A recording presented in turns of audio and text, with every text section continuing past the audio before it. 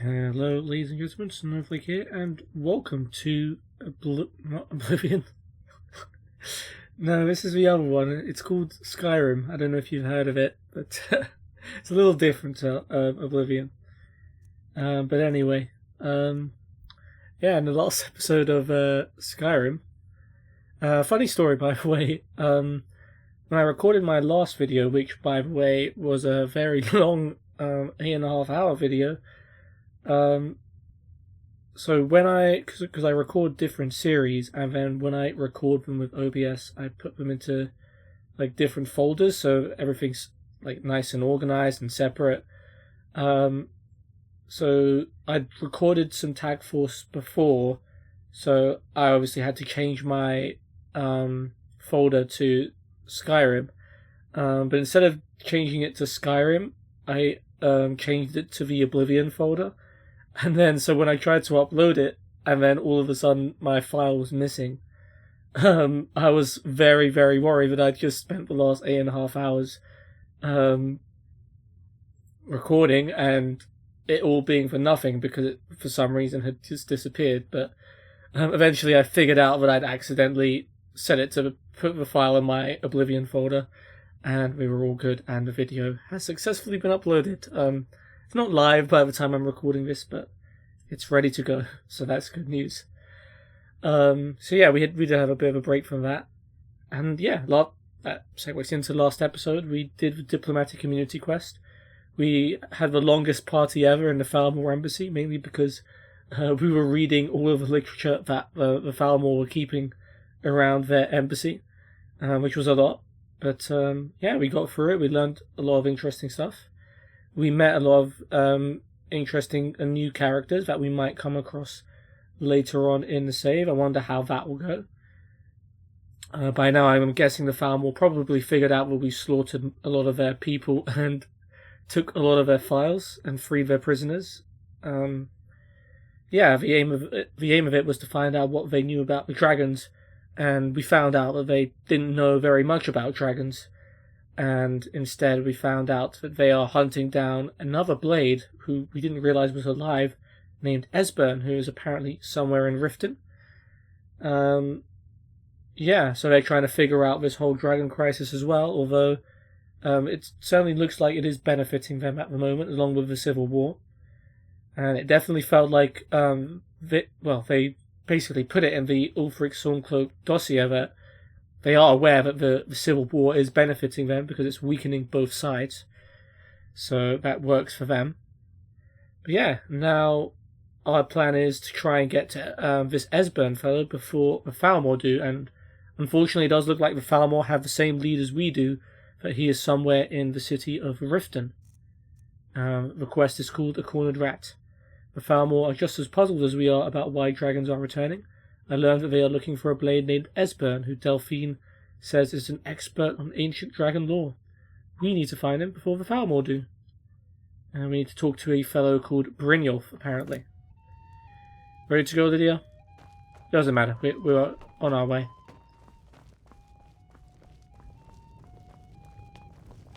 What is it? Give me a mug of ale. Coming right up. Yep. Enjoy your ale. Some of us have actual quests to do.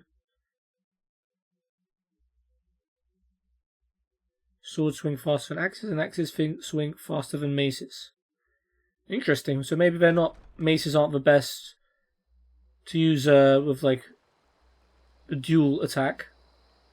Oh yeah, the other thing I forgot to mention about the quest was that we were helped by an wood elf called Malborn, who very unfortunately met his end when we faced the frost troll as we were heading out. Didn't feel like there was much I could do to save him, because he was kind of standing in a way where I couldn't get to the troll without hitting him by accident. I think we may have missed out on a side quest there. If Malborn stays alive, I believe there is a side quest. We've got a long trip to Riften, by the way. We have got no landmarks between Iverstead, where we've just fast travelled to, and Riften all the way down here. So, yeah, let's go.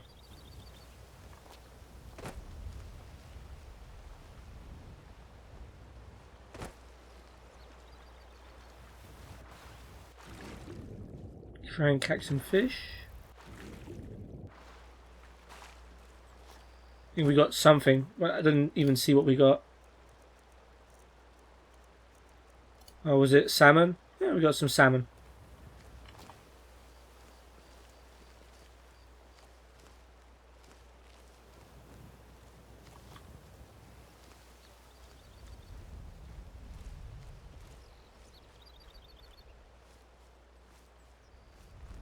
Who knows what we will encounter on our way as well.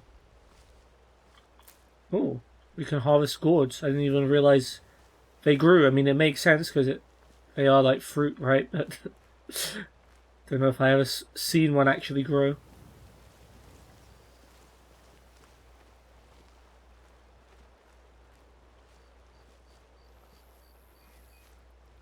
Oh, I didn't even realize this was harvestable. Canis roots.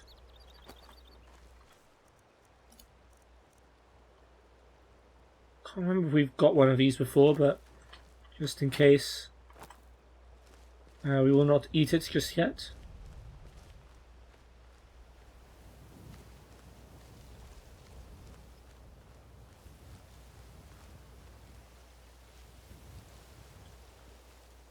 The tree was sort of floating, wasn't it? No, it's just me.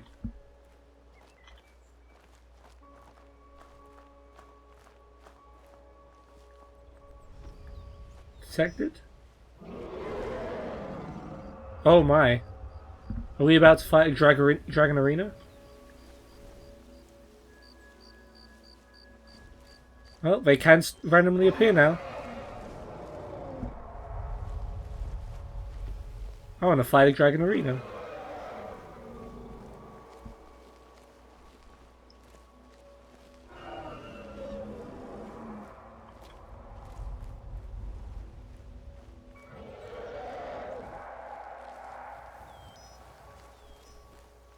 I wonder if we can sneak up on it. I think that's is that a mound on our...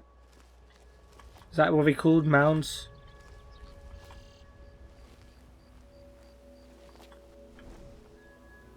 We're detected by something or another.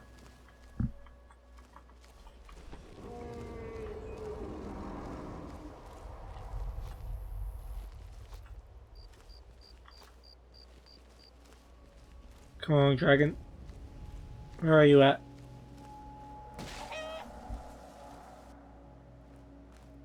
What the heck happened to that chicken? It just combusted. The hell? Why was there a chicken even there?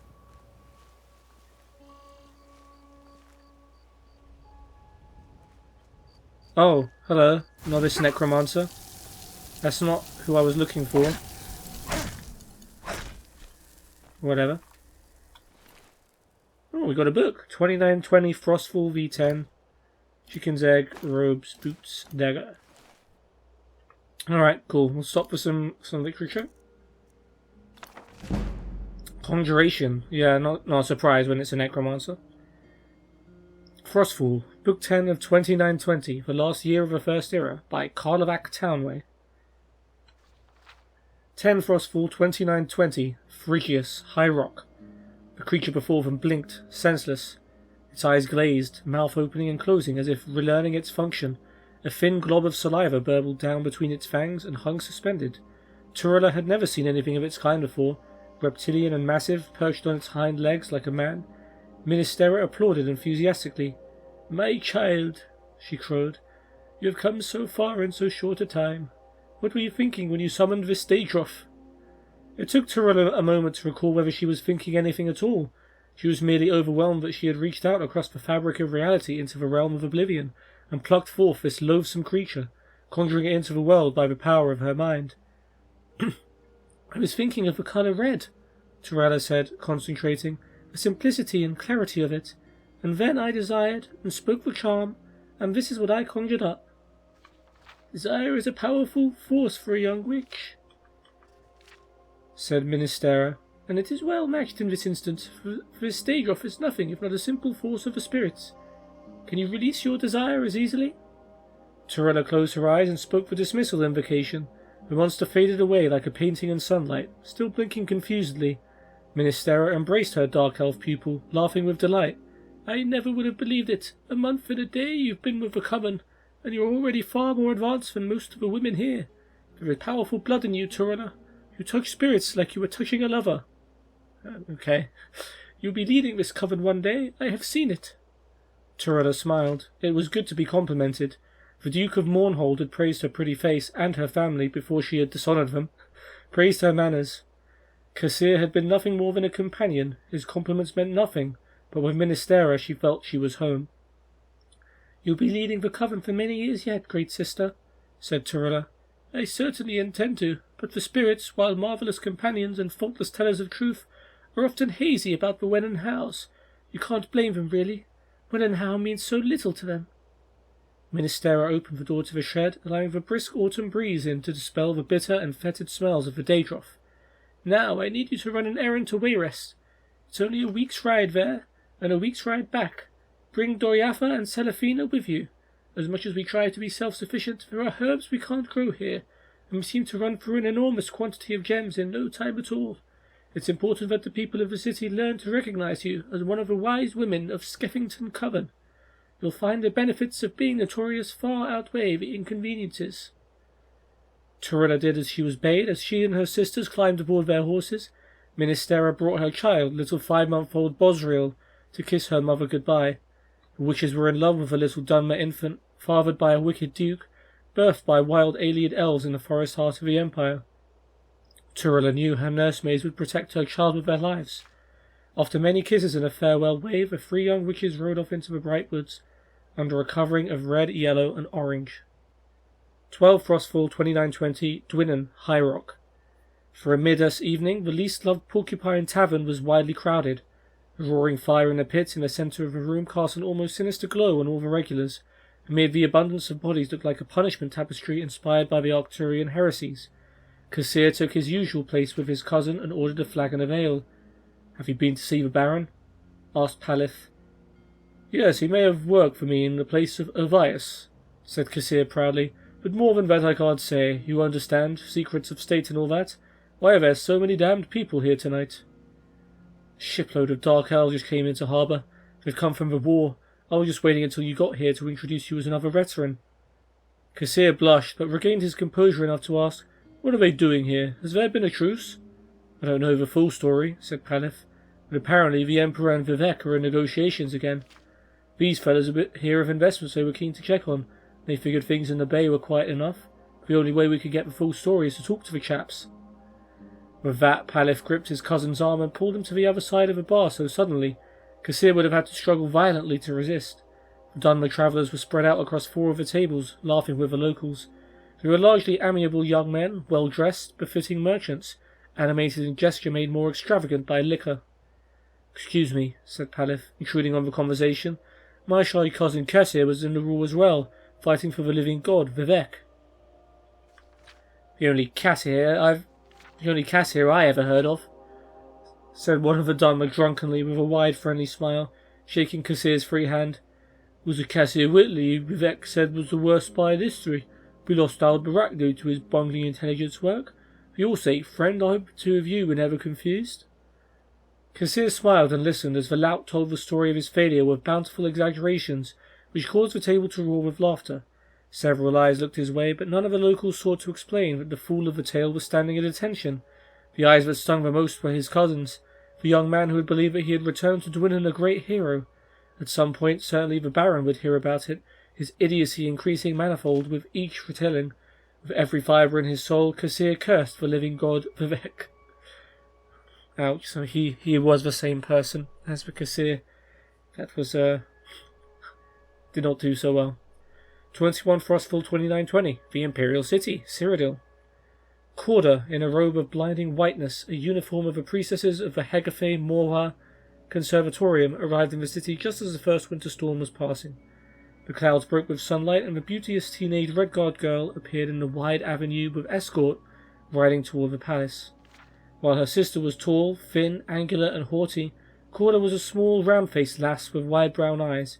The locals were quick to draw comparisons. Not a month after Lady Ridge's execution, muttered a housemaid, peering out the window and winking to her neighbour. Not a month out of a nunnery, neither. The other women agreed, revelling in the scandal. This one's in for a ride. Her sister weren't no innocent. Look where she ended up. 24 Frostfall 2920, Dwinnen, High Rock. Kassir stood on the harbour and watched the early sleet fall on the water. It was a pity, he thought, that he was prone to seasickness. There was nothing for him now in Tamriel to the east or to the west. The vexed tale of his poor spycraft had spread to taverns everywhere. The Baron of Dwinnen had released him from his contract. No doubt they were laughing about him in Daggerfall too, and Dawnstar, Lilmoth, Rimmen, Greenheart, probably in Akavir and Yokoda for that matter. Perhaps it would be best to drop into the waves and sink. The thought, however, did not stay long in his mind. It was not despair that haunted him, but rage. Impotent fury that he could not assuage. "Excuse me, sir," said a voice behind him, making him jump. "I am sorry to disturb you, but I was wondering whether you could recommend an inexpensive tavern for me to spend the night." It was a young man, a Nord with a sack over his shoulder. Obviously he had just disembarked from one of the boats. For the first time in weeks someone was looking at Kassir as something other than a colossal famous idiot. He could not help, black as his mood was, but be friendly. "You've just arrived from Skyrim?" asked Kassir. "No, sir, that's where I'm going," said the fellow. "I'm working my way home. I've come up from Sentinel, and before that Shos Mackay, and before that Woodhalf in Valenwood, and before that Artaeum in Somerset. Wellegg's my name." Kassir introduced himself and shook Wellegg's hand. "Do you say you came from Artaeum? Are you a Sigurd?" "No, sir, not any more," the fellow shrugged. "I was expelled." "Do you know anything about summoning Daedra? You see, I want to cast a curse against a particularly powerful person. One might say a living god, and I haven't had any luck. The Baron won't allow me in his sight, but the Baroness has sympathy for me, and allowed me the use of their summoning chambers." Kassir spat. "I did all the rituals, made sacrifices, but nothing came of it." "That'll be because of Sorfasil, my old master," replied Wellegg with some bitterness. "The Daedra princes have agreed not to be summoned by any amateurs, at least until the war ends. Only the Sigiks may counsel with the Daedra, and a few nomadic sorcerers and witches." "Witches, did you say?" 29 Frostfall 2920, Phrygius, High Rock. Pale sunlight flickered behind the mist bathing the forest as Turilla, Doriatha and Selefina drove their horses on. The ground was wet with a thin layer of frost and laden down with goods. It was a slippery way over unpaved hills.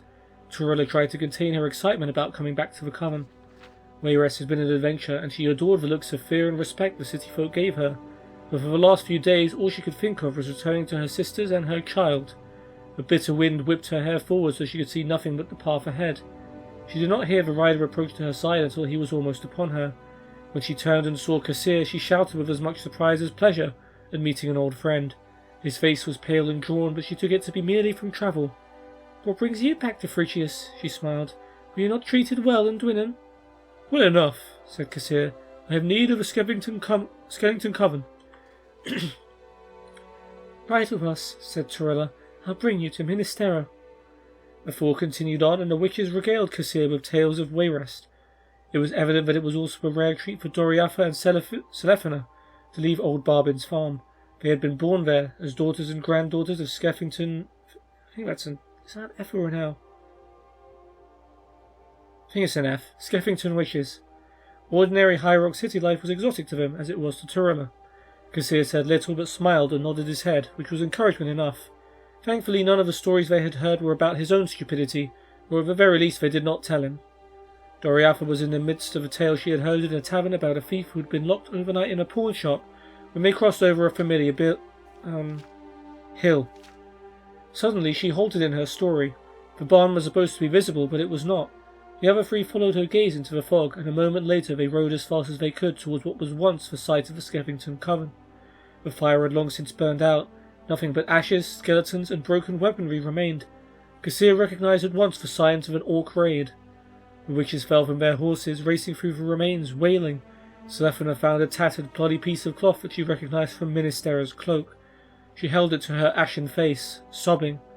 Turilla screamed for Bosriel, but the only reply was the high whistling wind through the ashes. "Who did this?"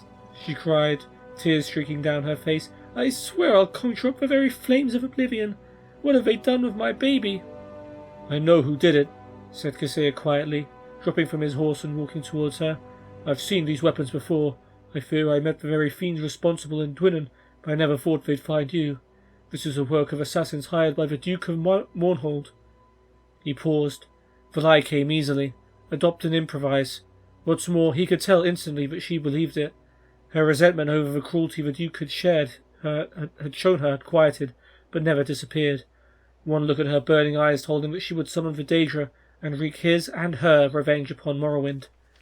And what's more, he knew they'd listen, and listen they did. For the power that is greater than desire is rage, even rage misplaced.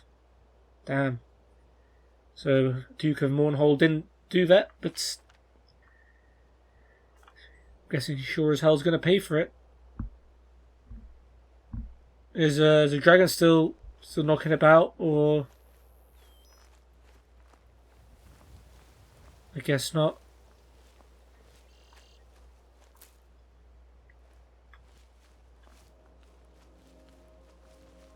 Okay, so yeah, dragons sometimes don't tend to stick around. But we got to fight a necromancer instead. That's always fun. Protected.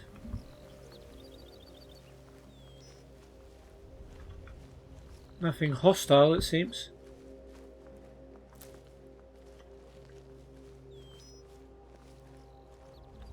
Oh, frostbite spider.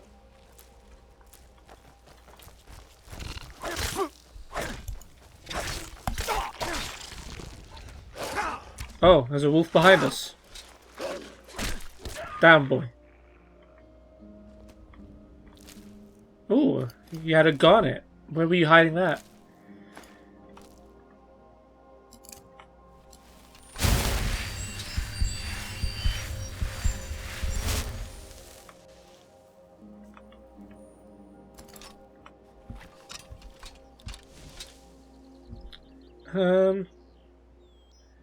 Do some. Oh yeah, there's one thing I forgot from the last episode. So please forgive me. It was an 8.5-hour episode, but we did level up, and I completely forgot that we had like a perk we could add, and I just didn't do it. So let's have a look. Very keen to improve anything one-handed. Power attacks cost 25% less stamina. More X's. Maces ignore armor. Swords have a chance of doing critical damage. Maybe. Let's have a look around. What's Sneak saying?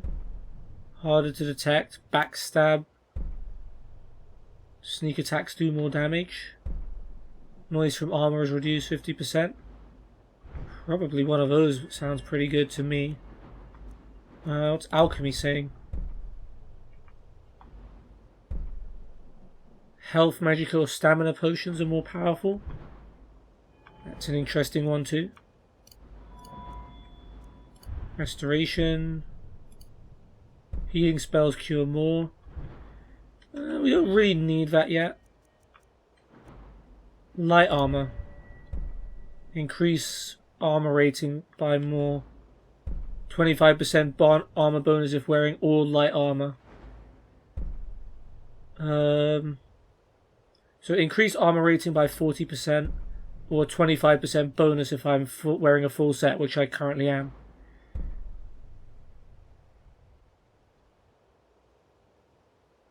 I'll go with a 25% boost since I am fully outfitted. I think a little bit more protection probably makes sense at this stage.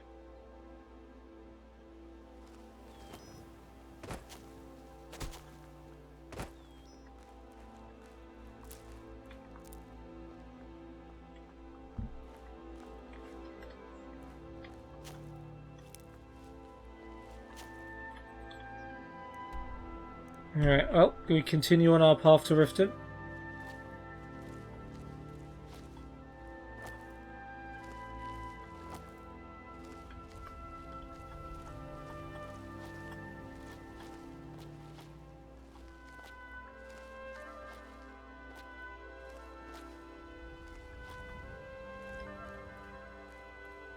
Wonder if we can see it from up here. No, we can see what appears to be some kind of a fort.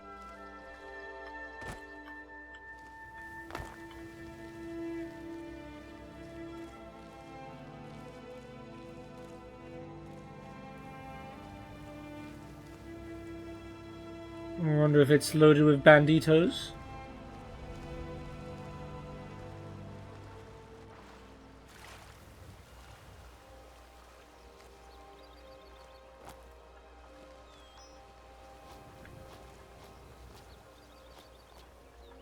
Damn, we're getting good at the whole parkour thing. Oh, spoke too soon. Maybe we can get up there though.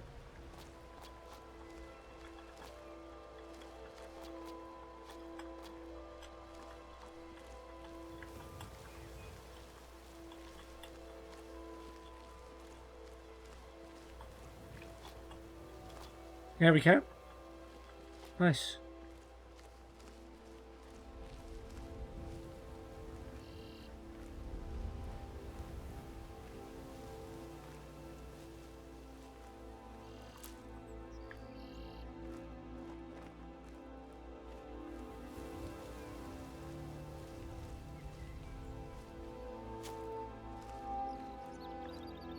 Can we get up there? Yep.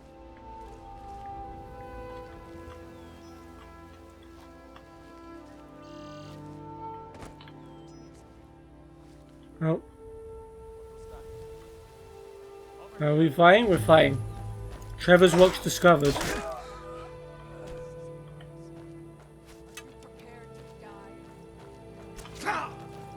Bandit outlaw. You guys are a bit stronger, huh?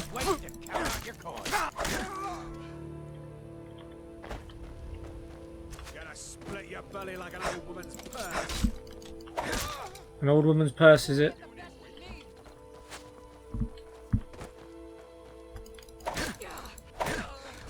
Alright, anyone else? Yep.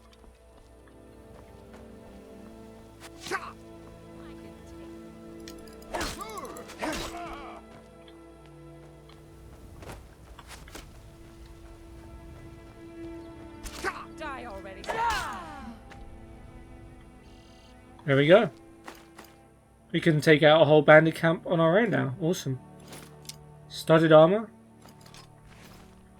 We need to check our armor actually, because I just want to check the rating. Yeah, so that's gone up to 45 now. So studded armor is still not as good. But yeah, cool. Trevor's watch. Is that marked as cleared on our map now? Nope. I guess there's a way to go inside.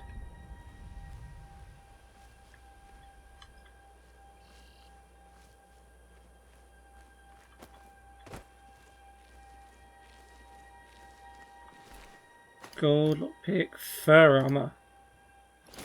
Fur braces, fur shoes, steel greatsword.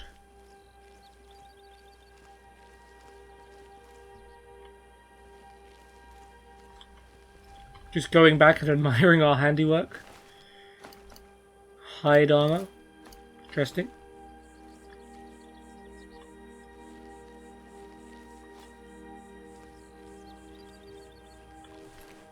Oh, garnet. Okay.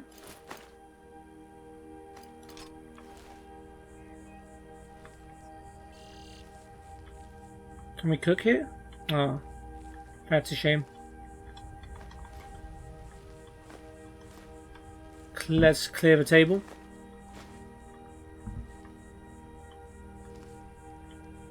Well, no chests. Oh, there's another guy over here. Did I kill this guy? Yeah, bound the outlaw, I remember. Nord Mead. Ah, there is a chest. Steel horned helmet. Gold, 2 lockpicks. Minus stamina.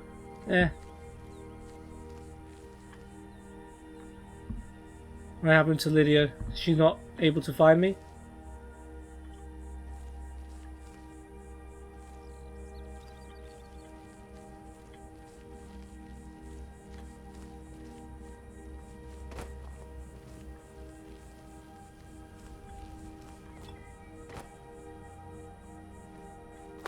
See what's over there as well.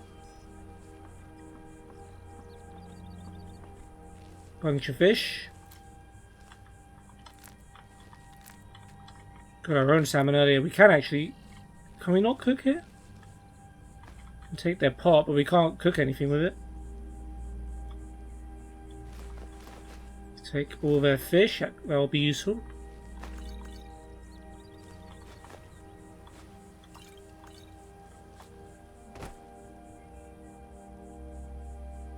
Alright. Okay, let's keep going to Riften. Good practice.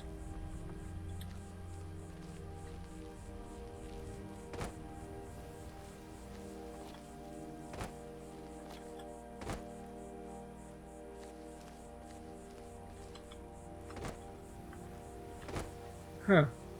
There's another little camp over there. Detected. Well, Lydia's managed to catch up with us. Ooh, Nordic barnacle. Alright,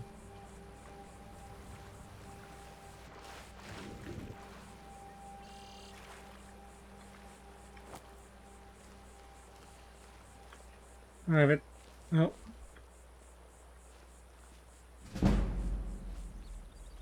Sneak increased.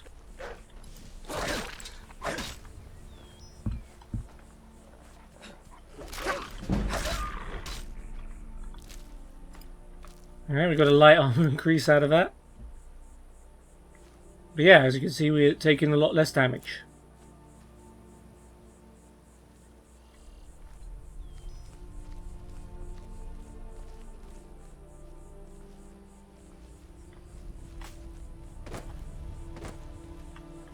Oh, canis root. You can try one now. Damage stamina.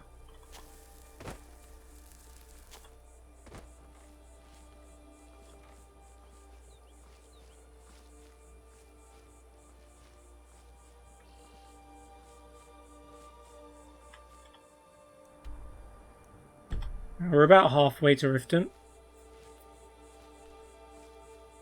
Who knows what else we're going to bump into on the way. We've seen a dragon, we've seen a necromancer, we've fought a bandit camp.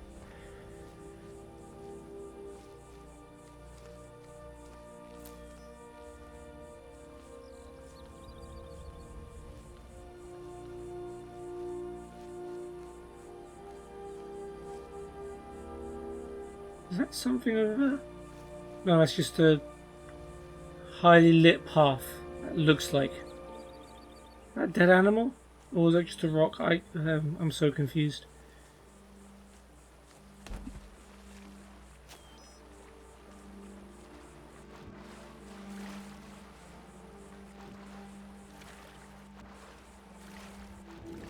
Okay, my character seems to be struggling with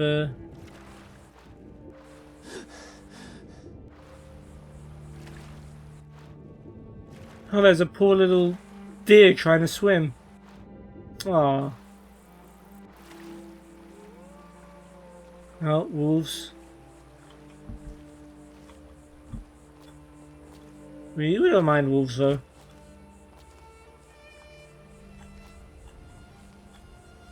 Come on, let's climb up this. Almost. Just get over this little bit here. Yeah.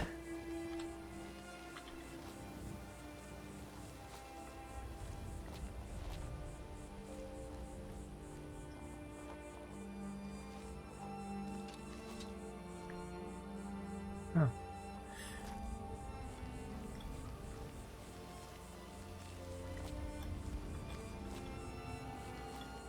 Okay, we got ourselves another fort.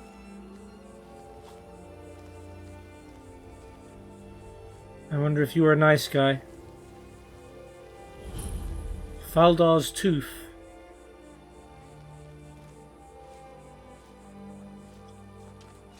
Guess not.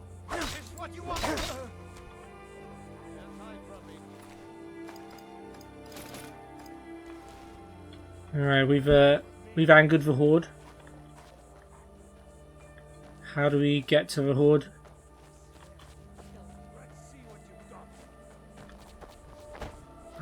As soon as I figure out how to get to what you've got.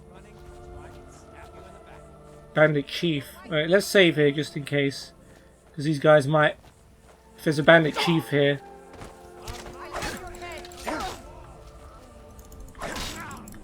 Ooh, fog. Quite strong. Oh god, okay.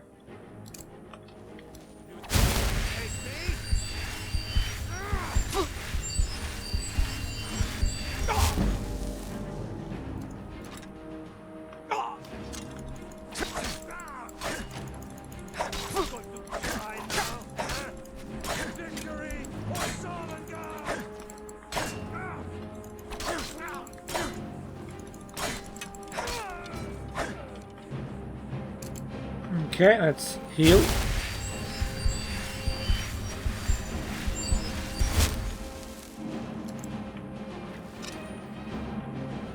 Damn it. Both hands. Where did the other bandit fog go? Is Lydia trying to take him on? Can I get up here? Yep.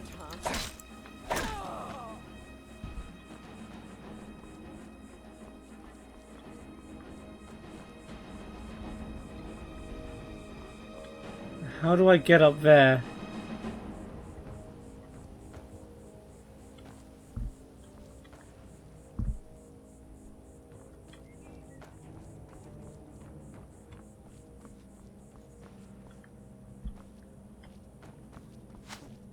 Oh.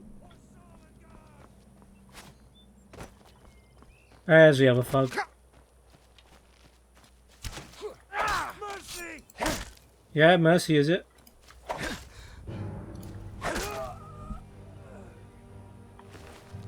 I'm gonna lose you later, so I'm taking your stuff now.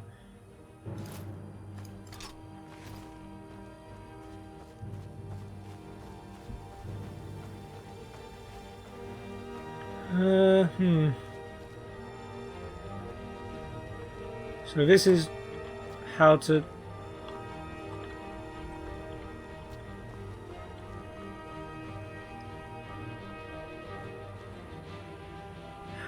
How to get up there though?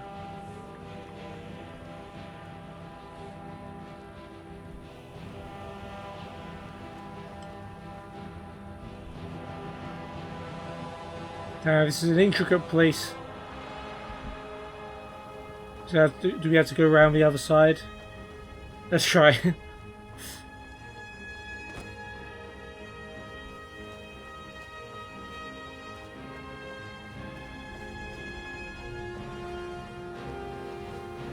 See, this feels like I'm going down rather than up.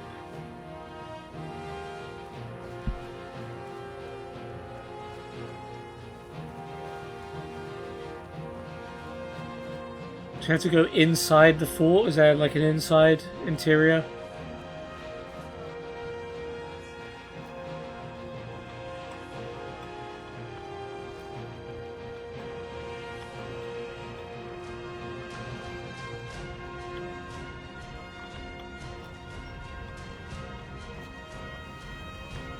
Come on, we could get up this before. Why can't we get up it now?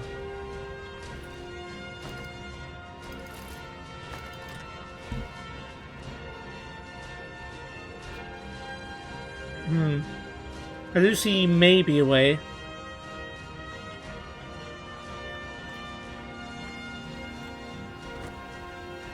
Aha. Do we have to go inside? There we go. Oh, you're just a wolf. Alright.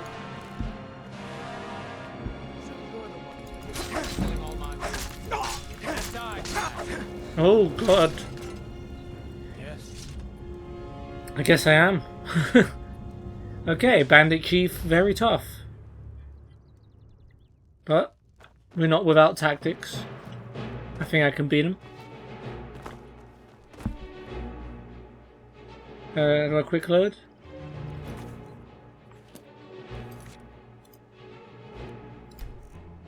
I don't know.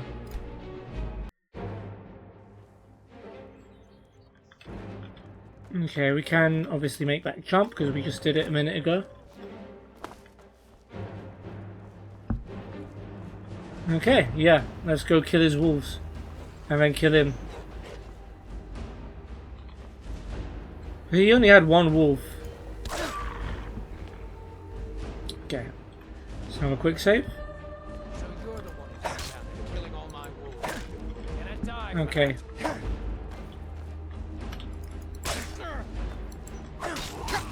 Now, how did that hit me?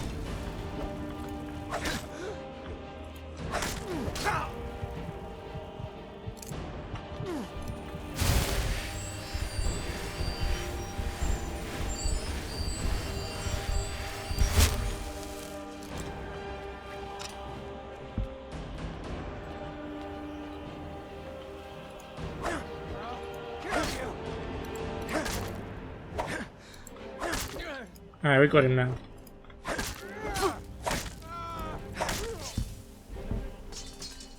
There we go.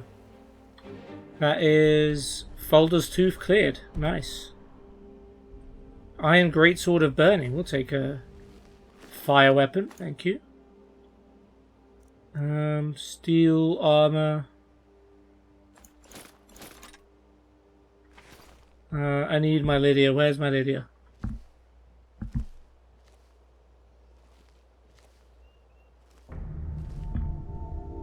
Oh yeah, that's for old cleared sound, isn't it?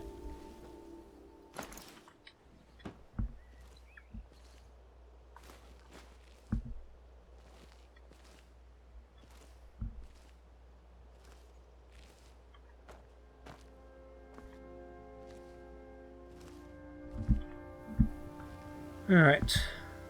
I'm aware there's probably more treasure around here, but we are still nowhere near Riften.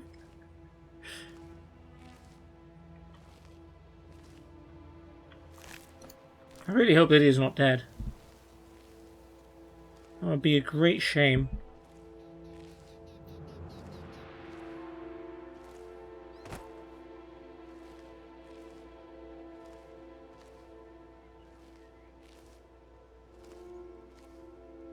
So I would like to walk a little bit quicker.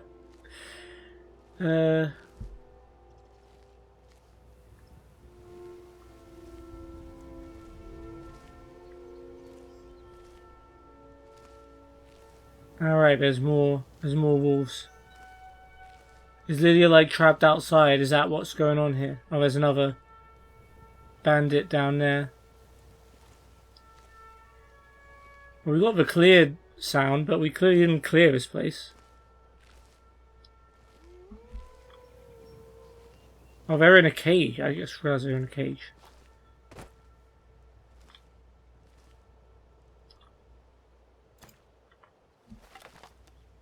We got arrows selected. Yeah.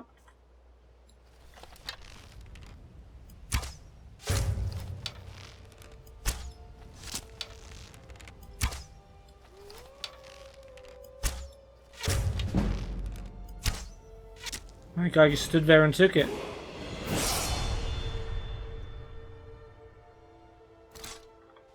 Wait, was that a level up? That was a level up, wasn't it?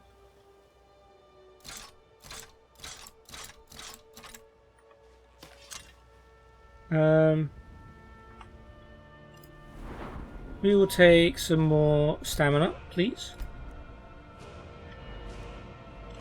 And then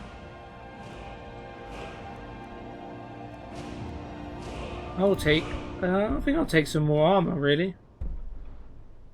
Like him being more protected.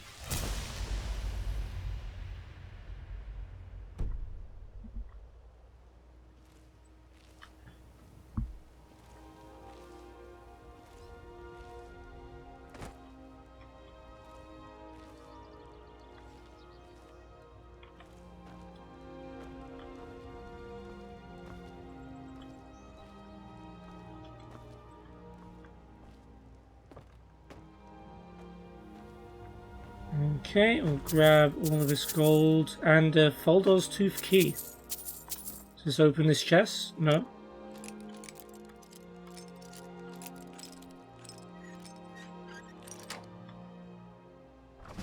Lockpicking buff, gold healing.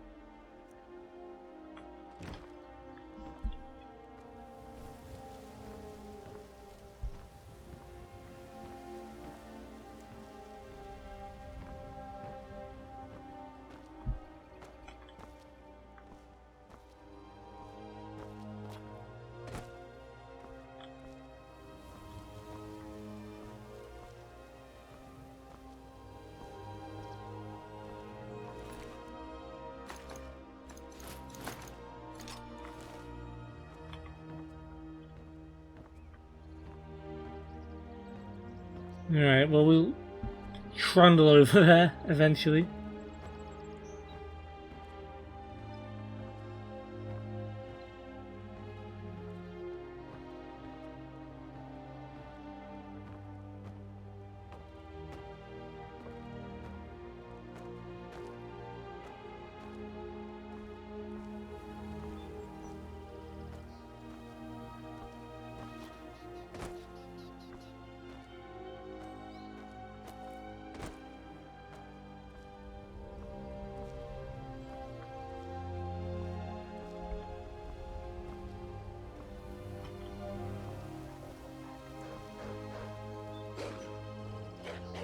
Yeah, I know you're angry down there, Wolves. I'm just gonna loot your friend.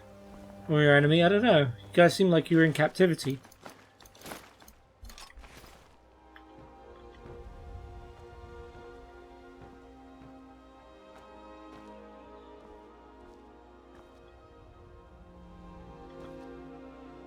Let's do a save.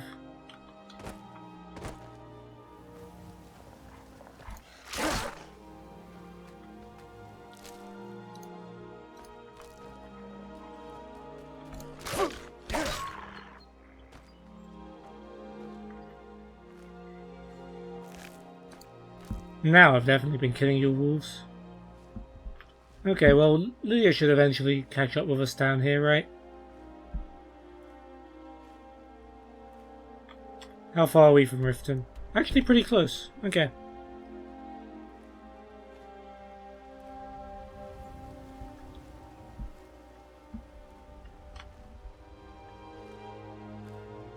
Come on, could not be going any slower for you.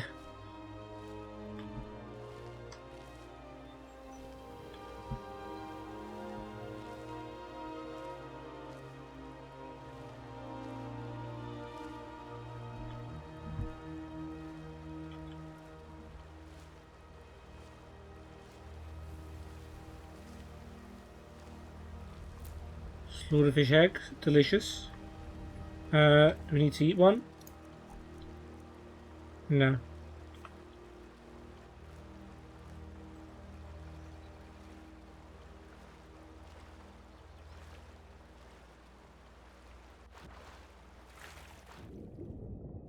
Damn, I can barely even swim.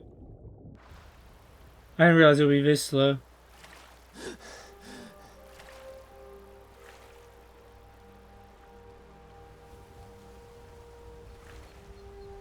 The current's just carrying us. Funny though.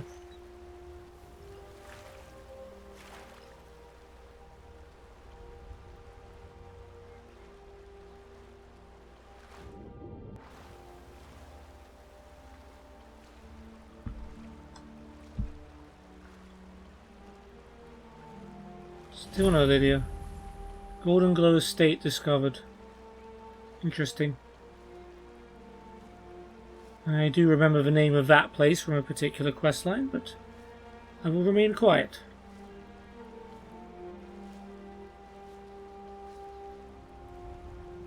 Uh-oh.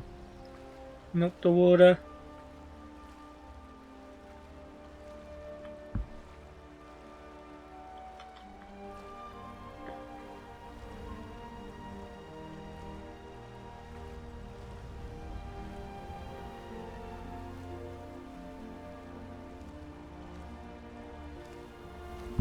I hear footsteps. Please tell me you. Oh.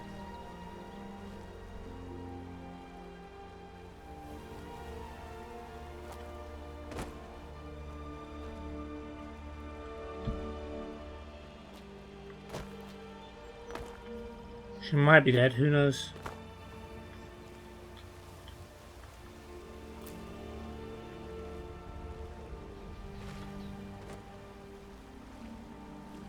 Alright, we'll let the current carry us along a little bit then.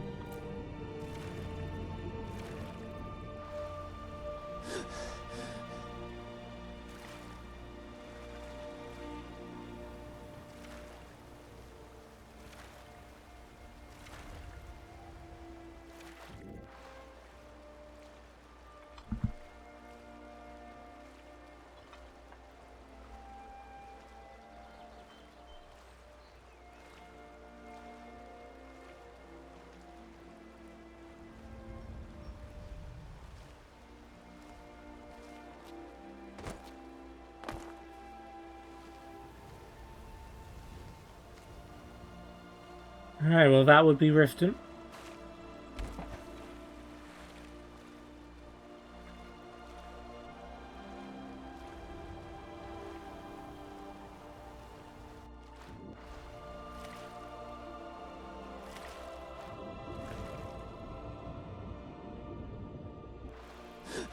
A lot of boats over here.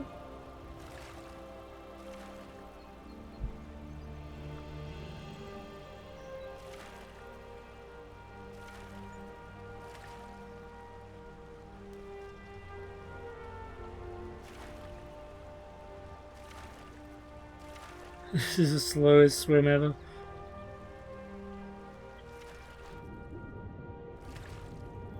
Don't think we're going to be catching too many fish. Ooh, dragonfly.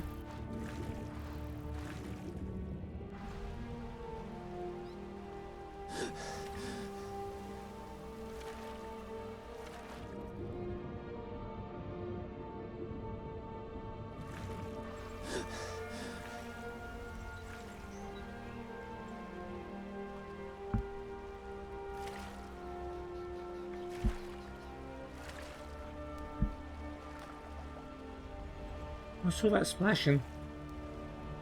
Oh, slaughterfish, I hope.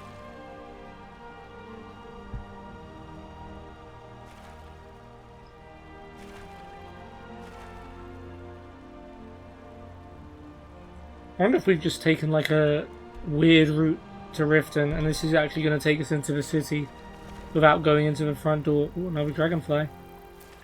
Yoink. Yoink. Oops. Should we eat some dragonfly? Restore stamina. Resist shock.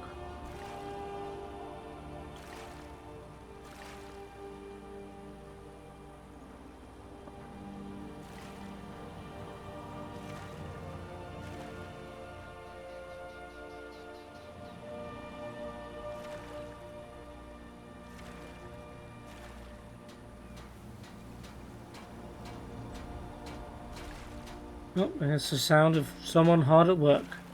Probably. Wonder if it's like the Imperial City, if you jump on this ship, everyone hates you.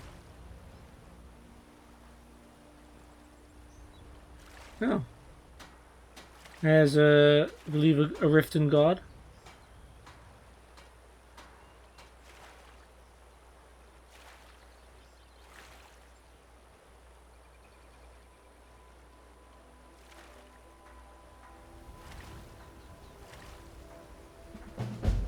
Started angler and quait. What? I started a quest. Visit the Riften fishery. Completed. Visit the Riften fishery. Talk to Viria. Talk to swimmers in deep. What? I just went to. Oh, okay. Learn how to fish and help them with fishing. Interesting.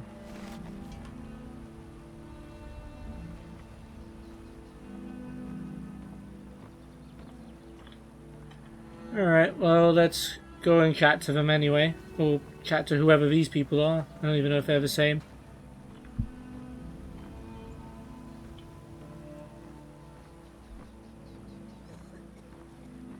Guess it's these two.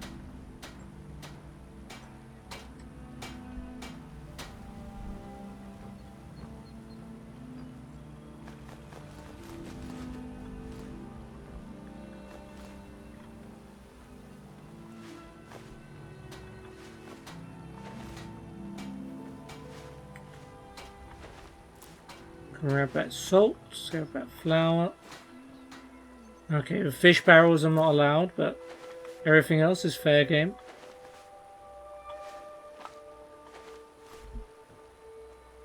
An already open chest. Oh. See that salmon?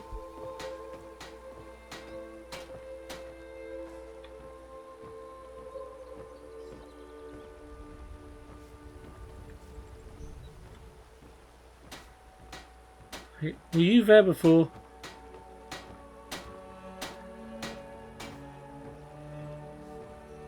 What about this one? Yeah, more salmon.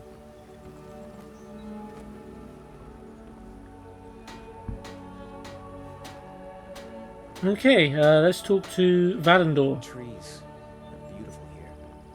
Reminds me of autumn at home. The fall forest makes me miss my childhood. Playing among the towering trees in Valenwood, and living with my brethren.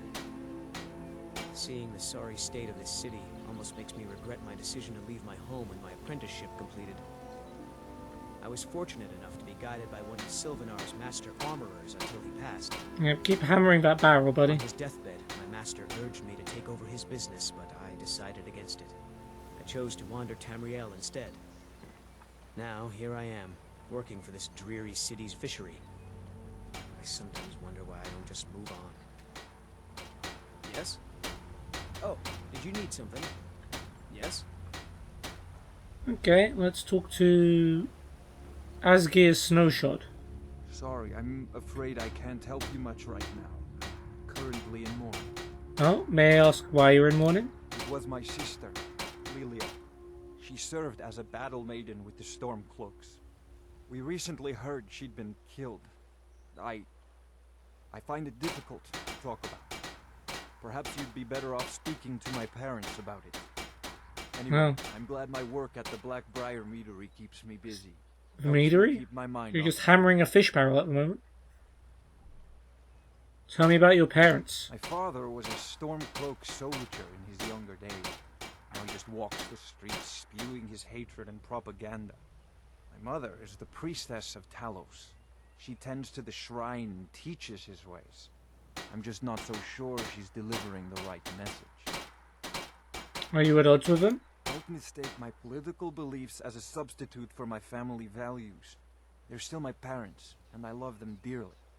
I just think they've let my sister's death skew their outlook on Ulfric and what he really brings to the table with this war. I'm not so certain that Ulfric's intentions are as noble as they think. I think Ulfric cares about Ulfric, and the rest is a smokescreen. Interesting. I'd appreciate if you kept my opinion between us. The last thing I want to do is have my parents... So he's on the Imperial side, but his parents are on the Stormcloak side. You're involved with the meadery? Yes, actually. I'm partnered with Maven Blackbriar. I put up a chunk of the gold she needed to get the place off the ground. We've been staggeringly successful so far. In fact, I'm almost surprised how quickly she's generated business for us. My name may not be on the label, but some of my blood, sweat, and tears are in every drop. Figuratively, of course. Alright It's then. been good talking to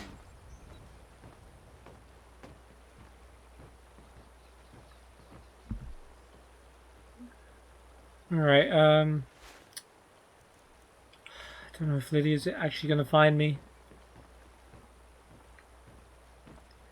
Let's go talk to these people.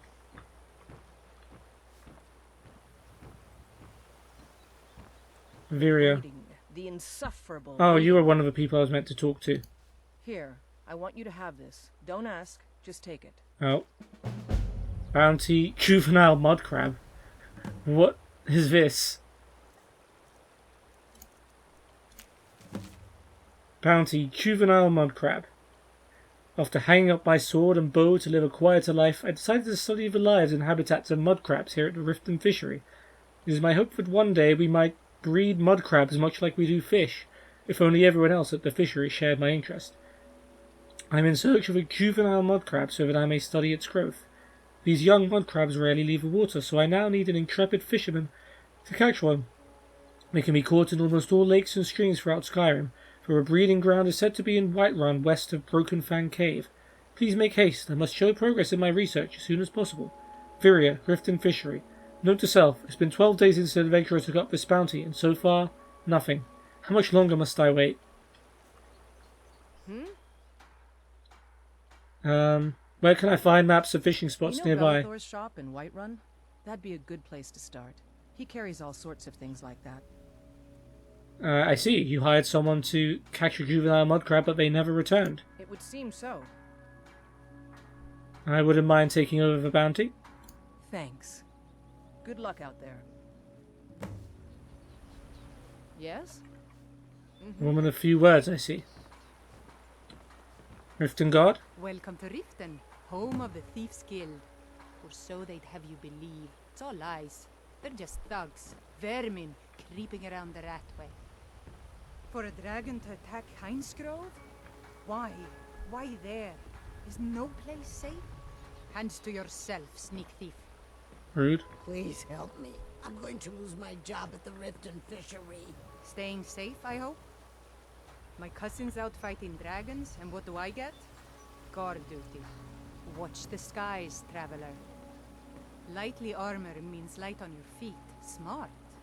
There's fine steel at the Scorched Hammer, if you fancy a new blade. I have to wonder, what does the Dragonborn do once he's summoned by the Greybeards? Can the Thune be taught like any skill? What do you need? Everything all right? What is it? No lollygagging. There's an apothecary in town, yeah, but it's down on the lower walkway, so stay sharp if you go down there. If it's a bed you need, talk to Kirava in the Bee and Ball. She'll set you right. You're like me, huh?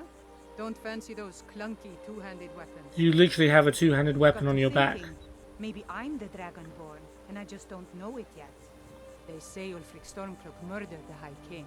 With his voice, shouted him apart. Disrespect the law, and you disrespect me. What is it, Redguard? What is it? You could say the Ratway is the city under the city. Dark, dangerous, and no place for decent folk. Riften's under my protection. You watch yourself now. What is it? Okay.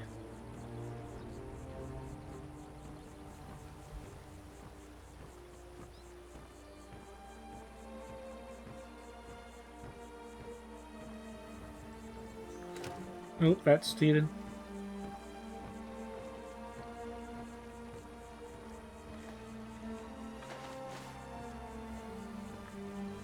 Use fishing supplies. Take fishing rod. You must have a fishing rod equipped to use this. Okay, so we can, I guess, fish here. Interesting.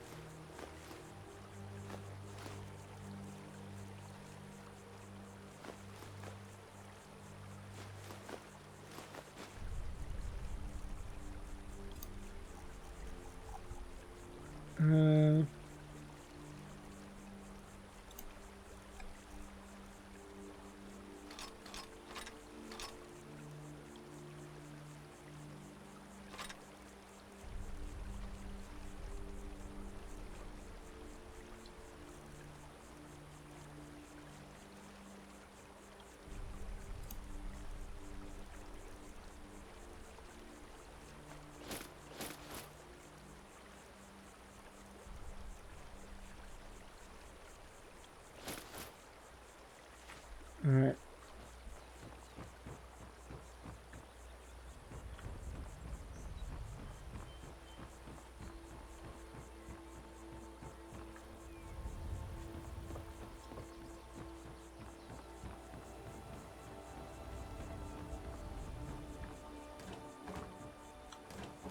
We have all this food. More salt, good. So is there actually a way into Riften from here? If you're looking to settle in Riften, there's a house for sale, Honeyside. See the steward in the keep if you want to. Hold and stand down. Oh. If you want to get into Riften, use the north gate. This one's closed. Why? What's going on? My orders are to tell the riffraff to use the north gate. That's it. Could you make an exception in my case? No. You can use the north gate, or you can head to the next city. Damn. If you want to enter Riften, use the north gate. Otherwise, we have nothing to talk about. Damn. Okay. I have not discovered Riften yet. I'm literally in Riften, but okay. Right, I guess we just have to go round.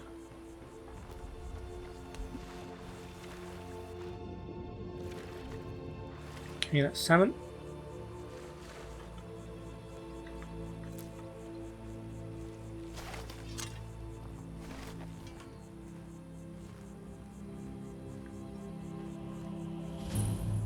Well, we discovered Riften stables.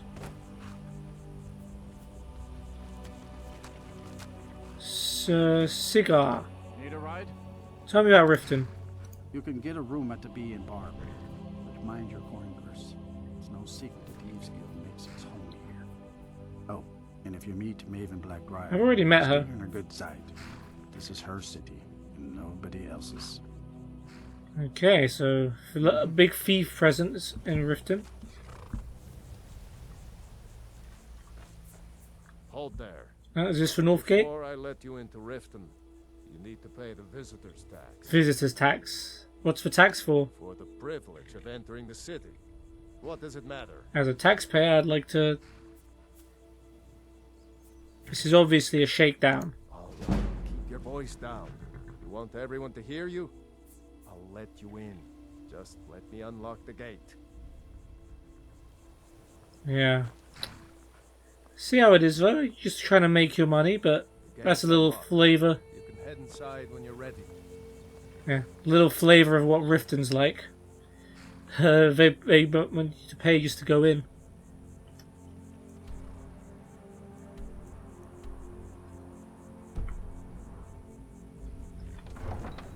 Alright, let's see what Riften's all about from the inside then. Riften has earned quite a sinister reputation, mainly due to the Thieves Guild's presence and pursuers beneath the streets, I think it said. Wait, was that a quest?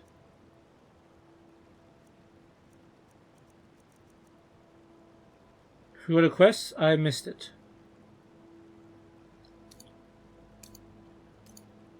Cover your equipment, didn't we? Okay. I had another run-in with the Thieves Guild. Be careful, Mio. The Thieves Guild has Maven Blackbriar at her back. Is that Maven Blackbriar? One snap of her fingers, and you could end up in Riften jail. Worse. They represent the reason I'm here. I can't just ignore them, Eren. I know. I just don't want you to leave. You're the only good thing that's happened to this city in a long time. Alright, Mjolnir the Lioness. You're a stranger here too, huh? Tell me about Riften's Thieves Guild. To call it a guild is ridiculous. How can people who would betray one another over a gold coin be considered part of an association? They're the worst kind. Even the Dark Brotherhood abides by a strict set of rules and tradition. These thieves are just rabble. What do you think? I don't know.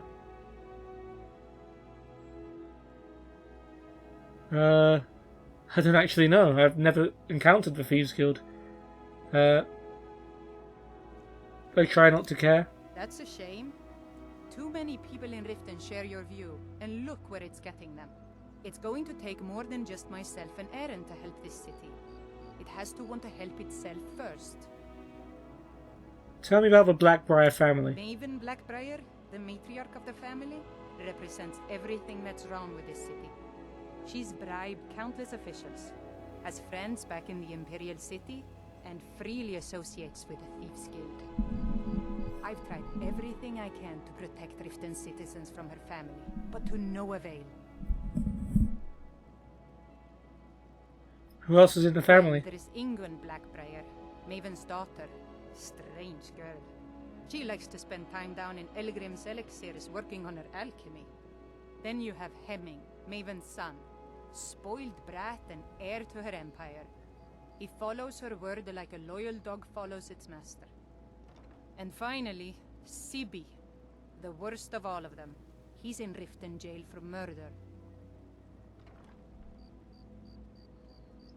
Okay, you're not from Riften? I've been adventuring across Tamriel since I was a fresh-faced young woman barely able to swing a blade.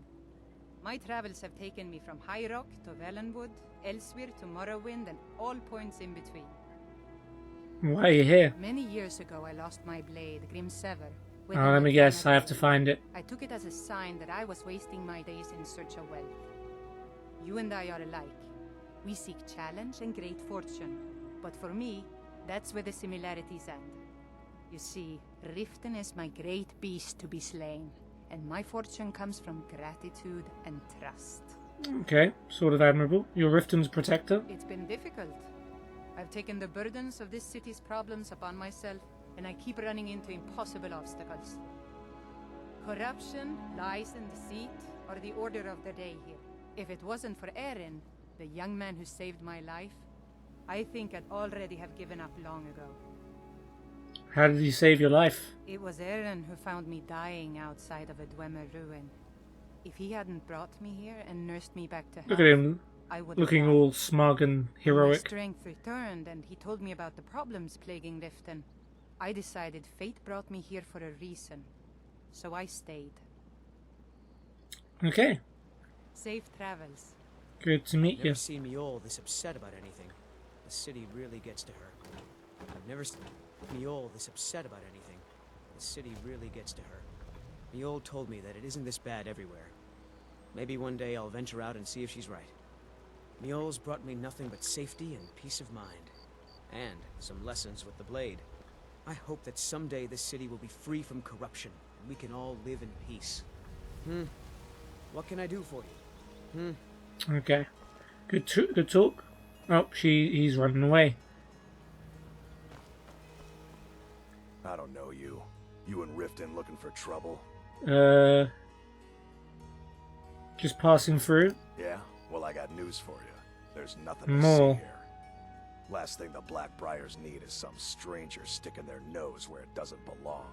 I met Maven Blackbriar. Or who are the Blackbriars? The Blackbriars have Riften in their pocket, and the Thieves Guild watching their back, so keep your nose out of their business. Me? I'm Maul. I watch the streets for them.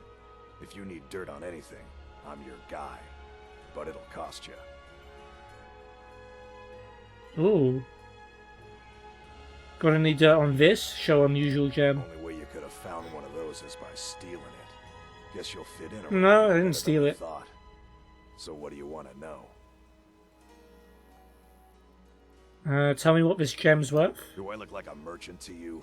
You're gonna have to take that up with Vex and the Thieves Guild. Get in good with them and you'll find her. Okay. No stone unturned quest started. No anything about the Thieves Guild? You kidding? My brother Dirge works in their hideout. I used to run with them myself, but took a job with Maven after they started hitting a rough patch. If you want to get in on that action, find Brynjolf in the marketplace. I'm sure he could use someone like you. Talk to Brynjolf. Oh, that's the same guy we have to talk to find Esbern, apparently. Any news involving the Dark Brotherhood? The only thing I heard is a rumor that a boy named Aventus Aretino in Windhelm has been attempting to contact the Dark Brotherhood. He used to live here in Riften at the orphanage on the other side of town, but I think he ran away. Can't say I blame him. Tell me more about the Blackbriars. Well, you got Maven. She pretty much runs the whole operation. She's got friends in high places, if you know what I mean. She's also got ties to the Dark Brotherhood and the Thieves Guild. So basically, no one Pretty can good touch allies her. to have. Just remember, if she tells you to do something, you damn well better do exactly what she says.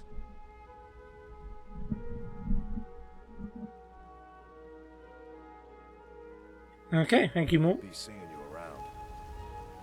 Oh, you were just here to greet me? I am just very worried about Lydia. Okay, Shivari, what's up? Go away if you know what's good for you. Go away if you know what's good for you. Okay, you don't really want to I'm talk? really getting tired of your excuses. When you borrowed the money, you said you'd pay it back on time and for double the usual fee. I know I did. But how was I to know the shipment would get robbed? Next time, keep your plans quieter, and nothing would have happened to it. What? Are you telling me you robbed it? Why? Why are you doing this to me? Look, Shadra, last warning. Pay up or else. All I care about is the gold. Everything else is your problem. Oh, fair enough. What's up, Shadow? Huh? What do you want? You work at the stables? Yes. Hofgreer took me in when I arrived in Riften about a year ago. He's been teaching me everything he knows. Horses are my whole life. Back in Hammerfell, I helped my family raise horses at our farm. I hope to open my own stables one day. but I think it's going to take a lot longer than I expected. Kind of trouble you in? I owe a great deal of money to someone, and I think they cheated me. I don't know what to do. Is that someone, the person you were just talking to? I was able to work out a deal with the stables in Whiterun to sell me some of their tack and harnesses. I borrowed some gold from Sapphire to pay for the shipment, but it got robbed before it even arrived. Now Sapphire wants her money back, and if I don't pay her, I think she's going to kill me. I'll help you pay off your debt. You will? Oh, thank you. Speak to Sapphire about Shadow's debt. I have a quest. Be careful with Sapphire. She mixes with all sorts of nasty people. Gotcha.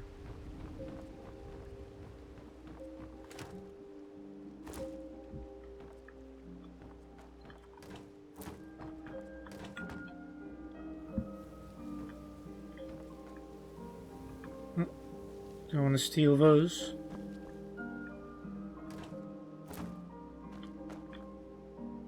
That's stealing, that's stealing.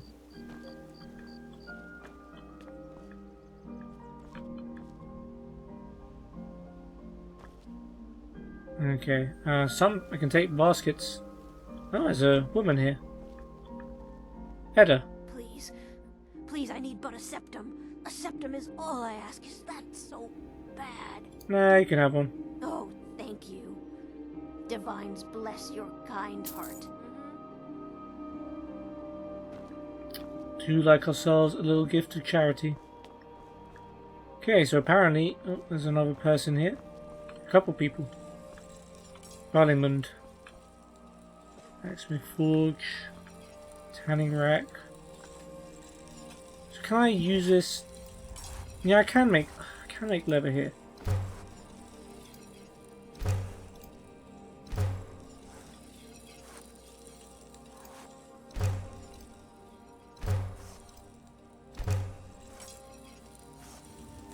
Okay.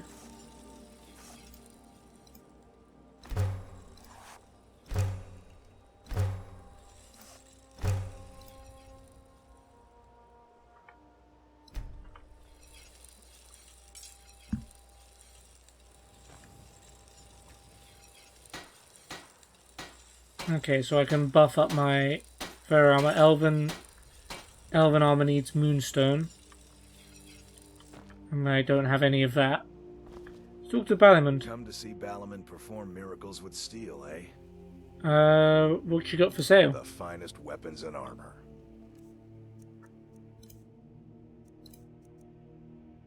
Oh, hunting bow of sparks. I'll take one of those. Orcish arrows. I'll buy one just to have an orcish arrow. Orcish bow. Too much for me. Orcish sword.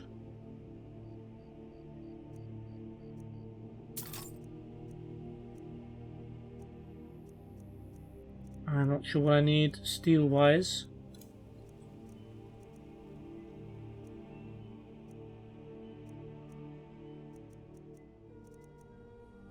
Yeah, I've likely got most of these, and anything I don't have, I can't really afford. Refined Moonstone might be worth, well, 221, jeez. Never mind. You seem quite proud of your work. Smithing's been in my blood for generations. I owe my success to my forefathers and their recipe for flame. The secret is my forge. It consumes fire salts, a strange mineral that burns as hot as red mountain lava. Impressive. Well, it was. Sadly, this forge is dying, and I've used the last of my Let me fire guess, you need me salts. to find some If I fire can't salts. feed it soon, it may grow cold. I'll get some for you. You will? Thank you. 10 pinches of fire salt should give me all I need to bring this forge back to life. I need trading and smithing. You wish to do what I do? Very well. I do not have the money to train in smithing. I imagine current events are keeping you busy. People say I'm making gold off of other people's misery, but what else would I do? Smithing is all I know. Next time one of my shields deflects a killing blow, they'll change their tune. Where can I find fire The salts? flame atronach's body might provide fire salt. They're dangerous creatures that can be summoned by wizards. Of course, it would be much easier to check with an alchemist. They occasionally have them for sale. Remember, nothing but genuine fire salts will do. The forge knows the difference. Okay. I hear you. Okay, can you stop pushing me into your... Brings you to Balamant today. Repair? Purchase? Let's just put some stuff back here.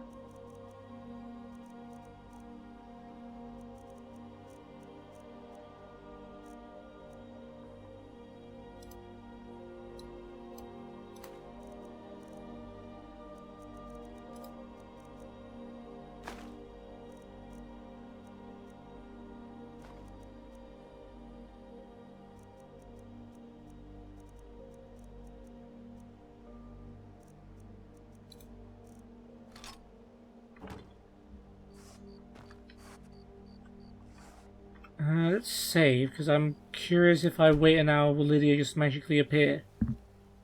No. Something's seriously wrong with her then. Okay.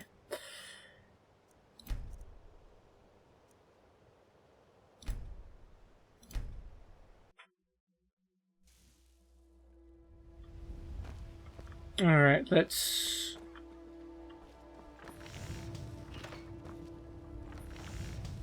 Oh, hello? Scully, if you know what's good for you. Mule, Erin, who's just following her around. Okay, we need to go into the Bee and Barb, apparently. So let's see what's happening in here. People of Riften, heed my Never words. done an honest day's work Keep in your your hands life to for all yourself. that coin you carry. Hey lad. This Never is one done of an the honest signs day's work in your life for all that coin you carry. Hey lad. I wanted to listen to the speech, but okay.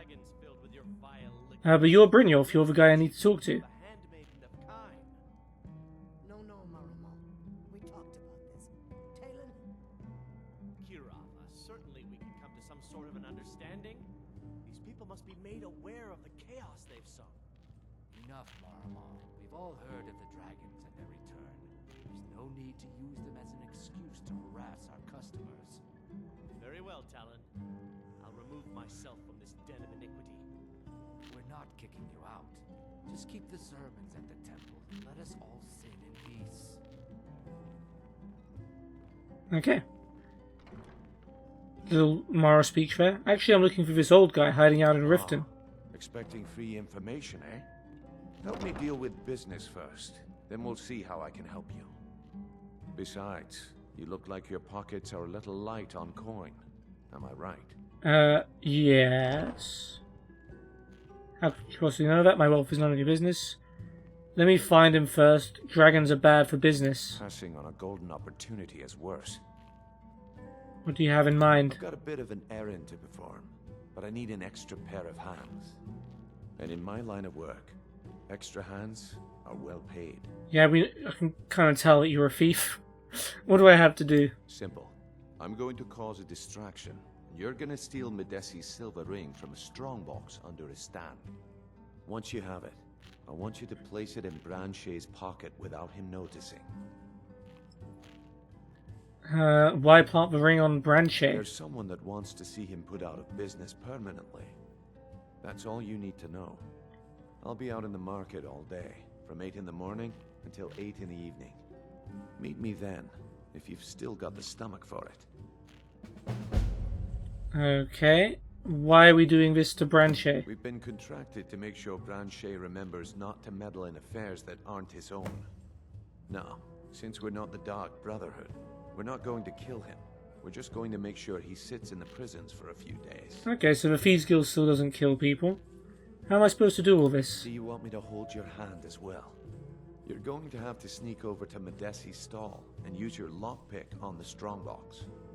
Then, when you have the ring, you pickpocket Branche and leave it behind. Okay, Brynjolf, good to meet you. I'll be at the market come morning. You better be there too. What wasn't I clear about? Okay, just checking if there was anything else to say. My skill in battle is unmatched. You better Fortunately for you, that skill can be bought. If your allegiance lies with the Empire, we haven't much to discuss. Oh, you're the snowshot dad guy. I'm just running around. What's your problem? Who says I have a problem? I'm just looking around.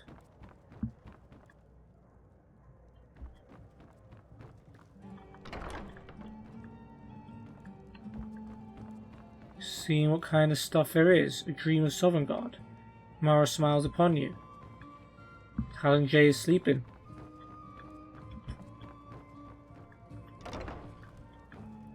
Couple more books. Nightingale's Fact of Fiction across daggers. Guessing those are stealing, so I am not gonna touch those. That's a locked door. That's probably, there might be something quest related behind that. Who knows?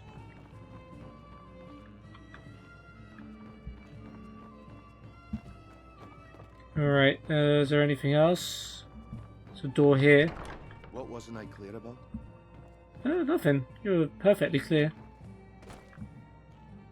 Bunch of apples, food. No hidden trapdoors in this thief town. That's a bit of a surprise. Okay, let's start meeting and greeting people. Mark Skill Courier. in battle is unmatched. Fortunately for you, that skill can be bought. Why hire a common soldier to protect you when you can have a master of the arcane? Another time If you perhaps. change your mind, seek me out here. I don't really have Except 500 just gold at the stabbing moment. your foes when you can roast them alive in a gout of arcane fire. Got a point there. Okay, Asgeir Snowshot. Oh yeah, we've already afraid I can't help you much talked right to you. now. I'm currently in mourning. Wolf. If your allegiance lies with the Empire, we haven't much to discuss. Why all the hatred for the Empire? They mean to take our history and crush it all in the name of some damn treaty.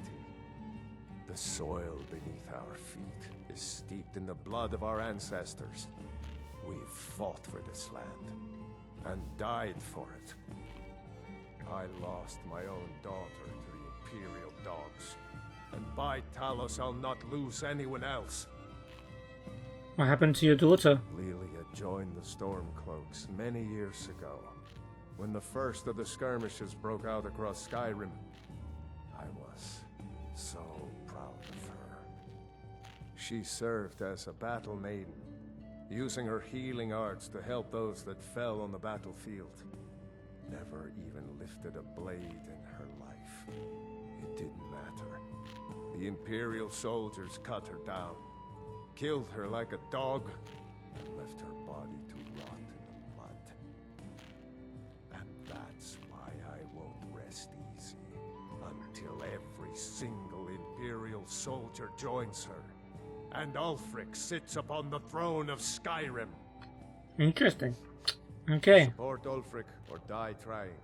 There's nothing in between. fair enough. Kirava, what's up? If you've got the coin, you're welcome here. Otherwise, hit the road. What you got for sale? Never Oh. heard of anybody like that. But if you want to hide out in Riften, the Ratway's where you'd be. There's a sort of tavern down there, the Ragged Flagon, where all the lowlifes in Riften get drunk and knife each other. I'm guessing your tavern Try doesn't there have that. if you can get through the Ratway alive. Okay. I guess we didn't need Brynjolf. Kirava had the information we needed. Search for Ratway for Esbern's hideout. Thank you. Drink for the thirsty, food for the hungry. Okay. Blackbriar Mead. Don't think we've had that before. Blackbriar Reserve. No, we can't afford. Cooked beef. Honningbrew Mead. I think we've had. Venison chop. We'll take one of those. Take some salt too. What's the word around town? Riften's biggest exports used to be fishing and honey until the Blackbriar family moved in. Now the meadery is the biggest game in town. Okay, and Blackbriars seem to have their fingers in everything. Looking for work. Got any leads? Here, take a look at this. Some of the Jarl's men came by and left this bounty letter. Okay, map updated, bounty added, kill the dragon located at Autumnwatch Tower. More word around town? The Thieves Guild has been pushing hard to regain a foothold in this city. Rumor has it they're falling apart from the inside. Where can I learn more about magic? Never heard of it. There's a... Yep. You might try there, if you can get through the Ratway alive. Mjol the Lioness used to adventure across Skyrim before she settled down in Riften. I hear it all ended when she lost her enchanted That's what she blade. told me. Crime is an all-time high in this city thanks to the Thieves Guild. Don't we have enough problems with the war going on? If it's true that the dragons have returned, what will it mean for all of us? Is this how it all ends? Maybe. Where can I learn more about magic? Head north to Winterhold. There's a college there. They teach magic. Most Nords don't care for them. Else you could go see the Jarl's wizard. Might be able to help you. Okay, thank you, Kirana. See us again. You've been very helpful. Brynjolf, we're gonna put a lid on the Thieves Guild thing for now. Maybe later. Bolly, what's up? New in town, eh? Here for the fishing, I guess. Are you a fisherman? Only the best in all of Riften. I own Riften Fishery. Started out with a single fishing pole, and now I have an entire building and 2 boats to my name. Not bad for a middle-aged Nord, eh? Certainly not. Too bad I haven't had the same success helping this city shed its poverty. And even Nord thinks I'm wasting my time trying. But I disagree. Who buys all your fish? I sell my catch across a good portion of Skyrim. It's worth its weight in gold to me. The How only heavy are untapped they? market left is Markarth. However, I just got word that Klepper at the Silver Blood Inn might be interested. If you're headed that way, I would appreciate you delivering a purchase agreement for me. You'd be paid, of course. Oh, sure, Bolly, I'll do it. Good. Klepper will pay you as soon as you arrive with the letter. Here you are. Okay, you sound quite charitable. Yes, I suppose someone has to be around here. Have you seen the condition of this sorry excuse for a city? Beggars Yeah. roam the streets, crime runs rampant, and the threat of wars driving away business. The paltry amount of coin that I place in the charity box at the temple is the least I can do to help. You mentioned Nivenor. Nivenor is my wife. How I was ever able to meet such a gorgeous creature is one of life's mysteries. We're at odds about my charity. She thinks the people in this town have become lazy and expecting a handout. I tried to include her in my lessons from Maramal over at the Temple of Mara. Maramal, She prefers the to Temple of shop Mara, huh? instead. Different strokes, eh? Remember to give at the temple. Okay. So let's read this bounty. Bounty by order of Layla Lawgiver. To all able-bodied and fearless men and women of the Rift, the dragon located in Autumnwatch Tower has been carrying off livestock and terrorizing citizens and visitors. A handsome reward will be offered to anyone who kills it. And the purchase agreement.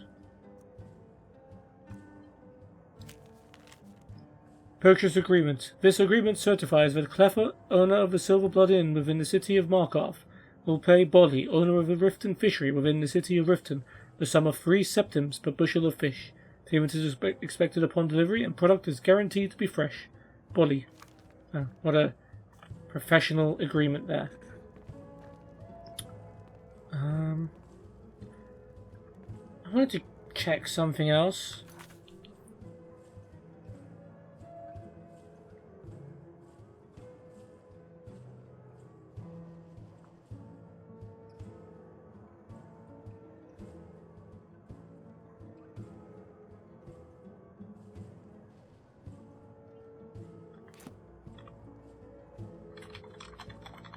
I just want to see where Lydia actually is. If she's dead, I'd like to know.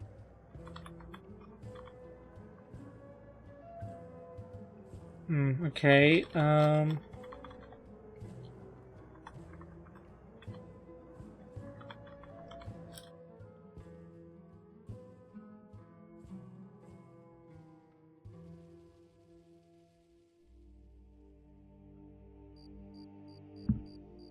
Oh, she's just here. Is she not following me? Yeah, she is. Okay, so she's alive. Okay. She just got lost. She'll eventually catch up, probably, somehow. I don't know. Next time we fast travel, maybe. Just wanted to make sure she was alive. You're Sapphire. You're the woman that was potentially getting that red guard to pay you back, even though you robbed him. Yeah. What's your problem? I wanted to talk about Shadow's debt. I knew that stupid kid would try and find a way to weasel out of his debt. Look, this is really simple. I lent him some gold, he promised to pay me back, and now he says he's broke. End of story. You and I both know this is a setup. Alright, alright. I guess I made enough from his shipment. No need to waste any more time threatening a stable hand. Tell Shadra he doesn't owe me anything. I hope we bump into each other again. Oh. Really? That's what you got from this? I just made you give up your debt. Look, I already said Shadra doesn't owe me a thing, so get off my back.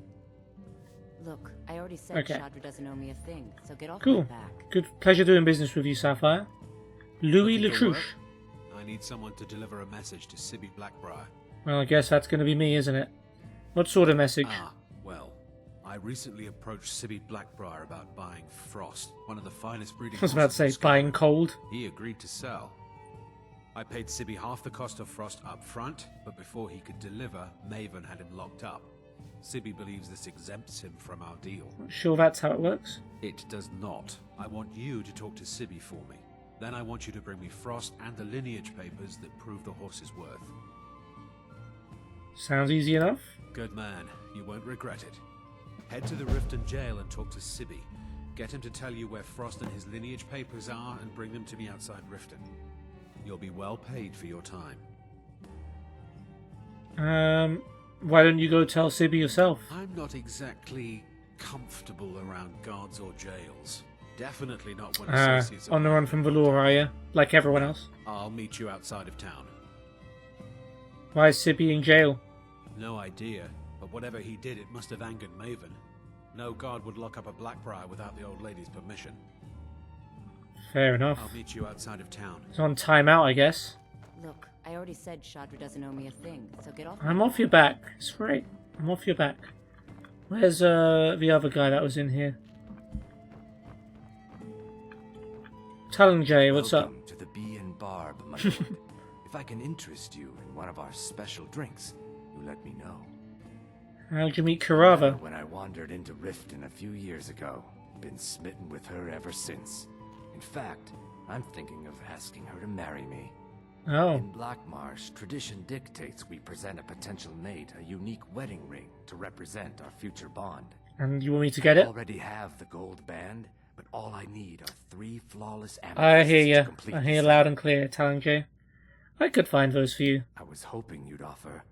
I didn't think it was my place to ask. I such did a just favor. wake you up, to be fair. I thank you. So yeah, pretty much every character in Skyrim has like a quest attached, which is pretty cool. Can you tell me about the wedding ring? Every Argonian wedding proposal band is supposed to have 3 flawless amethysts as part of their Who design. determines whether they're 2 flawless? of the gems, the ones on the outside, represent the couple to be married. 1 for the husband, 1 for the wife. The amethyst in the center represents the Hist, the entity that all Argonians consider a sacred part of our lives. Yeah, we drank some of the sap in Oblivion, I remember. What's on the menu? Depends. Are you thirsty? Hungry? Both? Cliff Racer. Why a Cliff Racer? Is that's going to be a reference to Oblivion, isn't it? The Cliff Racer fly, the drunk guy in Shadenhall. Velvet LeChance? No, that's not LaChance, it's LeChance. I don't think that's a Lucian LeChance reference. A white gold tower. Cool, well we're broke now, but... You mentioned you served special drinks? 3, in fact. They're my own recipe. Brought them over here from my days as a bartender in Gideon. We read about Gideon last First is episode. the Velvet LeChance, which is a mixture of blackberry, honey, spiced wine, and a touch of nightshade. Perfectly I safe, just bought it, assure you. but okay. Second, we have the White Gold Tower, which is heavy cream with a layer of blended mead, lavender, and dragon's tongue on top. Last, and only for the bravest of souls, we have the Cliff Racer, which is firebrand wine, Cyrodiilic brandy, Flynn, and Sujamma. Why does this feel like it's going to kill me if I try and drink it? Tell me about the Thieves Guild. They're vermin. Garbage. They're exactly what makes this city such a horrible place to live. How I might join them. appropriate they should live in the Ratway with the rest of the trash. What's the Ratway? Disgusting. Ruined sewers filled with goodness knows what. There's an entrance down by the canal, but I'd highly advise you to stay out of there.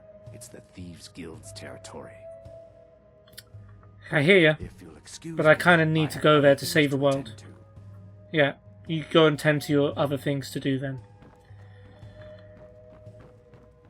I always forget which one's downstairs. There we go. Look, I already said Chandra doesn't owe me a thing, so get off my back. I get you. I've got you.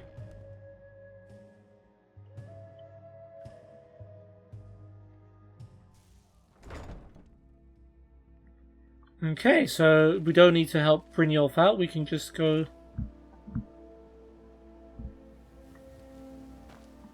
straight to the Ratway and find out or find our friend Esbern. Alright, we're carrying too much again. Have a hunting bow.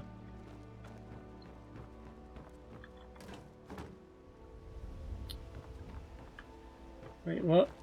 Oh, it's down here, is it? Who are you? Romlin Dref. Use a drink. What do you say to some cheap mead? You're a Dref? I'm selling the best mead in town. You're not related to Valen Dref from Oblivion, are you?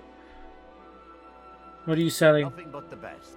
Blackbriar mead, fresh from the vat. Okay, already bought some. Best of all, you don't have to pay the ridiculous prices Maven charges. So what do you say to that? Sure. Oh, I don't have 10 gold. No thanks. Suit yourself. If you change your mind, I'll be around. Still want to talk to you. Yes, sirrah. Do you work for the meadery? Sure. How do you think I get my hands on the good stuff and offer it so cheap? You think old Maven is just giving it away to Okay, anyone? so you steal stock, Good just thing like she makes everyone so much else. Money. Makes it easier for merchandise like this to fall through the cracks. You're selling cheap mead? No, friend. You've got it all wrong. I'm not selling cheap mead. I'm selling good mead for cheap. Blackbriar mead. I sell cases of it for half of what the inns and taverns pay through the meadery. All I need is someone to deliver it for me. If anyone saw me leave Riften, they get suspicious. So I guess that'll be me then. What kind of delivery? I need someone to take this small keg of Blackbriar mead to Wilhelm at the Vilmer Inn in We just Iverstead. came from Iverstead. Drop it off, and he'll trade you something for the delivery. Keep it as payment for the legwork. Oh, and if you bump into Indaren from the meadery, keep your mouth shut. He'd rat us out in a second. Ooh, I guess that's a choice. Alright, I'll do it. Good. Now get going. Okay, Blackbriar mead keg added. Deliver me to Wilhelm or show me... Oh, I've got a choice. Remember, keep this to yourself. We'll see.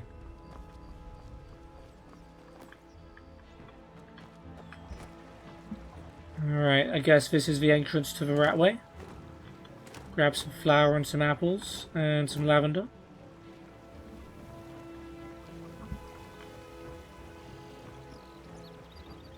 This also... Oh, this is Rumbling Dref's house. Interesting. Oh, we're allowed fish barrel.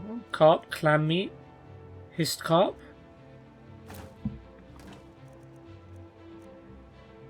Yeah, I'll grab all of that. And then we'll eat some hissed carp. Restore stamina. Nordic barnacle, damage magica. Anything else we don't have? Hanging moss. Don't know if we have another of those. Oh, Valandor? Trees. They're beautiful here. Yeah, I remember you, Valandor. Reminds me of autumn at home. Don't mind me, just heading into the Ratway. Let's see what we can expect in here then.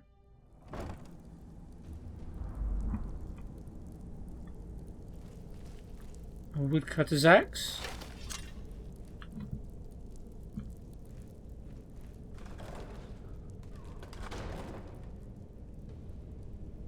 Interesting sounds.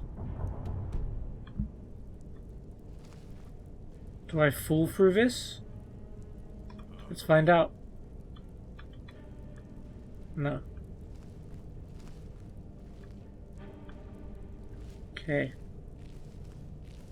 I don't know, Droff. They'd skin us alive if they knew we were doing this. Why are you always acting like such a big baby? I've gotten us this far. This far? We're living in a sewer. You said we'd have a house as big as the Blackbriars by now. You worry about bashing people's heads in. I'll worry about the guild, okay? Okay, okay. I'm going to check the entrance to the Ratway. Be right back. Oh, are you?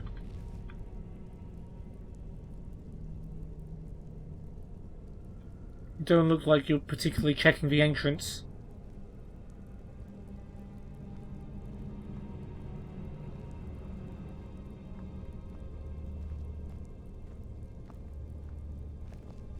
Here we go. Okay, just wanted to see if you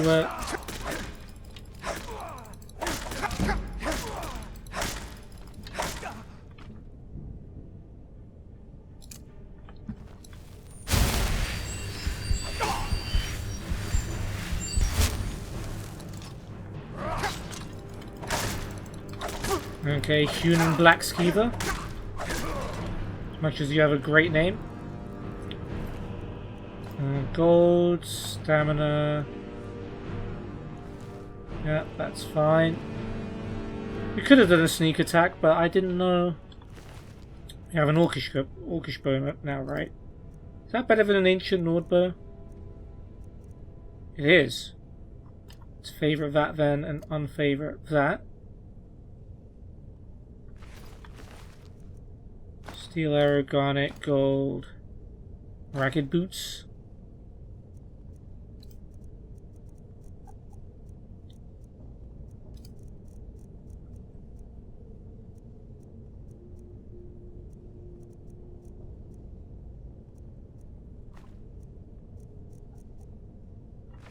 Alright.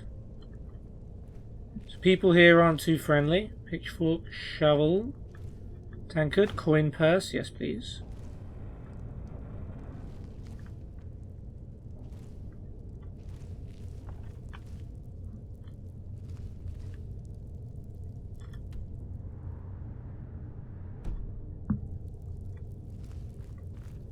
Alright, there's a bed, there's a broom, there's a bucket, there's some bread. Lantern we do not need. Huh. I miss a lever or something?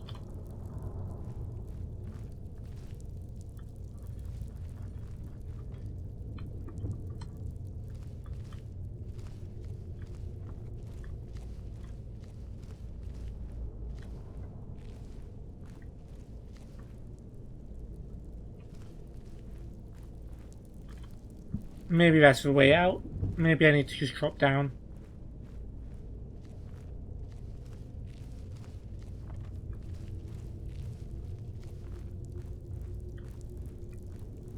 Maybe I have missed something. Maybe, yeah, okay.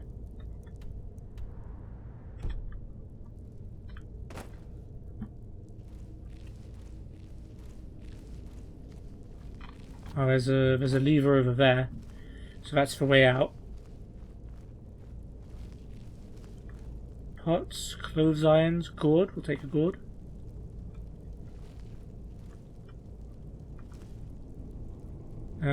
Yeah, there's a trap here. You need to watch out for these. I don't know if we've seen a trap in Skyrim so far.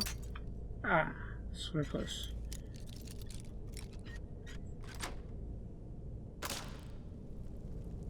So if you don't do these, then whatever trap...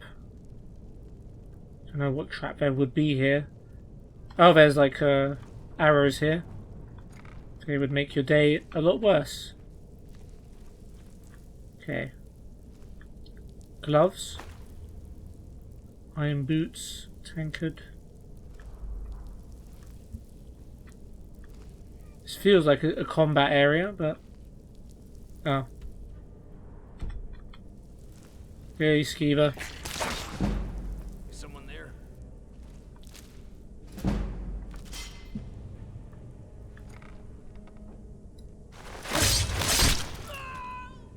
Jan the Fist.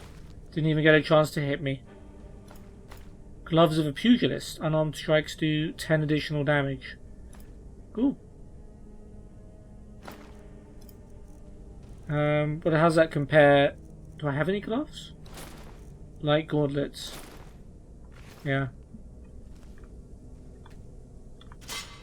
Bear traps in here as well. Spigot. What's a spigot? Spigot?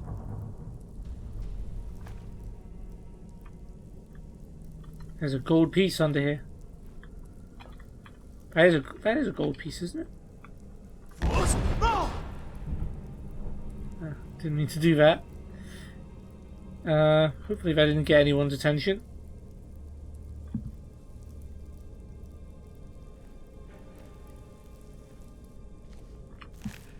Let's drop some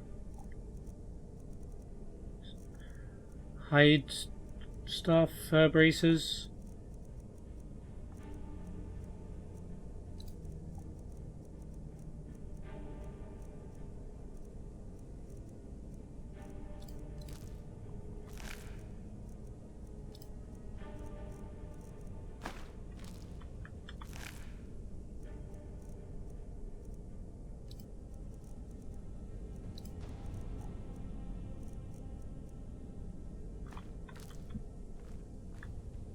Okay. Well, Fusro let us pick up that gold piece. So there we go.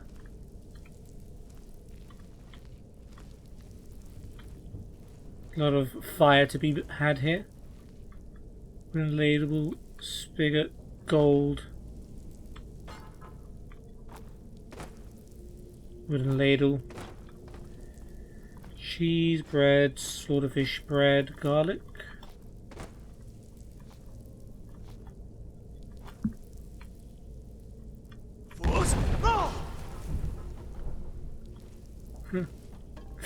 I really shouldn't do stuff like that. How do you... It's not Z. It was Z in Oblivion where you could... like, grab things. I need to... Probably at some point I'll need to find out how to do that.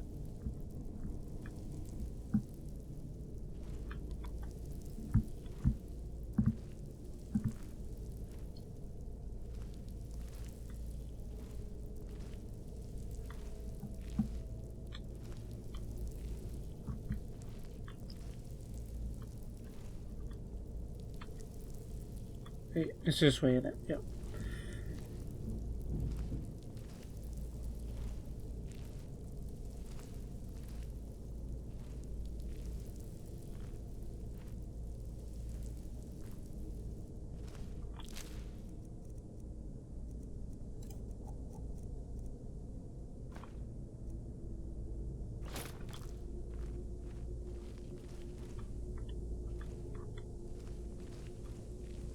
Bunch of meat. There's a hay pile for us to sleep on. Ooh, there's an alchemy lab. Oh, there's another bear trap here. Weak aversion to frost. Frenzy poison. Auto wine.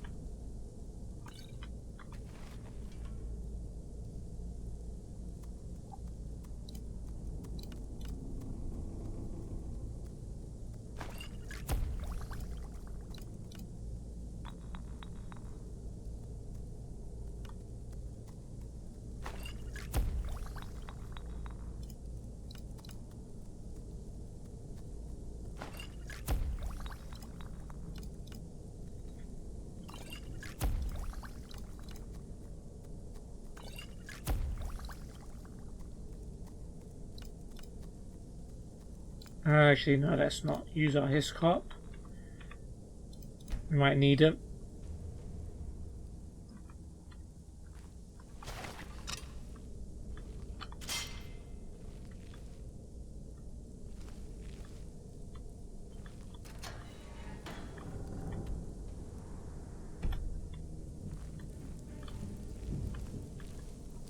Okay, more pots, tankards. Anything around here? Not so much.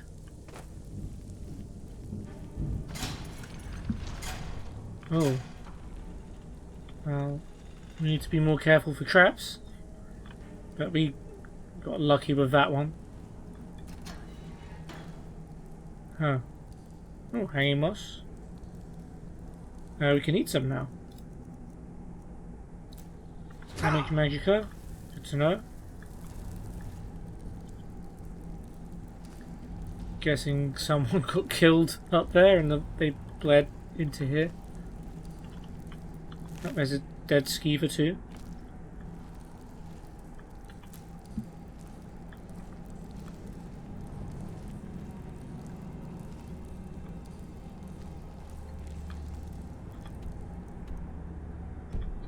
Okay.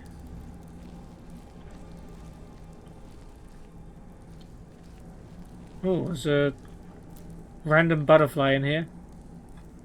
Do we need to eat some butterfly wings? No, we know a lot about butterfly wings.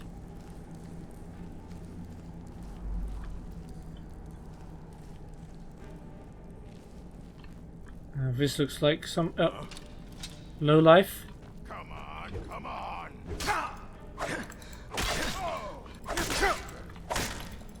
Strong low life. Gold. Yeah, I don't think we can carry much else, so we probably won't take it. We'll take your bread, your salt, tankard, drum, iron dagger, and you got the book Beggar, which is a pickpocket book, which is very relevant to the Ratway and Riften. Beggar by Revan. Eslaf Errol was the last of a litter of 5 born to the queen of a prosperous Nordic kingdom of Errolgard, Lapir Kopa, and her husband, the king of Errolgard, Itluath. During pregnancy, the queen had been more than twice as wide as she was tall, and the act of delivery took 3 months and 6 days after it had begun. What the? 3 months and 6 days to deliver a baby. I would have given up after a day, but probably less. It is perhaps understandable that the Lapir Kopa elected, upon expelling Eslaf, to frown, say good riddance, and die.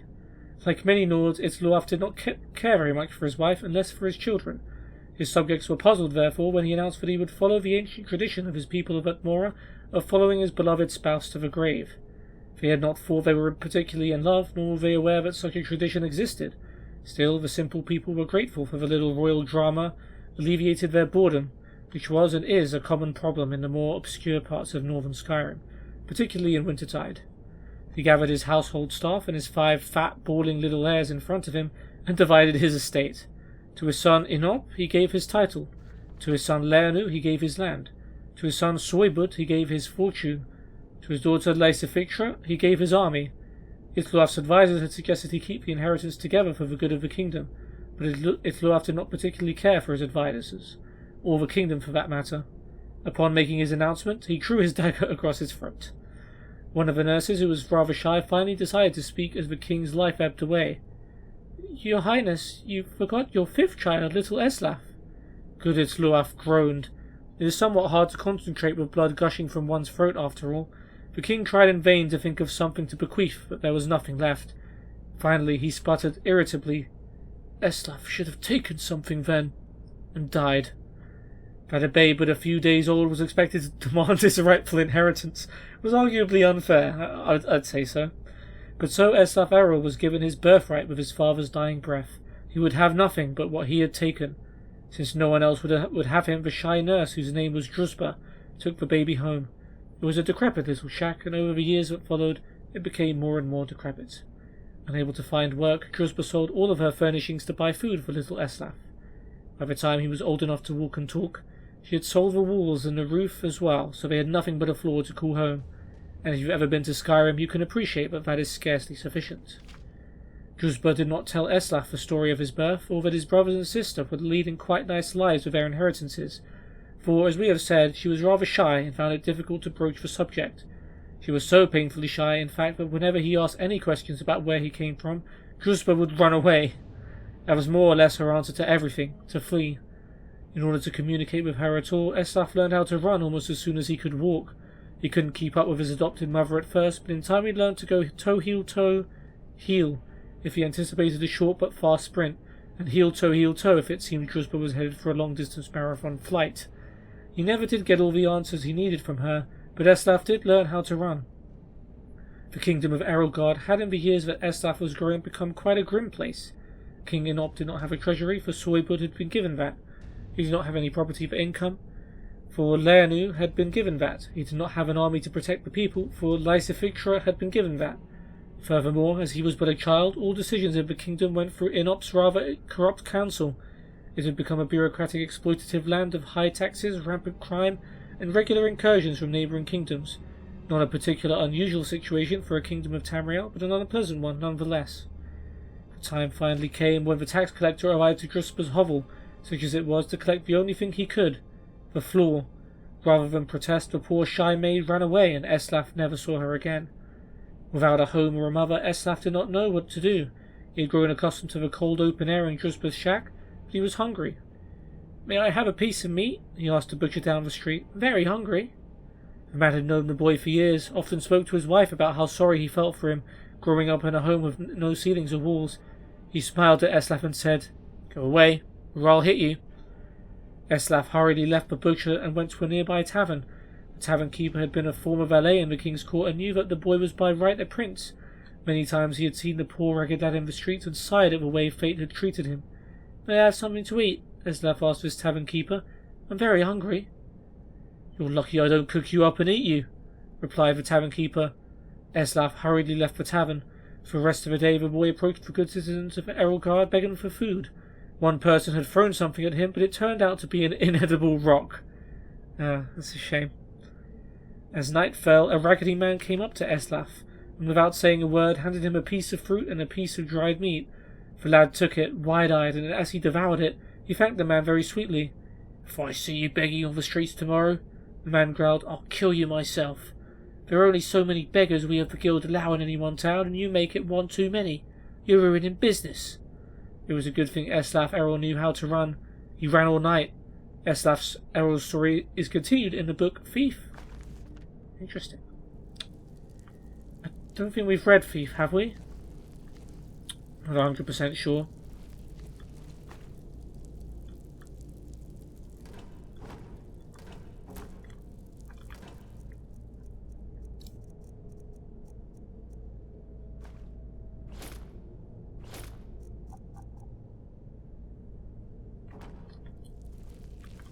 Okay, we need to go further down that way. Let's explore. Let's see what else we have here. Got what appears to be an ore. And we can activate this lever, and then we have an easier way out. Nice.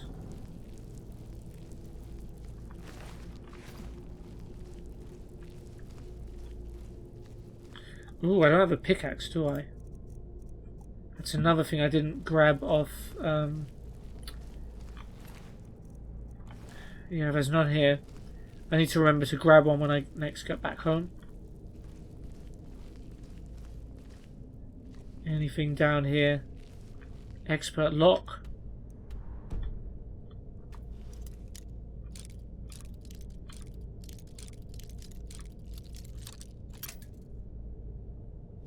Don't have too many lockpicks. There's some movement here.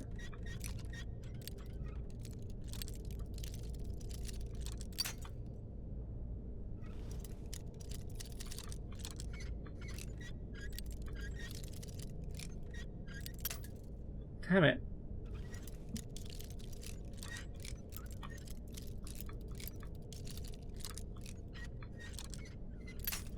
No, come on, come on.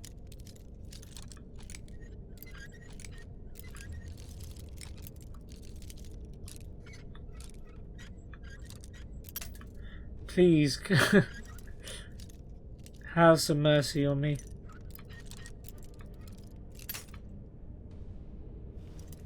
Oh, we got a lockpicking increase.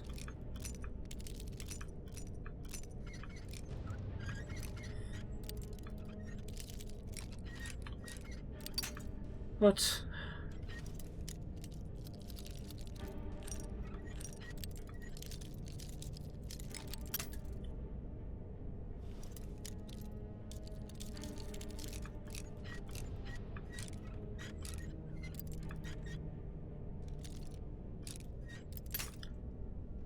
I had to make this like inch perfect.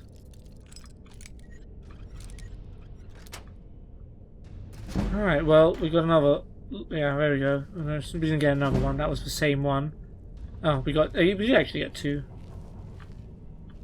Oh, that just goes to here. But we already jumped down from. Okay. Okay, we got some lockpicking increases.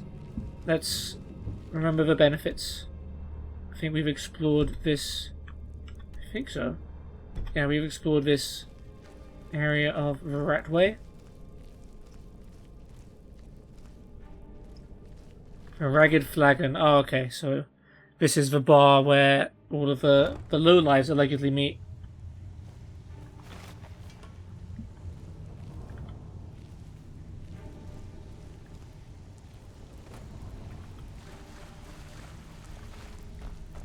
See what kind of stuff they have here. A ruined book.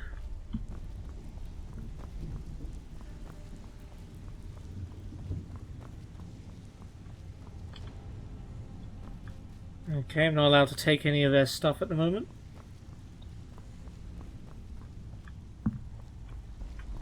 No one's attacking me, at least. Someone I need to speak to is over there. We got the right quest selected? Yes.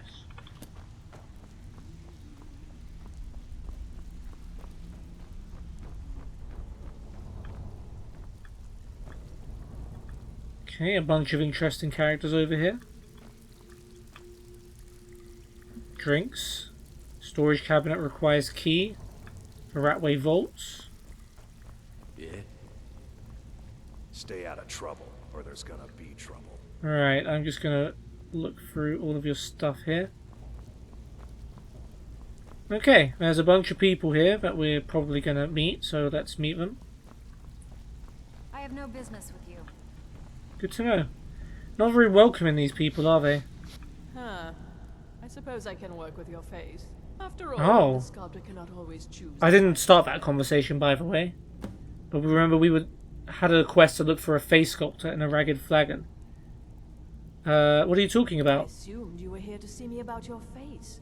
To have it sculpted into something more artful than nature has bestowed upon you. Sounds disgusting. So, are you here as a client?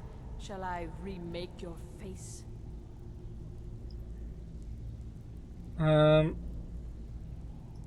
have to think about it. Are you sure you know what you're doing? I've not always been a ragged beggar. I learned my art from the masters of the art of flesh sculpture. I studied with the faculty of chirurgeons and Cloudrest. I walked with the hollow-faced men of Notahogra for 3 I don't know what any of that means, but I'm gonna believe you. I count the nobility of both the Empire and the Dominion among my clients. And yet, I have fallen so low that I must justify myself to a wanderer in the sewers of this backwater of the world. Hey, I'm a Dragonborn, okay? I understand you know how to change someone's appearance. Change it. I can remake your face, if that's what you desire. I do not practice my art for free, however. I doubt you can afford my services. Yeah, I The probably smell can't. of the vagabond about you. Indeed, it is no small thing to submit yourself to the flesh sculptor's knife. Okay, so I don't know what benefits there are to changing your face other than just wanting to change your face. Maybe they put this character in just to do that. Alright, If you're looking for Tonlilia. conversation, the flagon isn't the place. Yeah, let's talk. Vekel and me, we have a thing going. So I recommend you keep your hands off the merchandise. You don't impress me, so don't even try. Yes? Speak. Make it quick. Need something? Make it quick. Okay, just checking if you did have anything interesting to say. Stay out of trouble, or there's gonna be trouble. Okay, Dirge, let's talk. Last person who made trouble for Vekel ended up with a smashed head. Vekel doesn't like strangers snooping around the flagon. Why do they call you Dirge? They call me Dirge because I'm the last thing you hear before they put you in the ground. Why? You think it's funny or something? Just asking, man. No way, that name would scare anyone. Oh yeah, I think so too.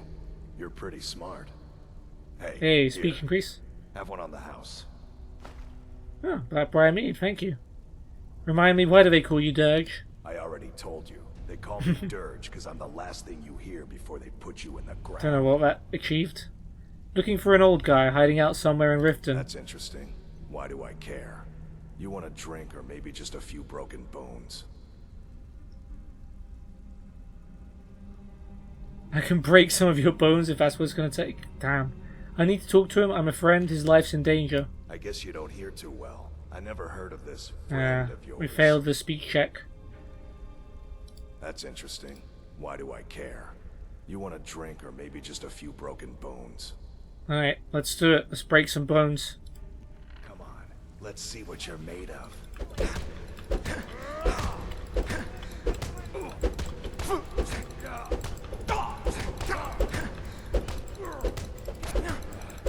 I think I'm gonna win this.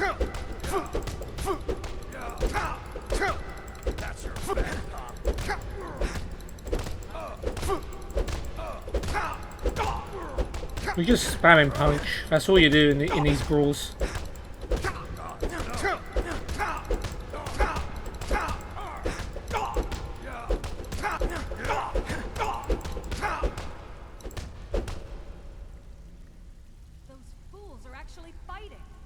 You're tougher than you look. You got me, fair and square. I did. Now where's Esbern? He lives somewhere in the Ratway Warrens. Must be crazy or desperate to live down there. Maybe both. Looks like you've lost your seat there, Dirge. Stay out of it. Don't tell me to stay out of trouble. It's gonna be trouble. If you're looking for conversation, What are you doing, Dirge? Last person who made trouble for Vekel ended up with a Your threat's not really working at the moment, my Vekel friend. and me, we have a thing going. So I recommend you keep your hands off the merchandise. Vekel doesn't like strangers snooping around the flag. Maybe you should tell Dirge that. You don't impress me, so don't even try. Okay, let's talk to some other people around here. Whatever you're Vex. selling, I'm not buying. Whatever you're selling, I'm not buying. Whatever you're selling, I'm Okay, not buying. she doesn't want to talk. Delvin Mallory. Can you train me to sneak? Stick with me, and he'll never even know you're there. Okay. Well, we can't afford your sneak training, Delvin, but good to know that you do that. Speak. Vekel the man. Okay, you're the man that everyone's telling me not to mess with. You'd better have coin to pay for your drinks. There's no handouts here. Can you share anything about the Thieves Guild, even though I'm a complete stranger? Or what have you got for sale? Trinkets, odds and ends, that sort of thing. Stolen goods. Argonian blood wine.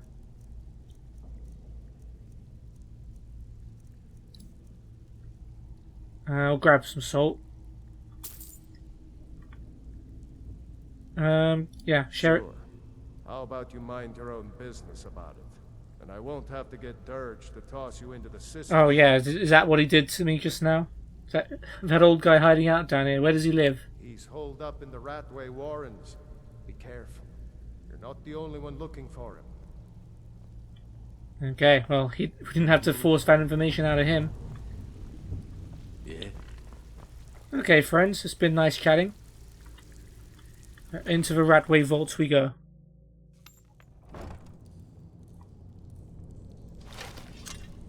You already see some guards down here.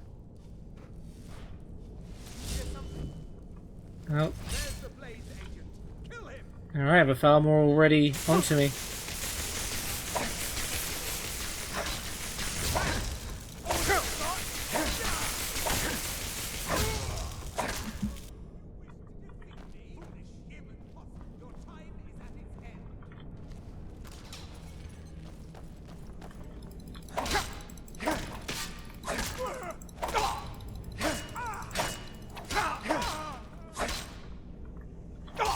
Oh god.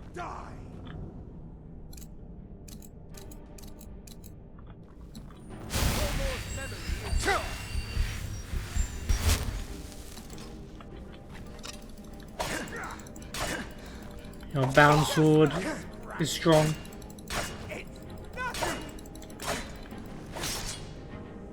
Can't believe you'd fight one of your own. Okay.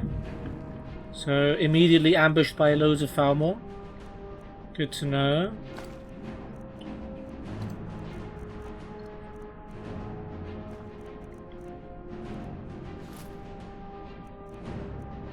Trying to see is what I can drop here.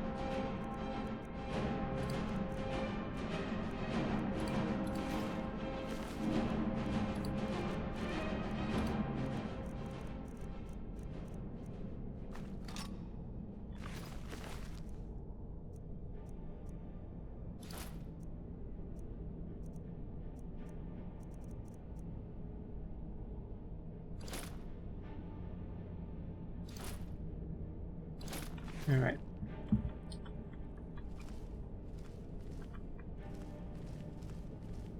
I don't know if I actually had a chance of getting out of that without alerting them. Oh, Lunar Mothwing. Egg. Thalmor robes. Leave the rest.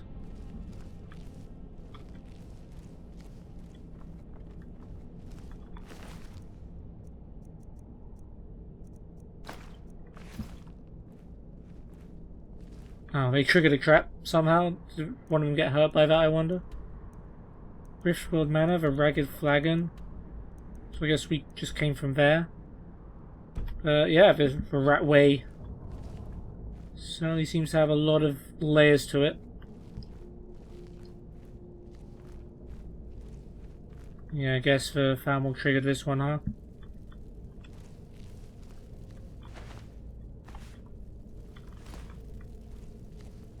And there's a random dead Nord with a silver necklace.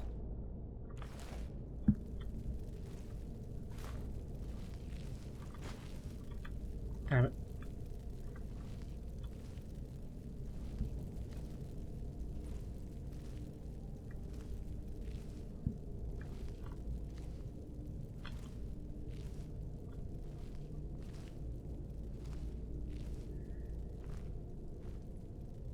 Alright, we're just waiting for the next container.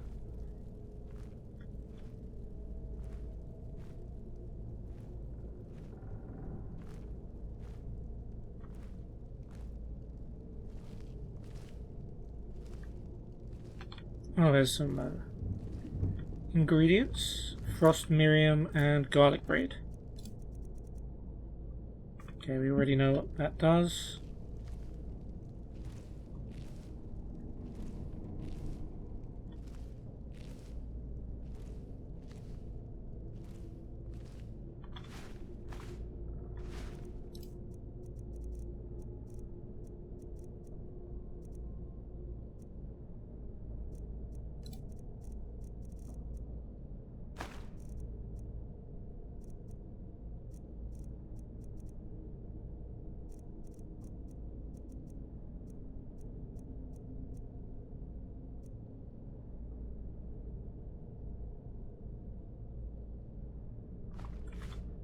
Okay.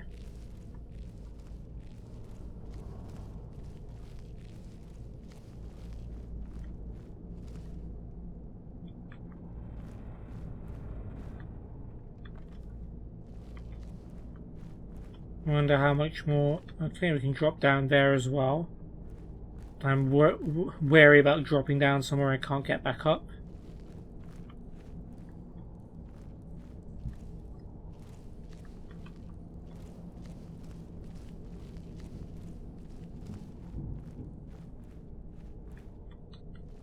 A little blacksmith area. Iron helmet, shovel. Can actually use this anvil. I'll take a hammer. We can use this workbench. We'll take the leather. Hide braces of wielding. One-handed attacks do more damage. 20% more damage. I mean, Elven Line Gauntlets are more armor, but 20% more damage. Nothing to scoff at. That's very good. Okay, so choose an item to create. Okay, so I can make armor here. Here I can improve my armor.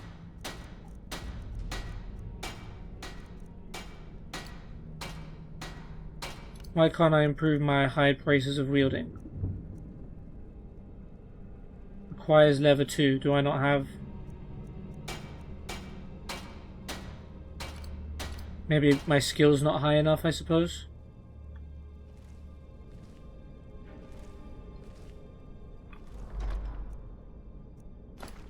Got lockpicks, healing, silver ingots.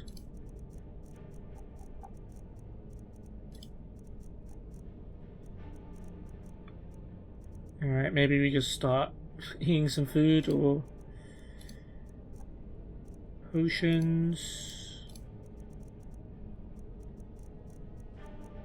I guess we could probably just start eating.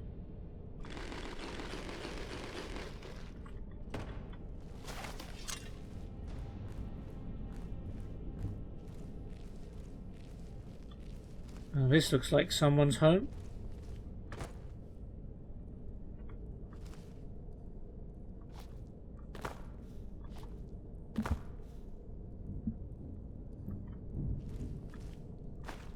Grab some free money. Why not? Look at the little mini chest. Oh, isn't that cute? Iron War Axe of Shocks.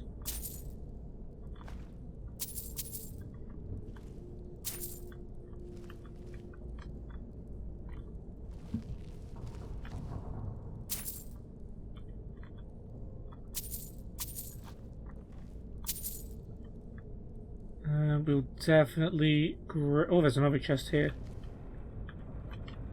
Looks like that's a weird symbol. I feel like there might be a trap there.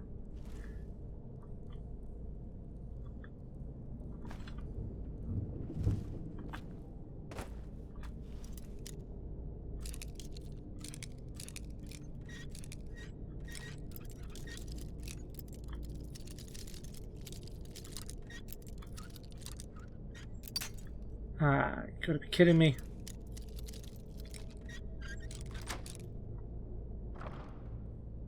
Draven's Bow. That feels quest related. I'll take it. How good is it? Damage 8. We've got an Orcish bow, right? Right? I swear we had an Orcish bow. Did we not?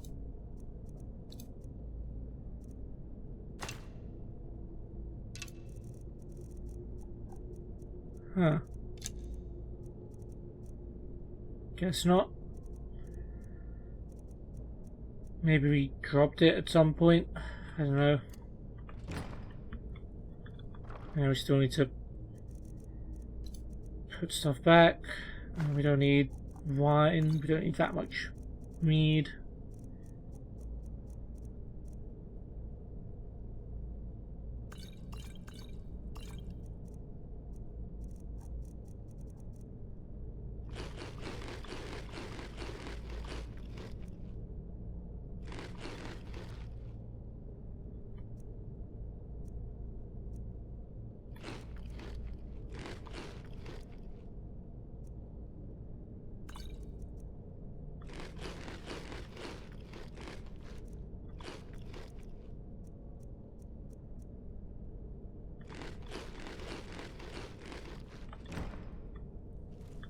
Okay,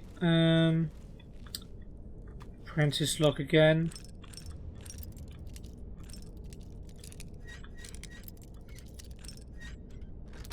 Nice. Gold, more lockpicks, healing, conjure storm atronach.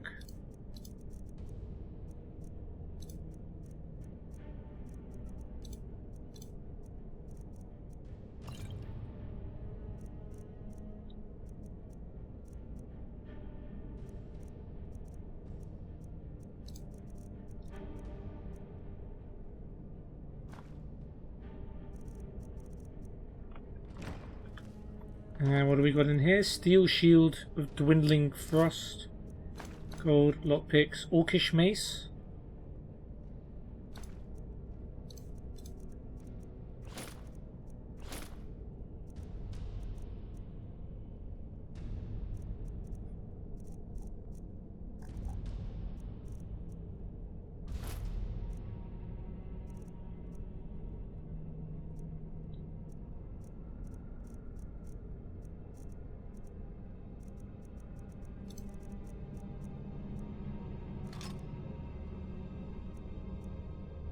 Iron battle axe. Guess we'll drop that. Okay, we move on.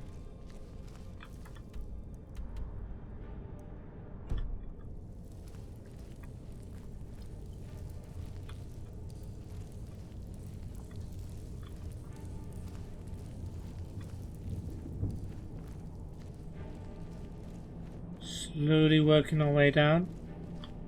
Shovel. Oh, there's a pickaxe. So heavy.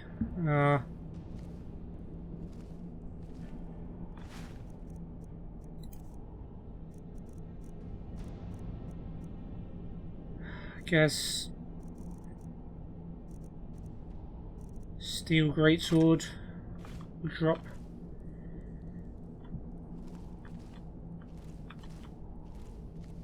Sure wish I had someone to carry my burdens.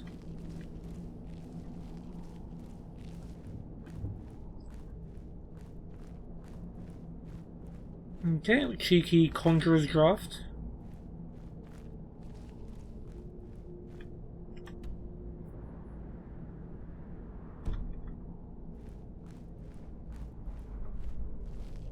Okay, into the Ratway Warrens again.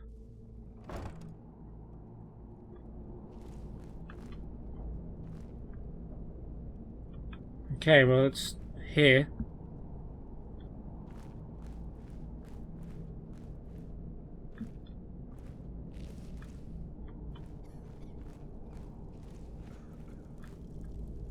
So people just locked in here. A saw. Take a saw. Don't know if it will be useful, but...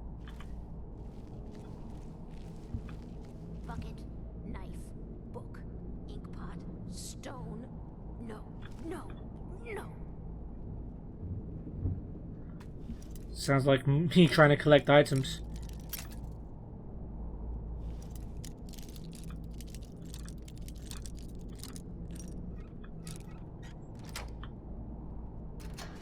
That was just for the sake of increasing lockpicking. I did not need to open that door at all.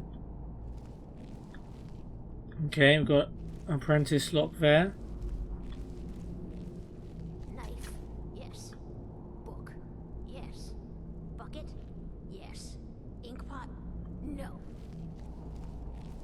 Let's try going this way first.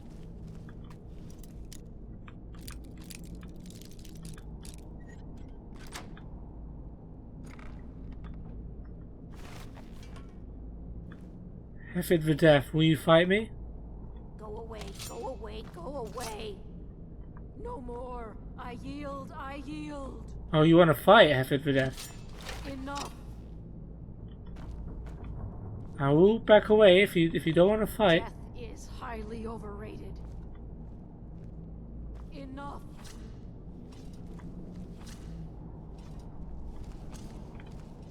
You know, you are counting as an enemy right now. I yield, I yield. Sorry. Burned book. Take a burned book.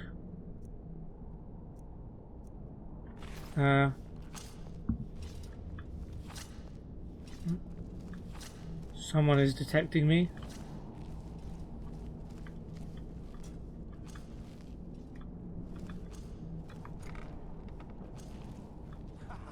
Come here, come here, come here, come here.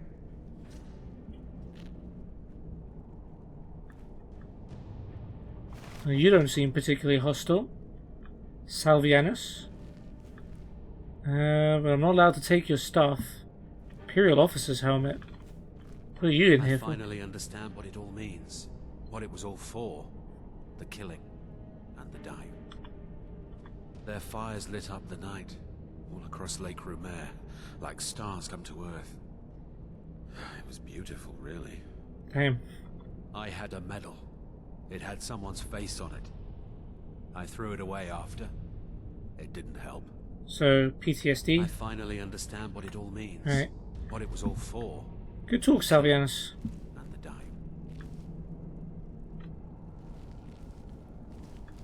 Okay, we came around here, so I guess we go up now.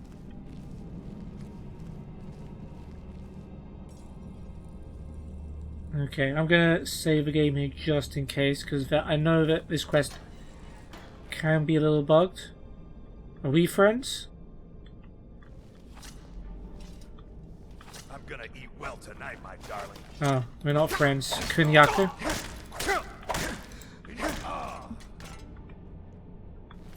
Chef's tunic. We'll take that. Chef's hat. Cool. I need a belted tunic too. We'll take that too. So he's got his own grindstone in here. But that's it. He's in a cell. No, we can improve stuff. It's okay. Horse meat. Delicious.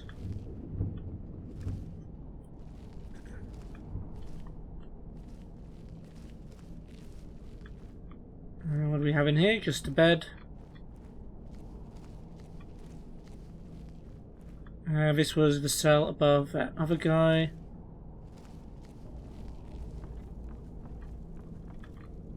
Nothing in here, so I guess our only place to go. Go away! Esbern, open the door. I am a friend. What?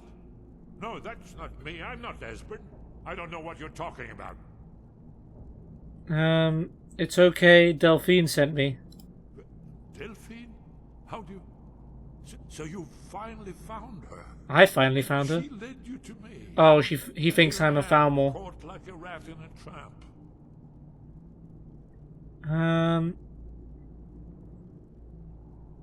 We could persuade him, go for the speechcraft, but we do have a phrase to say. Delphine said to remember the 30th of Frostfall. So, oh, I didn't mean to press that. But we still got it. Okay. You better come in and tell me how you found me and what you want. So surely, if I was just take a moment.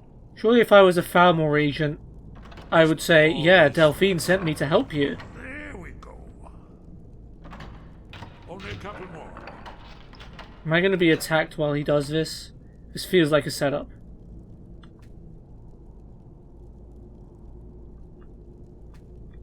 There we are. Okay.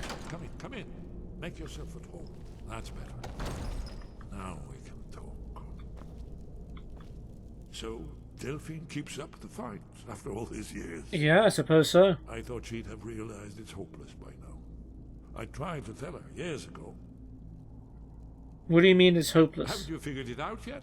What more needs to happen before you all wake up and see what's going on? Alduin has returned, just like the prophecy said. The dragon from the dawn of time, who devours the souls of the dead. No one can escape his hunger, here or in the afterlife. Alduin will devour all things, and the world will end. Nothing can stop him. Or maybe the Dragonborn? I tried to tell them. They wouldn't listen. Fools. It's all come true. All I could do was watch our doom approach. Alduin, the dragon who's raising the others? Yes. You see, you know, but you refuse to understand. I'm clearly agreeing with you here. You're talking about the literal end of the world? Oh yes, it's all been foretold. The end has begun. Alduin has returned. Only a Dragonborn can stop him. But no Dragonborn has been known for centuries. It seems that the gods have grown tired. I've got good news for you, Esbern. They've left us to our fate as the plaything of Alduin the World Eater. It's not hopeless, Esbern. I'm Dragonborn. What? You are? Can it really be true? Dragonborn? Then there is hope. The gods have not abandoned us. We must go quickly now. Take me to Delphine. We have much to discuss. Give me just a moment. I must gather a few things. I want to also gather a few things. No use this trash. Where did I put my annotated annual?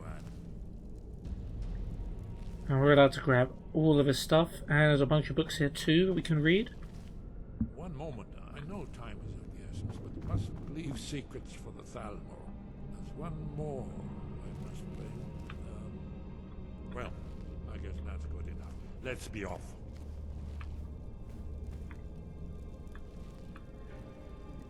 Okay, let's search this. Alright, let's read the Song of Pelennor, Volume 1.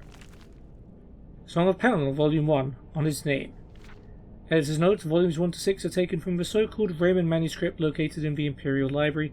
It is a transcription of all the fragments collected by an unknown scholar of the early Second Era.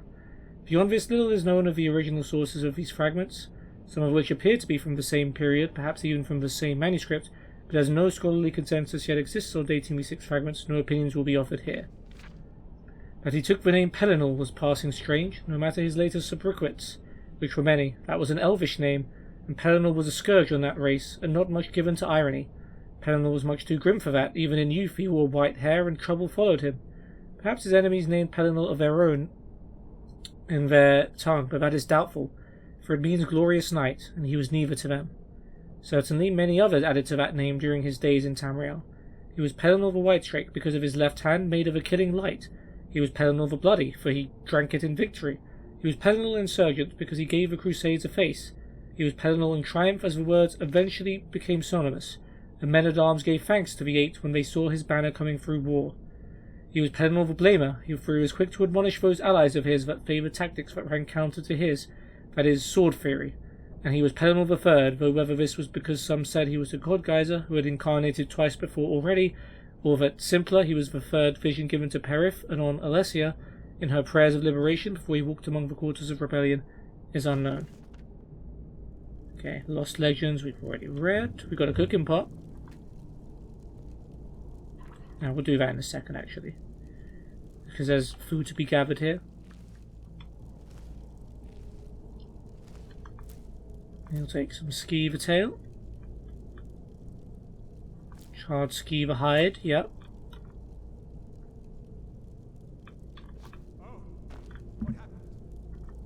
Oh no. Are we about to fight some Thalmor? Let's put some stuff away then.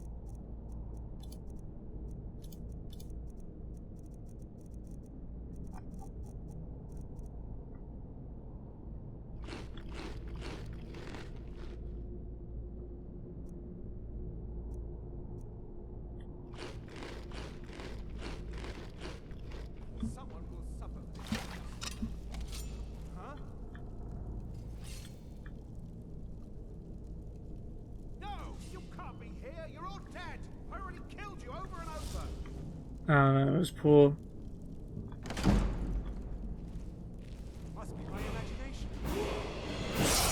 Yep, we got to level up.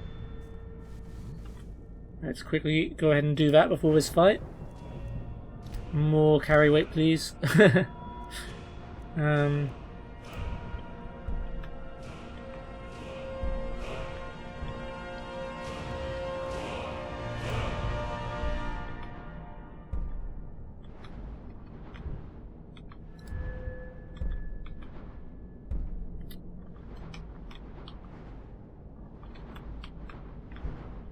Damn it.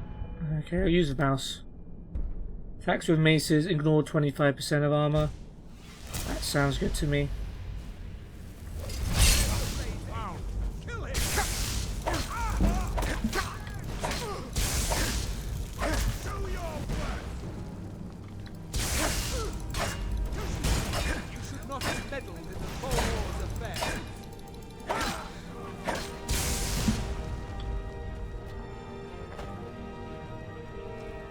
Drop down there.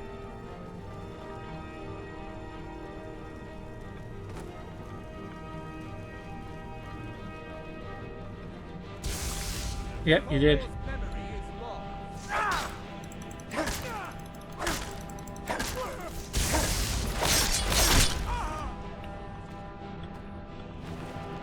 There we go.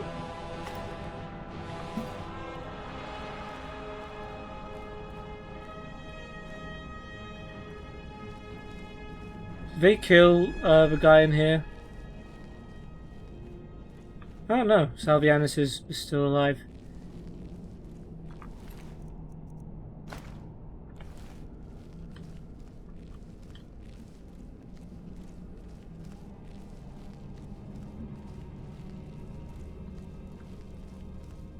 Okay, let's grab all of this stuff. I know it's too much for me to carry. But man, he has a good stock of food here.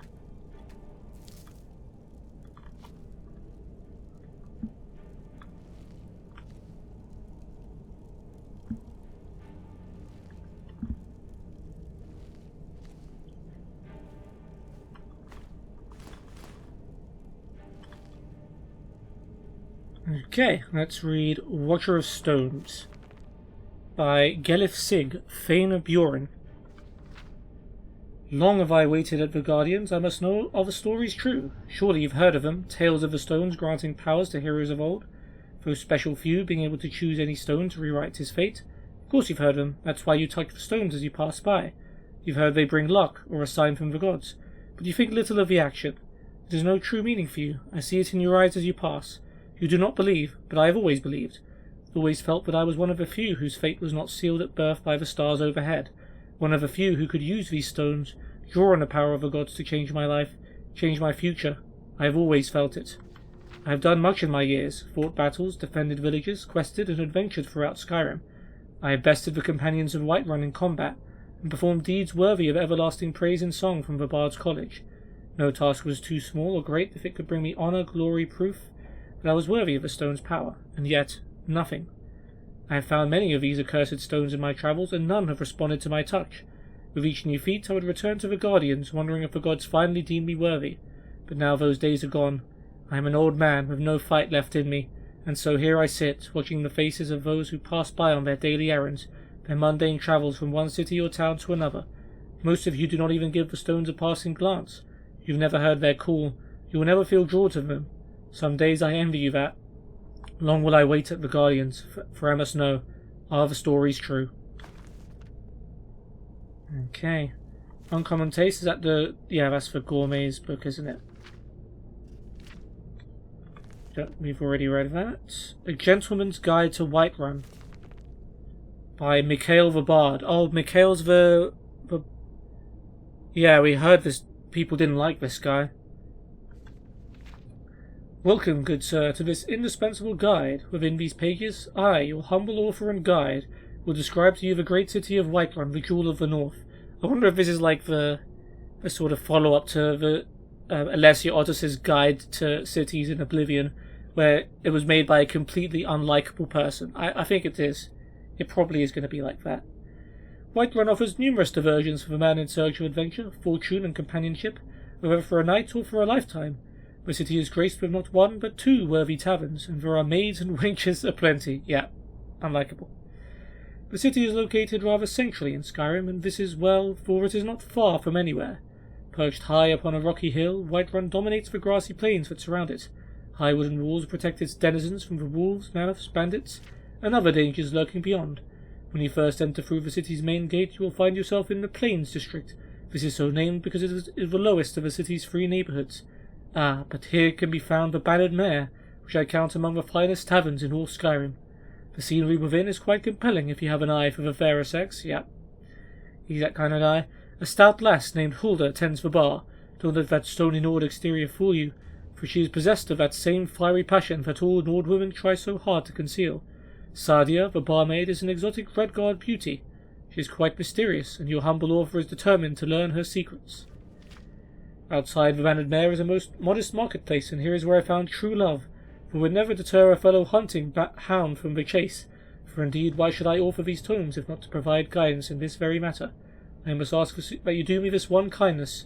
Her name is Carlotta Valencia, and she is a magnificent beauty who makes a modest living selling bread and produce in the daylight hours. By the gods, I will make that feisty beauty mine some day. So this is a guide to the girls of Whiterun, I guess. I'm pretty sure we talked to Carlotta, and she was like one of the people who was angry at Mikhail for probably trying to seduce her and stuff. And of course, there are other services to be found in the Plains District. Bellafor's General Goods offers various and sundry wares for the adventurous traveller, and Arcadia's Cauldron offers what tonics and herbs one would expect from an apothecary's shop. Arcadia herself is an amiable sort. We often visit her to make conversation, as she is a fellow Imperial far from home. She is, however, a bit old for my taste. A gentleman of advanced years might find in her a worthy companion. Should you need your blade sharpened or your armour hammered, War Maidens offers smithing services very near the main gate. The smith is a pretty gnome named Adrienne Avenici, but she is married to a great hulking brute named Ulfberth Warbear. Adrienne is quite fair, but I should not want to find myself being introduced to the keen edge of that husband's war axe. If married ladies are your preferred sport, then have at, but don't say that you weren't warned. Near to the smith is the drunken huntsman. Here some of the wealthier gentlemen gather to share both drink and rumours of the wide world. If you prefer a more distinguished class of company while you sip fine wine, you'll be well at home here. Of the Wind District I have little to say. Most of the buildings in this second tier of the city are residences, though there is also a temple of Kinnereth and Jorvaska, the mead hall of the Companions. There are some intriguing prospects to be found in the mead hall should you favour a strong and fearless warrior woman. You will find little game at the temple, however. The priestess, Danica Purespring, is interested almost exclusively in spiritual matters. At last we come to the Cloud District, exclusive domain of the Jarl's castle. I have had some merry adventures within the stone walls of Dragon's Reach, let me tell you. The serving girls are most easily impressed by a well-spoken Imperial. After all, the nights in Skyrim do grow quite cold, if you take my meaning. And I will not deny that I have visited the town's jail once or twice, which can be found in the lower levels of the palace. As for the Jarl and his court, take pains to avoid them. I find that they lack any sense of humour or appreciation for the Imperial culture.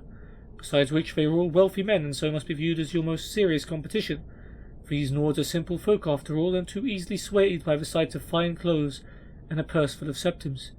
Now I will conclude this great work by wishing you great success in your pursuits of women and wine. Spare a moment in your revels to think of me, your humble author, and the risks I have taken to bring you this most thorough report on all thing of interest to the discerning gentleman in the grand city of Whiterun. But I will not lie and say that it was all a hardship. After all, who could want to sleep alone in such a cold and hard land as this? Not I. Thanks, Mikhail. Great book there. Let's read Troll Slaying by Finn. Hello, welcome traveller, and welcome to this guide.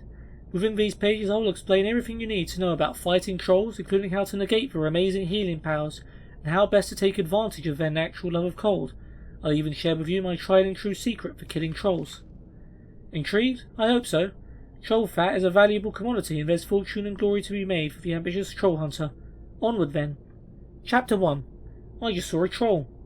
If you think you've seen a troll, remain calm and slowly back away. The wise hunter knows that preparation is the key to success. And you certainly don't want to hunt any trolls unprepared. But is it really a troll that you've spotted? The first step in your hunt is a proper identification of your quarry. Trolls are roughly man-shaped with lengthy muscular arms that end in claw-tipped fingers. The creature's large mouth is filled with jagged teeth, all the better to crunch the bones of foolish hunters who didn't purchase my book. Rounded out, the troll's most distinctive and unusual feature is a third eye nestled in the centre of its forehead. The troll's hide is covered in thick, shaggy fur. The coloration of his fur varies by region. Cave troll fur is brownish in colour, while a frost or snow troll will have a white coat. Chapter 2. Stop healing yourself. I like that one. So you've properly identified a troll, and now you're stalking the beast, ready to strike. You're in for a challenging battle, but a profitable one, assuming you survive. The first thing you'll notice is that trolls are incredibly fast and strong for their size. The troll likes to pummel its prey into submission with powerful arm strikes and claw attacks. For this reason, I strongly recommend a shield. Nah man, two one-handed weapons is the way to go. If you're brave enough, or foolish enough to fight a troll without using a shield, then you'd better be an expert at parrying with whatever weapon you've got. Trolls also have the ability to rapidly heal from their wounds. As such, you do not want to get into a prolonged fight with one. Speed and aggression are the key to beating a troll, because there is no creature in Tamriel that can outlast one. Of course, speed and aggression will only take you so far against an angry troll. This is where my secret weapon comes in. Chapter 3. Finn's secret weapon. Fire, my friend. Save a word and commit it to memory, for fire is a troll hunter's ultimate weapon. I cannot overstate the importance of fire in battling a troll. Even trolls that don't dwell in cold climates are vulnerable to fire.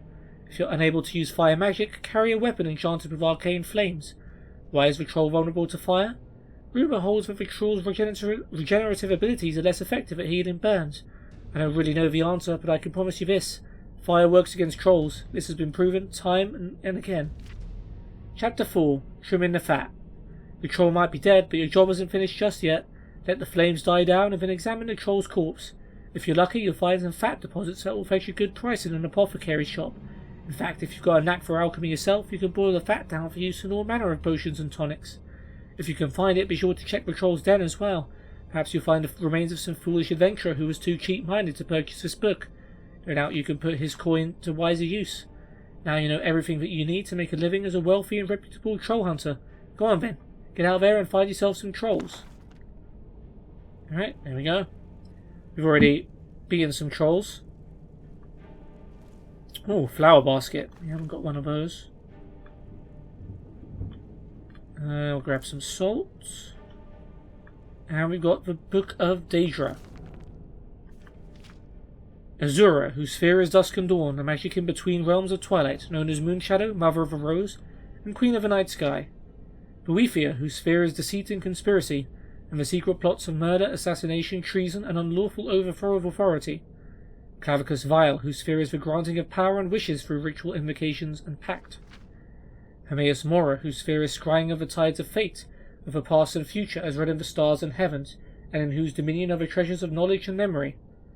Hircine, whose sphere is the hunt, the sport of Daedra, the great game, the chase, known as the huntsman and the father of man-beasts. Malakath, whose sphere is the patronage of the spurned and ostracized, the keeper of the sworn oath, and the bloody curse. Mairin's Dagon, whose sphere is destruction, change, revolution, energy, and ambition. Mephala, whose sphere is obscure to mortals, known by the names Web Spinner, Spinner, and Spider, whose only consistent theme seems to be interference in the affairs of mortals for her amusement.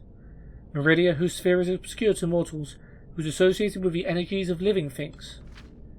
Molag Bal, whose sphere is the domination and enslavement of mortals, whose desire is to harvest the souls of mortals and to bring mortal souls within his sway, by spreading seeds of strife and discord in the mortal realms.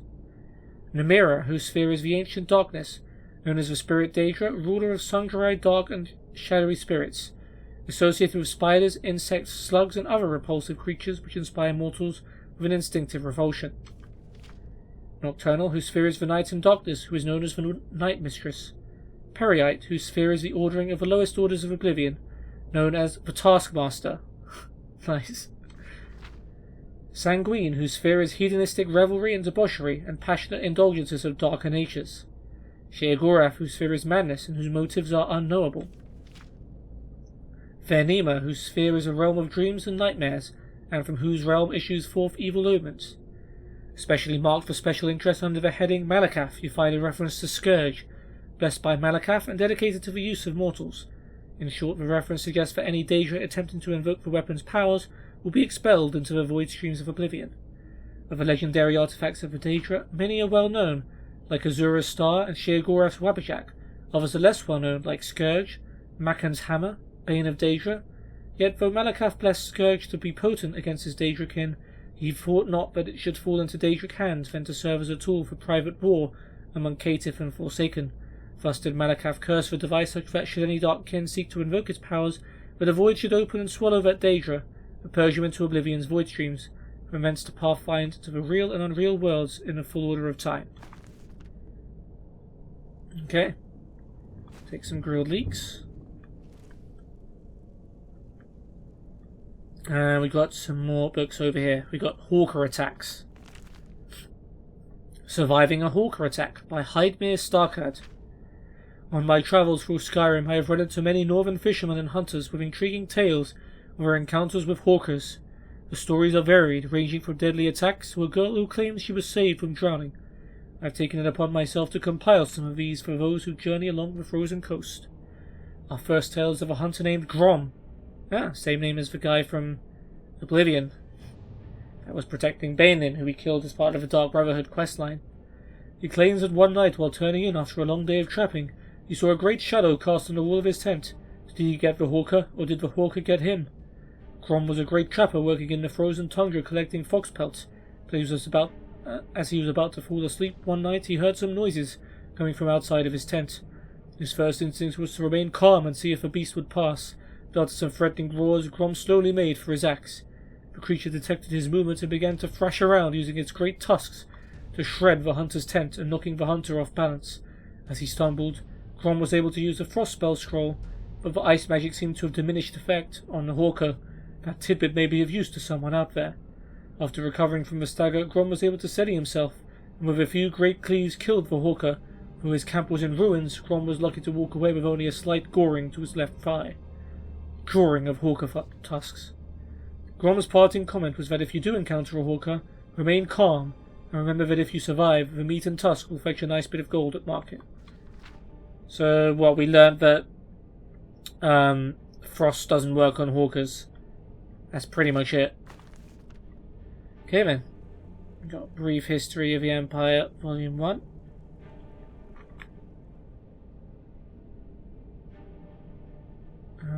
I've made some screenshots actually. That can help me find which books I've read so far. We've read Volume 1 and Volume 2. Okay. Next up, Killing Before You're Killed. By Eduardo Corvus. I've seen many a man rush headlong into battle only to have their life cut short in an instant. I've been a trainer of a warrior arts for many spans, cut from the cloth of a great lineage of knights, blades, and even a distant sellsword or two. It's with this knowledge that I'll try to pen a brief treatise on the subtle art of war. Not mage fire, not archery or criminal throat-slitting, but war. Man on man with nothing but a fine bit of steel between them. The first thing you'll need to learn is how to block. The best way not to get killed is not to let the other man hit you. Use a shield, use it well. Now, you'll get tired from this, you may even get a little hurt, but a blocked blow is much better than a landed one. Over time you'll get better, eventually shrugging off even the mightiest of hits. But beware. Your foes, if they're not base curl bandits, will know how to counter you.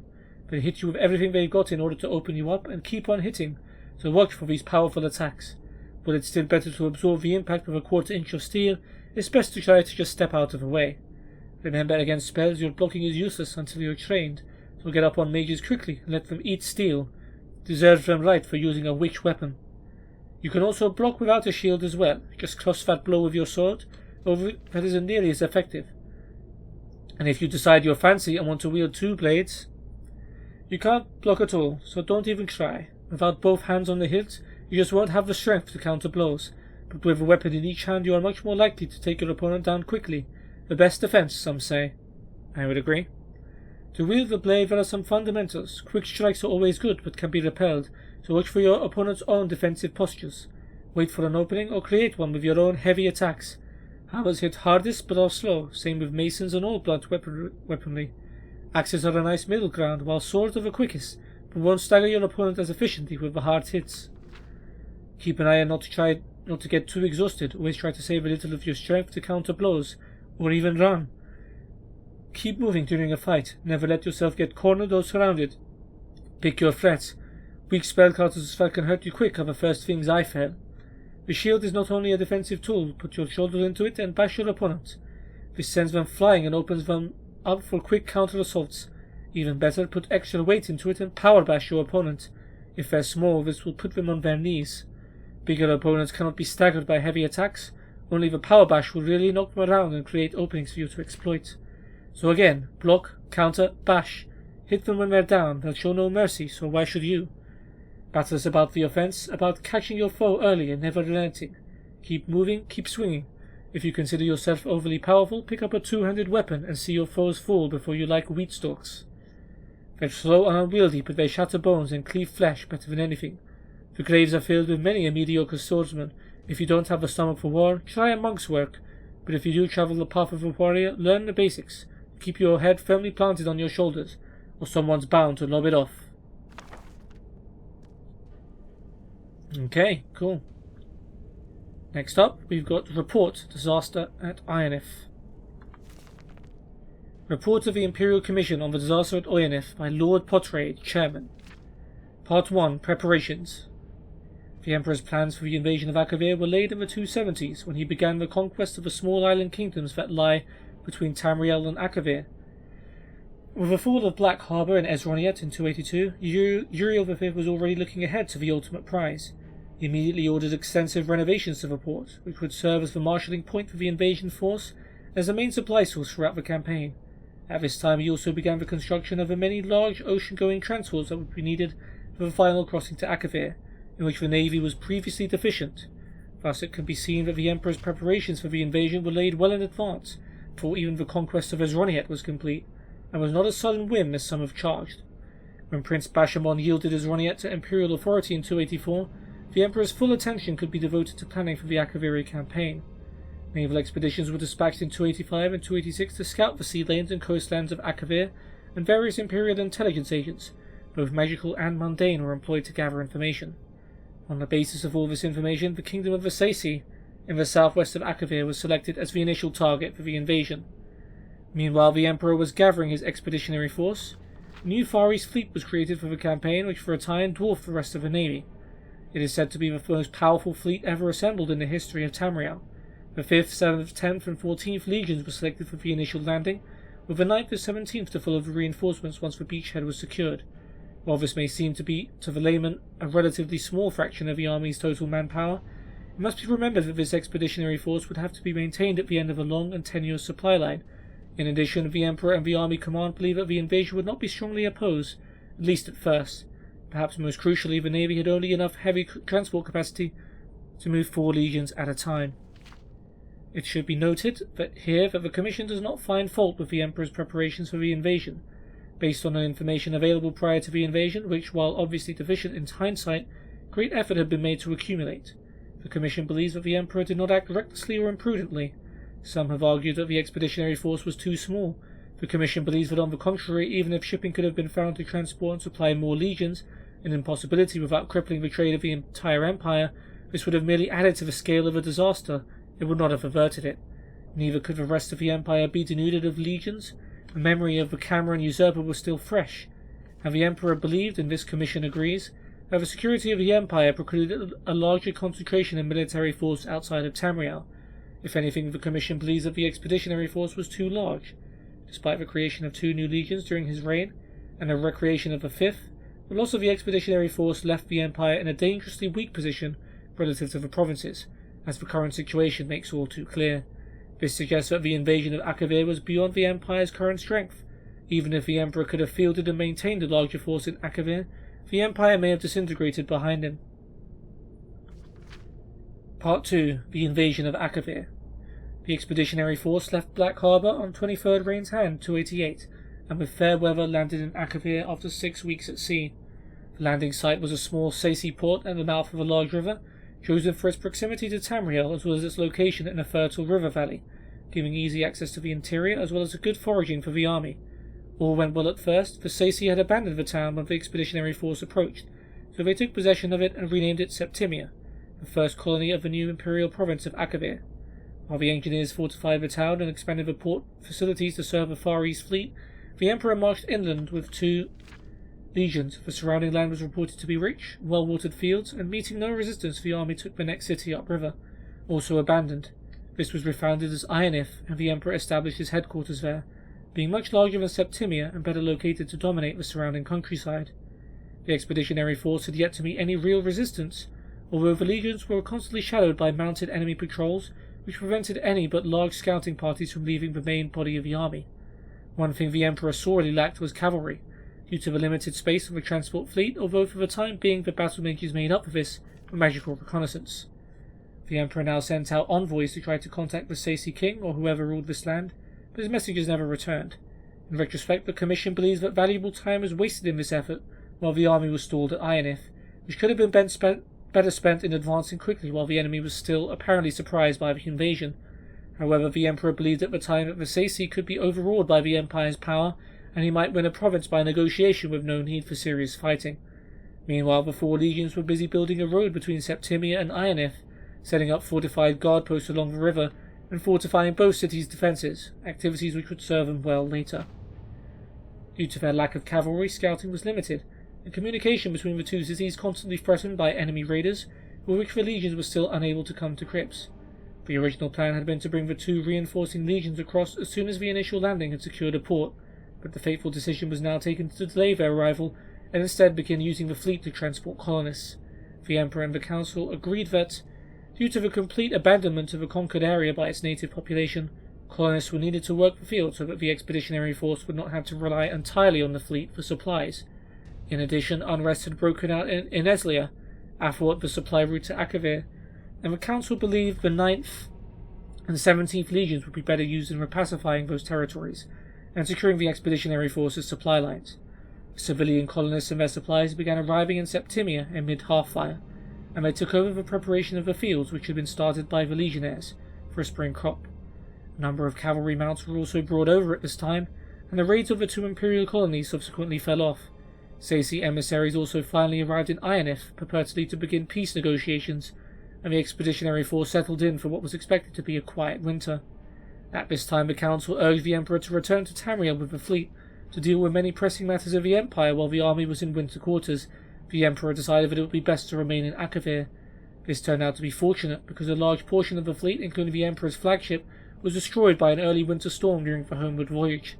The winter storm season of 288 to 289 was unusually prolonged and exceptionally severe, and prevented the fleet from returning to Akavir as planned with additional supplies.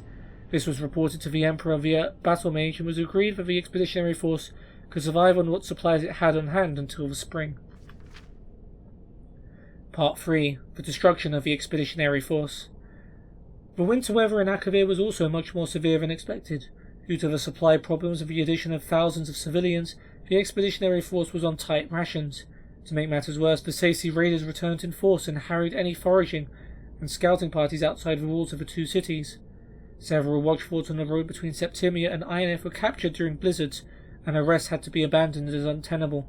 As a result, communication between the 2 cities had to be conducted entirely by magical means, a continuing strain on the Legion's battle mages.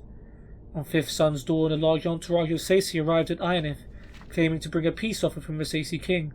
That night, these treacherous envoys murdered the guards at one of the city gates and let in a strong party of their comrades who were waiting outside the city walls. Their clear intention was to assassinate the Emperor, foiled only by the vigilance and courage of troopers of the 10th who were guarding his palace. Once the alarm was raised, the Saci inside the city were hunted down and killed to the last man. Needless to say, this was the end of negotiations between the Emperor and the Saci. The arrival of spring only brought worse troubles. Instead of the expected spring rains, a hot, dry wind began to blow from the east, continuing with varying strength throughout the entire summer. The crops failed, and even the river, which in the previous year had been navigable by small boats far upstream of Ionif, was completely dried up by Sun's height. It is unknown if this was due to a previously unknown weather pattern unique to Akavir, or if the Saci manipulated the weather through magical means. The Commission leads towards the former conclusion, as there is no direct evidence of the Saci possessing such fearsome arcane power, but the latter possibility cannot be entirely ruled out.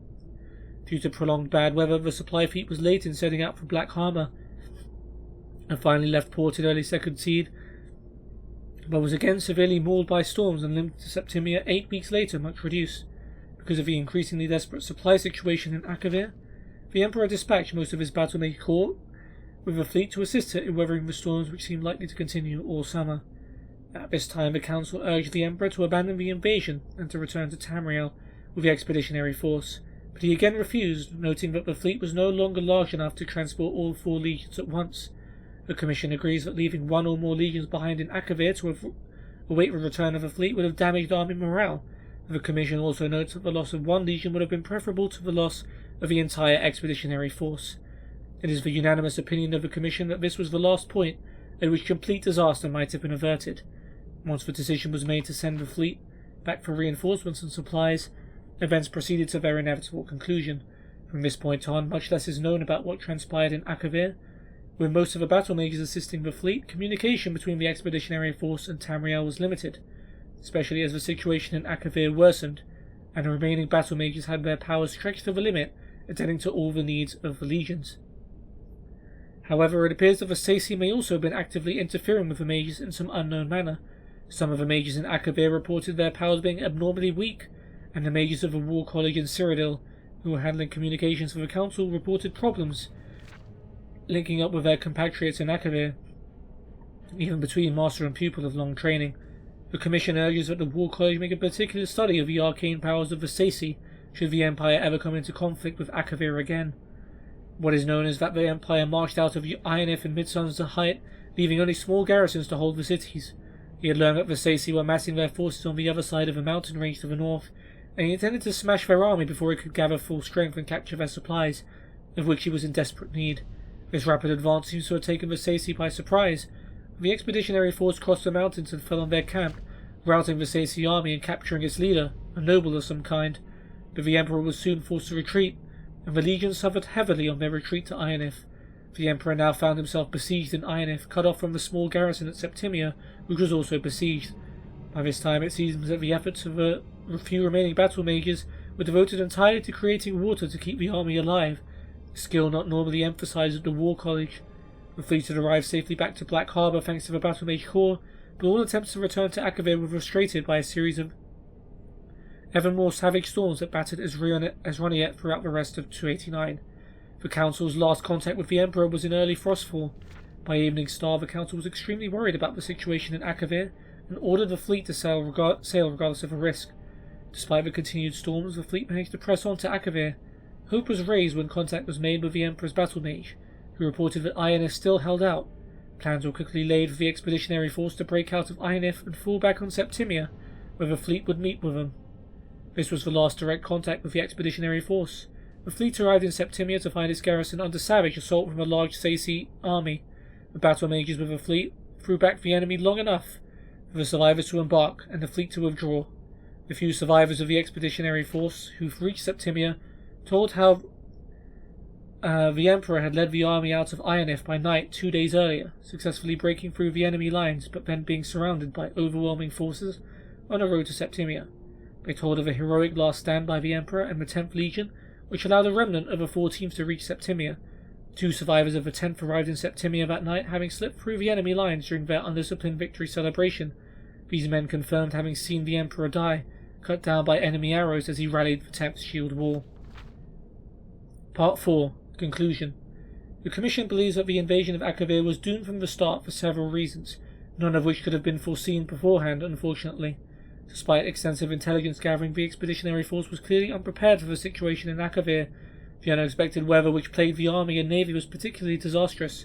Without the loss of a majority of the Far East fleet during the campaign, the expeditionary force could have been withdrawn in 289.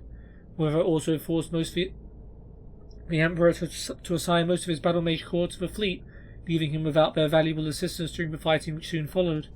And of course the unexpected drought which struck Ionith during 289 dashed the hopes of supplying the army locally, and left the expeditionary force in an untenable situation when besieged in Ionith. The Saci were also much stronger than intelligence reports had suggested.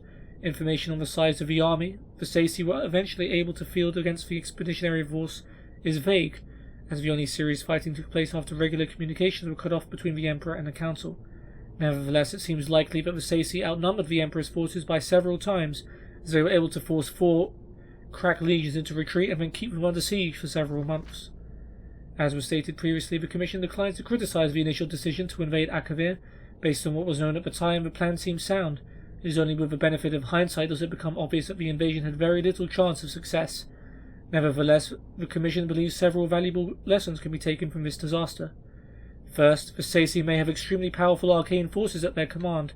The possibility that they may have manipulated the weather across such a vast region seems incredible, and it should be noted that 3 commissioners strongly objected to this paragraph even being included in this report, but the Commission believes that this matter deserves urgent investigation. The potential danger is such that even the slight possibility must be taken seriously. Second, the Saci appeared to possess no navy to speak of. The expeditionary force was never threatened by sea, and the Far East fleet fought nothing but the weather.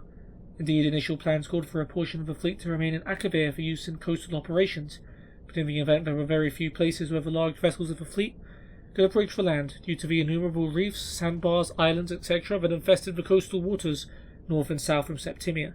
Due to the utter lack of trees in the plain around Septimia and Ionith, the expeditionary force was unable to build smaller vessels which should have navigated the shallow coastal waters. Any future military expeditions against Akavir would do well to consider some way of bringing a means for inshore naval operations in order to exploit this clear advantage over the Saci, an advantage that was sadly unexploited by the expeditionary force. Third, much longer-term study needs to be made of Akavir before another invasion could even be contemplated.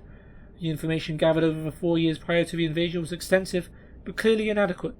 Weather conditions were completely unexpected, the Saci much stronger than expected, and the attempted negotiations by the Emperor with Vasaci a disaster. Akavir proved alien beyond expectation, and the Commission believes any future attempt to invade Akavir should not be contemplated without much greater knowledge of the conditions, politics, and peoples of that continent than presently obtained. Finally, the Commission unanimously concludes that given what we now know, any attempt to invade Akavir is folly, at least in the present state of the Empire. The Empire's legions are needed at home. One day a peaceful united Empire will return to Akavir and exact severe retribution for the disaster at Ionith and for our fallen Emperor, but that day is not now, nor in the foreseeable future. Okay, there we go. Now, 1 second, let me...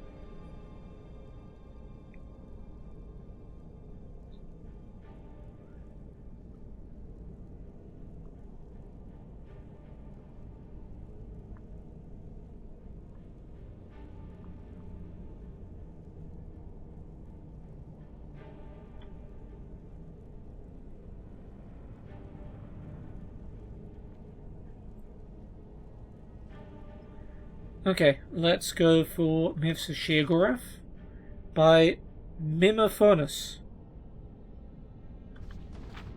Sheogorath invents music.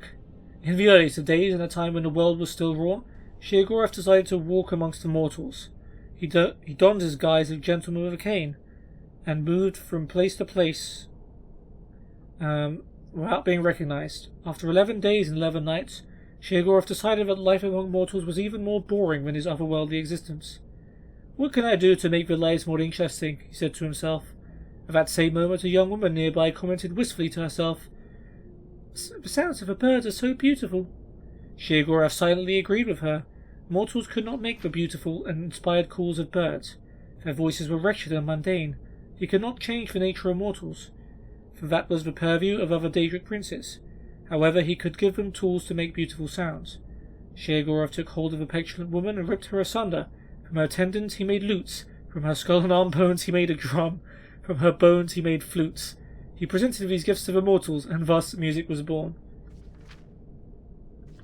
Interesting. Sheogorath and King Liandir. King Liandir was known to be an exceedingly rational man. He lived in a palace that was a small, simple structure, unadorned with art and ugly to look upon. "I do not need more than this," he would say. "Why spend my gold on such luxuries when I can spend it on my armies or on great public works?" His kingdom prospered under his sensible rule. However, the people did not always share the king's sense of practicality. They would build houses that were beautiful to look upon, although not necessarily very practical. They devoted time and energy to works of art. They would celebrate events with lavish festivals. In general, they were quite happy. King Liandir was disappointed that more of them did not follow his example and lead frugal, sensible lives. He brooded on this for many years. Finally, he decided that his subjects simply didn't understand how much more they could accomplish if they didn't waste time on those frivolous activities. Perhaps, he reasoned, they just needed more examples. The king decreed that all new buildings must be simple, unadorned, and no larger than was necessary for their function. The people were not happy about this, but they liked their king and respected the new law. In a few short years there were more plain buildings than ornate ones. The citizens used the money saved to make and buy even more lavish art and hold even more excessive celebrations. Once again, King Liandir decided to provide them a strict example of how beneficial it would be to use their time and resources for more practical purposes. He banned all works of art in the city. The people were quite put out by this, but they knew that their king was doing what he thought was best for them. However, human nature is not so easily denied. In a few more years, the city was filled with plain, simple buildings and devoid of any sort of art. However, the people now had even more money and time to devote to their parties and festivals. With a heavy heart, King Liandir decided that his people were to be treated like children, and like all children, they needed rules and discipline laid down by great figures of authority to make them understand what was truly important in life. He decreed that there should be no revelry in the city. Singing, dancing, and music were all banned. Even food and drink were limited to water and simple foodstuffs.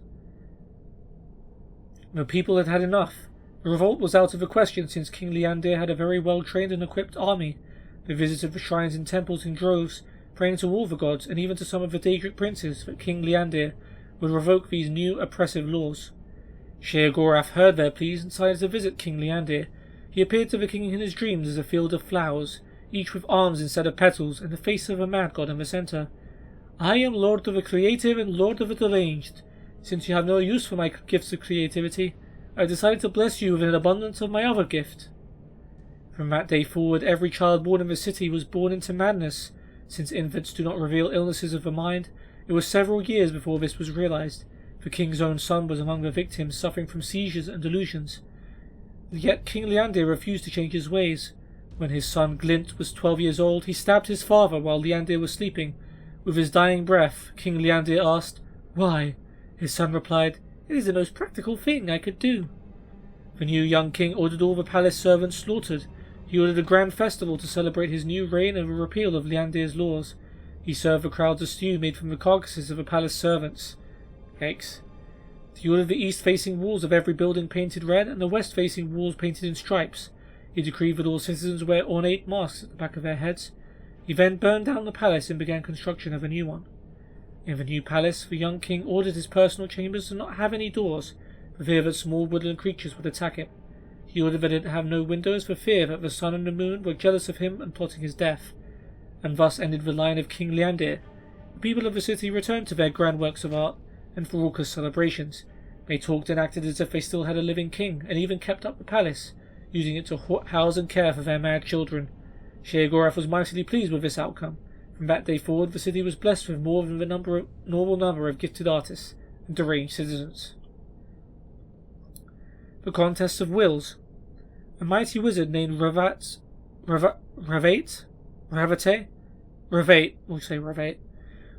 once walked the winds of time to find Lord Sheogorath. His intent was to win a favour from this most capricious of the Daedric princes. Upon finding Sheogorath, Ravate spoke humbly to him. "Lord Sheogorath, I beg a favour of you. I would gladly drive 1,000 men mad in your name if you would but grant me the greater magical powers." Fortunately for Ravate, Sheogorath was in a playful mood. He proposed a game. "I will grant your wish if you are still sane in 3 days. During that time I will do my utmost to drive you mad. It shall be great fun." Ravate was not so certain that he liked this new deal. He had been really looking forward to driving 1,000 men mad. "Lord Sheogorath, I regret having disturbed you with my shallow, selfish request. I withdraw my unfortunate plea and will humbly leave this place." Sheogorath just laughed. "Too late, mighty Ravate. The game is afoot, and you must play." Ravate fled, only to find that all exits from the Daedric realm were now sealed. He wandered aimlessly, constantly looking over his shoulder, jumping at every noise. Each moment brought new terror as he waited for Sheogorath to begin. After 3 days, Ravate was convinced that every plant and animal was a tool of Sheogorath. He hadn't eaten or drunk for fear that Sheogorath had poisoned the food or drink. He hadn't slept for fear of Sheogorath invading his dreams, which was foolish, as dreams are a domain of Vermina. May she grant us restful sleep. Wait a minute, wasn't that other story? Wasn't there another story where Sheogorath did go into that king's dreams? So he can do it if he wants to. It was then that Sheogorath appeared to him. Ravate cried out, "You have set the whole world to wishing me. Every creature and plant are doing your bidding to drive me mad." Sheogorath replied, "Actually, I have done nothing. You have driven yourself mad with your fears. Your delusions prove that you are truly deranged, and therefore I win. While you wanted to make 1,000 men mad, I only wanted to break one man's mind. Yours." From that day forward, Ravate served Sheogorath's every whim. Whenever daring travellers tried to approach Sheogorath, Ravate warns them, "Sheogorath was already inside each of us. You have already lost." And there we go. Okay, we've got the full biography of Baron Zayat collection, which we have read.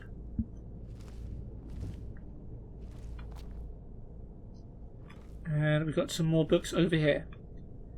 We have got Magic from the Sky by Erlav Jarol. Hey, that guy, that's one of the NPCs in Oblivion. In the Mages Guild. The ancient aliens believed that Nirn was composed of 4 basic elements: earth, water, air, and light. And of these 4 elements, they believed the most sublime form of light was starlight. The stars are our links to the plane of Ephirius, the source of all magical power, and therefore, light from the stars is the most potent and exalted of all magical powers. From time to time, fragments of Ephirius fall from the heavens. The people know these fragments as shooting stars. And from time to time, such ethereal fragments are found on Nirn. The most common varieties are known as meteoric iron. This metal is prized by armourers and enchanters for its properties in the forging of enchanted weapons and armours. This meteoric iron is also the primary component in Iliad Wells, ancient enchanted artifacts found throughout Cyrodiil. Another rarer form of ethereal fragment is called meteoric glass. It is from such fragments that other rare alien enchanted artifacts are crafted, Wilkin stones and Vala stones. Iliad's wells are scattered across Cyriel's landscape. Their sighting is a mystery. They are not associated with any known Iliad cities or settlements. It is presumed that in some manner they harvest magical power from starlight. It is also suggested without evidence or support that they are located at the meeting points of ancient lines of magical power. However, modern arcane arts have discovered no perceptible evidence of such lines of power. Those with magical talents can draw magicka from Iliad wells to restore their own reservoirs of magical power. No ritual or arcane knowledge is necessary, suggesting that these wells were designed to serve persons not skilled in the magical arts. Once drained, the wells replenish again only at magical midnight. Once recharged, they appear to radiate magical power back into the sky, which prompts some to theorize they are also objects with religious or magical ritual significance, perhaps a means of offering magic back to the heavens. Welkin stones, Altmarie's Sky Stone, Heaven Stone, literally Sky Child, are pieces of cut and enchanted meteoric glass which apparently act as storage devices for magical power. A magical talent can restore his reservoirs of magicka from such stones. Alas, the means of restoring power to these stones may have been lost with the Iliads. Currently, these objects simply crumble to dust after they have been used. Great Wilkin stones are exceptionally large pieces of enchanted meteoric glass. Scholars believe that at the heart of each ancient Iliad city, a great Wilkin stone was the source of the settlement's magical enchantments. It may be that these greater stones were linked to the lesser stones, restoring and maintaining their power. In any case, research on these great Wilkin stones is impossible, since all the known Iliad ruins have been looted of their great stones, and no examples of these great stones are known to survive. Another rare enchanted item found in Iliad ruins is called a Vala stone, Altmarie's Starstone. Vala stones are remarkably powerful, enabling untrained users to restore magical energy to any number of enchanted items. Because of their great value and utility, these items are also extremely rare, but since they are small and easily concealed, diligent explorers may still occasionally come across them in any Iliad ruin. Iliad wells, Welkin stones, Vala stones, consider then these marvels of magical enchantment. Are we then to conclude that the Iliads were a superior race and culture? Did they so excel us in arts and craft that they mocked the feeble powers of third-era wizards? Never. The Iliads were powerful, yes, and cunning, but they were neither good nor wise, and so they were struck down. Their works have passed from them. Save these rare and sparkling treasures, their ancient cities are dark and empty, save for the grim revenants and restless spirits condemned forever to walk the halls, keeping their melancholy vigils over bones and dust. There we go. The Dragon War. Have we read that one?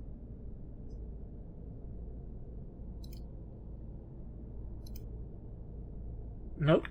I love the fact that I have these screenshots, by the way. The Dragon War, then. By Torhal Bjork. In the Mirific era, when Ysgramor first set foot on Tamriel, his people brought with them a faith that worshipped animal gods. Certain scholars believe these primitive people actually worshipped the divines as we know them, just in the form of these totem animals. They deified the hawk, wolf, snake, moth, owl, whale, bear, fox, and the dragon. That's interesting. So, remember when we went to the, we go to any Nordic ruin, and we see these animals depicted in a lot of the puzzles? Well, I guess that's the origin of that. That's pretty interesting. Every now and then you can stumble across the broken stone totems in the farther reaches of Skyrim. Foremost among all animals was the dragon. In the ancient Nordic tongue it was Drakon. Occasionally the term Dovra is used, but the language or derivation of that is not known. Using either name was forbidden to all except the dragon priests. Grand temples were built to honor the dragons and appease them. Many of them survive today as ancient ruins haunted by Draugr and undead dragon priests. Dragons, being dragons, embraced their role as god-kings over men. After all, were they not fashioned in Akatosh's own image? Were they not superior in every way to the hordes of small, soft creatures that worshipped them? For dragons, power equals truth. They had the power, so therefore it must be truth. Dragons granted small amounts of power to the dragon priests in exchange for absolute obedience. In turn, the dragon priests ruled men as equals to the kings. Dragons, of course, could not be bothered with actually ruling. In Thalmor, where Ysgramor and his people came from, the dragon priests demanded tribute and set down laws and codes of living that kept peace between dragons and men. In Tamriel they were not nearly as benevolent. It's unclear if this was true due to an ambitious dragon priest, or a particular dragon, or a series of weak kings. Whatever the cause, the dragon priests began to rule with an iron fist, making virtual slaves of the rest of the population. When the populace rebelled, the dragon priests retaliated. When the dragon priests could not collect the tribute or control the masses, the dragon's response was swift and brutal. So it was the Dragon War began. At first, men died by the thousands. The ancient texts reveal that a few dragons took the side of men. Why they did this is not known. The priests of the Nine Divines claim it was Akatosh himself that intervened. From these dragons, men learned magics to use against dragons. The tide began to turn, and dragons began to die too. The war was long and bloody. The dragon priests were overthrown, and dragons were slaughtered in large numbers. The surviving dragons scattered, choosing to live in remote places away from men. The dragon cult itself adapted and survived. They built the dragon mounds, entombing the remains of dragons that fell in the war. They believed that one day the dragons would rise again and reward the faithful. Well, we were right about the dragons rising again. And we're going to find out more about dragon priests later on in this playthrough. And not just in the books. Okay. Children of the Sky.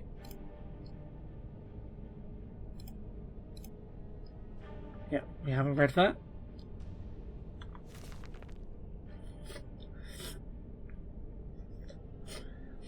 Children of the Sky. Nords consider themselves to be the children of the sky. They call Skyrim the throat of the world, because it is where the sky exhaled on the land and formed them. They see themselves as eternal outsiders and invaders, and even when they conquer and rule another people, they feel no kinship with them. The breath and the voice are the vital essence of a Nord. When they defeat great enemies, they take their tongues as trophies. Is that the origin of the voice? These are woven into ropes and can hold speech like an enchantment. The power of a Nord can be articulated into a shout, like the Kie of an Akaviri swordsman. The strongest of their warriors are called tongues. I've never heard that before. When the Nords attack a city, they take no siege engines or cavalry. The tongues form in a wedge in front of the gatehouse and draw in breath. When the leader lets it out in a Kie, the doors are blown in and the axemen rush into the city. Shouts can be used to sharpen blades or to strike enemies. The common effect is the shout that knocks an enemy back, or the power of command. A strong Nord can instill bravery in men with his battle cry, or stop a charging warrior with a roar. The greatest of the Nords can call to specific people over hundreds of miles, and can move by casting a shout, appearing where it lands. The most powerful Nords cannot speak without causing destruction. Cough cough greybeards. They must go gagged, and communicate through a sign language and through scribing runes. The further north you go into Skyrim, the more powerful and elemental the people become, and the less they require dwellings and shelters.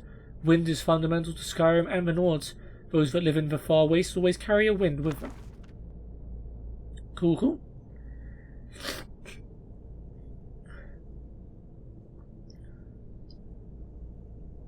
Okay, next up is Feyfoken III.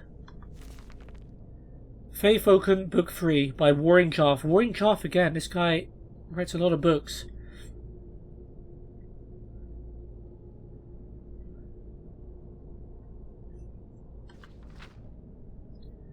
Chowabad had at last seen the power of a quill, said the great sage, continuing his tale.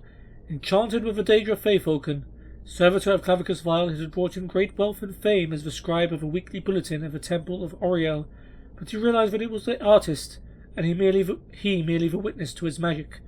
He was furious and jealous. With a cry, he snapped the quill in half.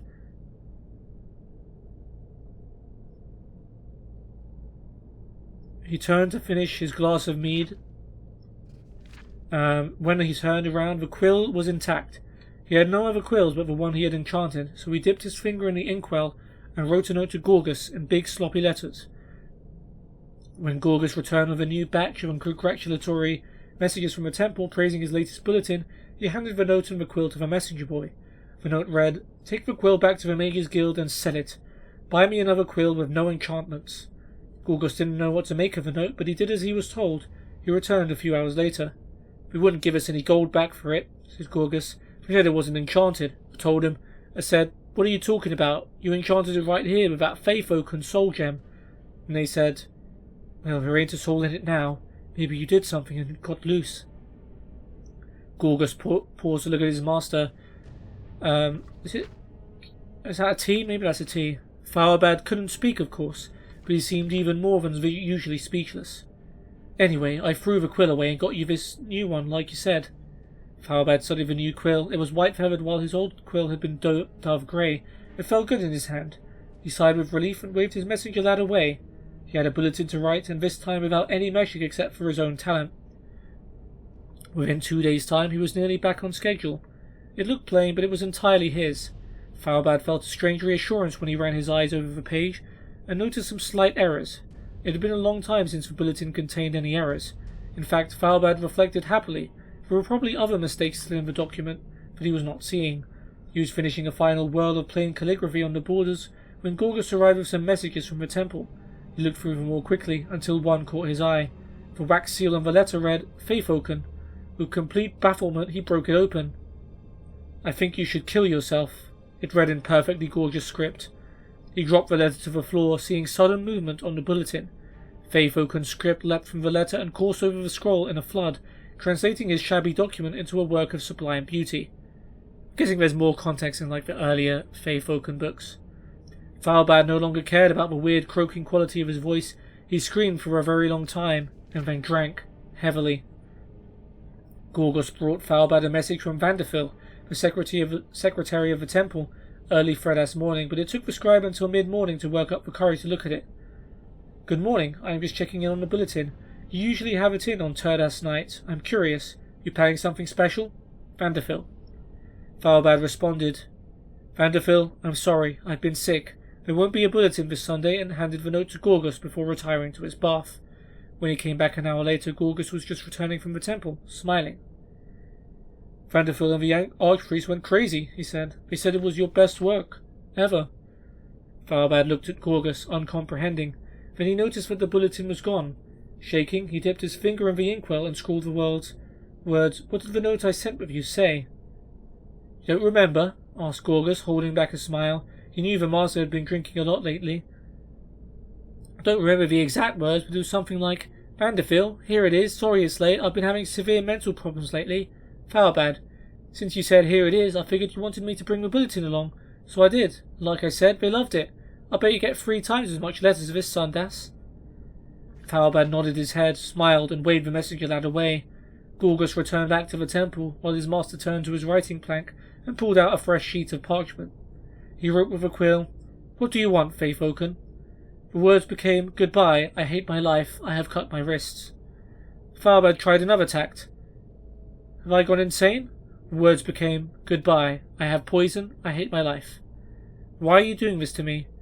I, Thalbad Hulzik, cannot live with myself and my ingratitude. That's why I put this noose around my neck. Thalbad picked up a fresh parchment, dipped his finger in the inkwell, and proceeded to rewrite the entire bulletin. While his original draft, before Faithoken had altered it, had been simple and flawed, the new copy was a scrawl. Lowercase i's were undotted, g's looked like y's, sentences ran into margins and curled up and all over like serpents. Ink from the first page leaked onto the second page. When he yanked the pages from the notebook, a long tear nearly divided the third page in half. Something about the final result was evocative. Thalbad at least hoped so. He wrote another note reading, simply, Use this bulletin instead of a piece of trash I sent you. When Gorgas returned with new messages, Thalbad handed the envelope to him. The new letters were all the same, except for one from his healer, Telemikiel. Thalbad, we need you to come in as soon as possible. We've received a report from Black Marsh about a strain of the Crimson Plague that sounds very much like your disease, and we need to re-examine you. Nothing is definite yet, but we're going to want to see what our options are. It took Thalbad the rest of the day and 15 drams of the stoutest mead to recover. The larger part of the next morning was spent recovering from this means of recovery. He started to write a message to Vanderfil. What did you think of the new bulletin? With the quill. Faithoken's improved version was, I'm going to ignite myself on fire because I am a dying no talent. Thalbad rewrote the note using his finger and ink message. When Gorgas appeared, he handed him the note. There was one message in Vanderfil's handwriting. It read, Thalbad, not only are you divinely inspired, but you have a great sense of humour. Imagine us using those scribbles you sent instead of a real bulletin. You made the Archbishop laugh heartily. I cannot wait to see what you have next week. Yours fondly, Vanderfil. The funeral service a week later brought out far more friends and admirers than Thalbad Hulzik would have believed possible. The coffin, of course, had to be closed, but that didn't stop the mourners from filing into lines to touch its smooth oak surface, imagining it as the flesh of the artist himself. The Archbishop managed to rise to the occasion and deliver a better than usual eulogy. Thalbad's old nemesis, the secretary before Vanderfil, Alpheus, came in from Cloudrest. wheeling and telling all who would listen that Thalbad's suggestions had changed the direction of her life. When she heard Thalbad had left her his quill in his final testament, she broke down in tears. Vanderfell was even more inconsolable until she found a handsome and delightfully single young man. "I can hardly believe he's gone, and I never even saw him face to face or spoke to him," she said. "I saw the body, but even if he hadn't been all burned up, I wouldn't have been able to tell if it was him or not." "I wish I could tell you there'd been a mistake. There was plenty of medical evidence," said Thalmor. "I supplied some of it myself. He was a patient of mine, you see." "Oh," said Vanderfell. "Was he sick or something?" "He had the Crimson Plague years ago. That's what took away his voice box. But it appeared to have gone into complete remission. Actually, I had just sent him a note telling him words to that effect the day before he killed himself." "You're that healer?" exclaimed Vanderfell. "Thalbad's messenger boy Gorgus told me that he had just picked up that message when I sent mine, complimenting him on the new, primitive design for the bulletin. It was amazing work. I never would have told him this, but I had begun to suspect he was stuck in an outmoded style. It turned out he had one last work of genius before going out in a blaze of glory, figuratively and literally." Vanderfell showed the leader Thalbad's last bulletin, and Thalmor agreed that its frantic, nearly illegible style spoke volumes about the power and majesty of the god Auriel. "Now I'm thoroughly confused," said Vongeldak. "About which part?" asked the great sage. "I think the tale is very straightforward." "The Falcon made all the bulletins beautiful, except for the last one, the one Thalbad did for himself," said Taksim thoughtfully. "But why did he misread the notes from Vanderfell and the healer? Did Fayfalken change those words?" "Perhaps," smiled the great sage. "Or did Fayfalken change Thalbad's perception of those words?" asked Vongeldak. "Did Fayfalken make him mad after all?" "Very likely," said the great sage. But that would mean that Fayfalken was a servitor of Sher Gorath," said Vongeldak, "and you said he was a servitor of Clavicus Vile. Which was he, an agent of mischief or an agent of insanity?" "The wheel was surely altered by Fayfalken," said Taksim, "and that's the sort of thing the servitor of Clavicus Vile would do to perpetuate the curse. As an appropriate ending to the tale of the scribe and his cursed quill," smiled the great sage, "I would let you read into it, as you will." Okay, so he either thought the quill was making all of his stuff good, or the quill was actually doing it, but even though we didn't want to. Interesting all the same. Brief history of the Empire, 1, 2, and 3. Okay, we don't need to read any of those. I got On the Great Collapse.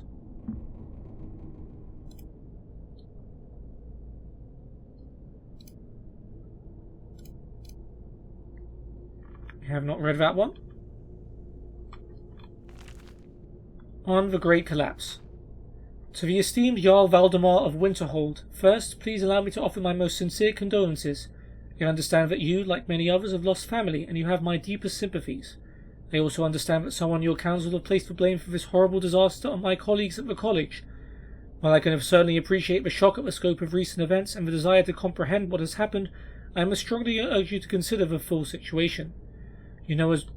Wait, what's this book called? On the Great Collapse. You know as well as any the college's history and reputation in Winterhold. It has long been a source of pride for your city, a unique fixture in Skyrim. Some of the greatest wizards have studied here, and the college has always promoted positive relations with the other provinces of Tamriel. It is well known that those relations have been, shall we say, strained over the last few decades. After the Oblivion Crisis, it was only natural that the people of Skyrim showed a distrust for mages, even though the vast majority of us actively worked to counter the actions of the Mythic Dawn cult. Okay. So, mages started getting attacked after the Oblivion Crisis. They got blamed for it. Okay. The college expected such a reaction and hoped their distrust would fade over time. And then, the Red Year. No one foresaw the explosion of Red Mountain or the devastating effect it would have on the Dunmer culture. Your predecessor was kind enough to welcome many of the refugees, particularly those who could contribute to the college's studies. We were quite grateful. When Solstheim was generously offered to the Dunmer as a new home, I was as surprised as any. I did not, however, share the apparent expectation that all Dark Elves would leave Skyrim. It did not go unnoticed that many in Winterhold were unhappy at how many mages chose to stay at the college rather than relocate. And now the storms that have racked the coast of Skyrim for close to a year have finally broken, but at a great cost to us all. This great collapse that has devastated Winterhold was unexpected, I assure you. That the college has remained unaffected is only a testament to the protective magics placed around it so long ago. It in no way implies that we were somehow prepared specifically for this event, and there's certainly no indication that the college was somehow responsible. I certainly would never hold you accountable for the gossip spread amongst the people of Winterhold. I would urge you, though, to not allow that gossip to take root and become a commonly held belief. I do not wish to see our relationship crumble like Winterhold has, as I assure you the college will remain here a very, very long time. Your persistent advocate, Archmage Deneth. Interesting. Okay, got a lantern, got a silver jeweled necklace. Got some gold. Got antecedents of Dwemer law. Antecedents, maybe. This book is a historical account of the development of Dwemer law and custom from its roots in High Elven culture. In short, so far as I am able to trace the order of development in the customs of the Bosmeri tribes, I believe it to have been in all ways comparable to the growth of Altbury law. The earlier liability for slaves and animals was mainly confined to surrender, which, as in Somerset Isles, later became compensation. And what does this matter for a study of our laws today? So far as concerns the influence of the Altbury law upon our own, especially the Altbury law of master and servant, the evidence of it is to be found in every judgment which has been recorded for the last 500 years. It has been stated already that we still repeat the reasoning of the Altbury magistrates, empty as it is, to the present day. Now I'll quickly show how Altbury custom can be followed into the courts of the Dwemer.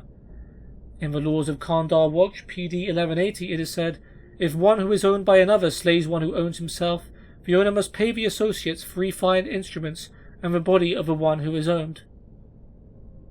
Wait, let me reread that. So if a servant kills a master, you must pay the associate 3 instruments and the body of the one who is owned. Okay. There are many other similar cessations, and the same principle is extended even to the case of a centurion by which a man is killed. If at the common workbench one is slain by an animan suli, the associates of the slain may disassemble the animan suli and take its parts within 30 days. Okay, we'll learn more about what that's talking about, I think, later. It is instructive to compare what Dark has mentioned concerning the rude beasts of the 10-mile forests. If a marsh cat was killed by an Argonian, his family were in disgrace till they retaliated by killing the Argonian, or another like it. But further, if a marsh cat was killed by a fall from a tree, his relatives would take their revenge by toppling the tree and shattering its branches and casting them to every part of the forest. So basically, if you kill someone, then someone else has the right to revenge or compensation. Cool. Take some more gold. And next up is the Amulet of Kings, which we also have not read yet. The Amulet of Kings by Winangris Monhona. In the first years of the First Era, a powerful race of elves called the Aelids, or the Heartland High Elves, ruled central Tamriel with an iron hand. The high and haughty Aelids relied on their patrons, the treacherous Daedra lords, to provide armies of Daedra and dead spirits with these fearless magical armies. The Aelids preyed without mercy upon the young races of men, slaughtering or enslaving them at their whim. On behalf of the suffering human races, Saint Alessia, the first in the line of Cyrodiils, sought the aid of Akatosh, the dragon god of time, and ruler of the noble Aedra.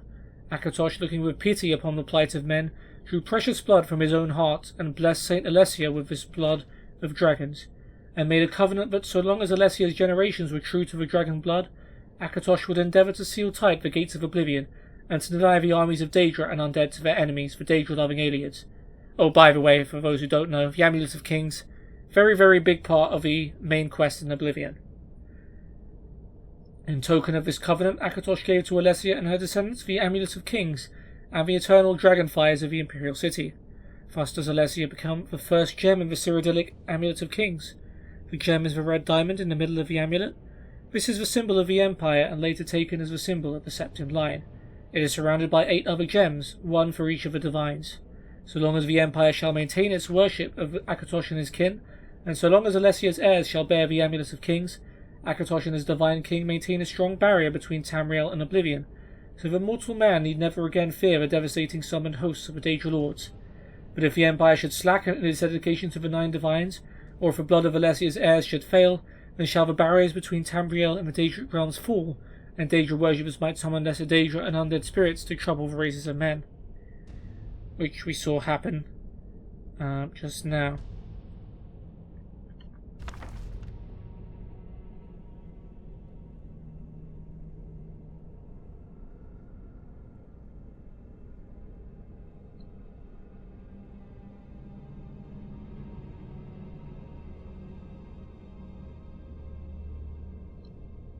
Alright then.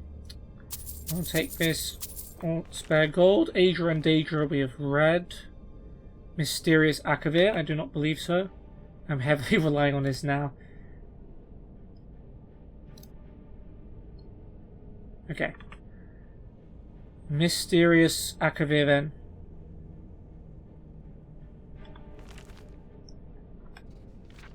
Akavir means Dragonland, Tamriel means Dawn's Beauty, Atmora means Elder Wood. Only the Red Guards know what Yokuda ever meant. Oh, did you ever ask them? Akavir is the kingdom of the beasts. No men or mer live in Akavir, though men once did. These men, however, were eaten long ago by the vampiric serpent folk of Saci. Had they not been eaten, these men would have eventually migrated to Tamriel.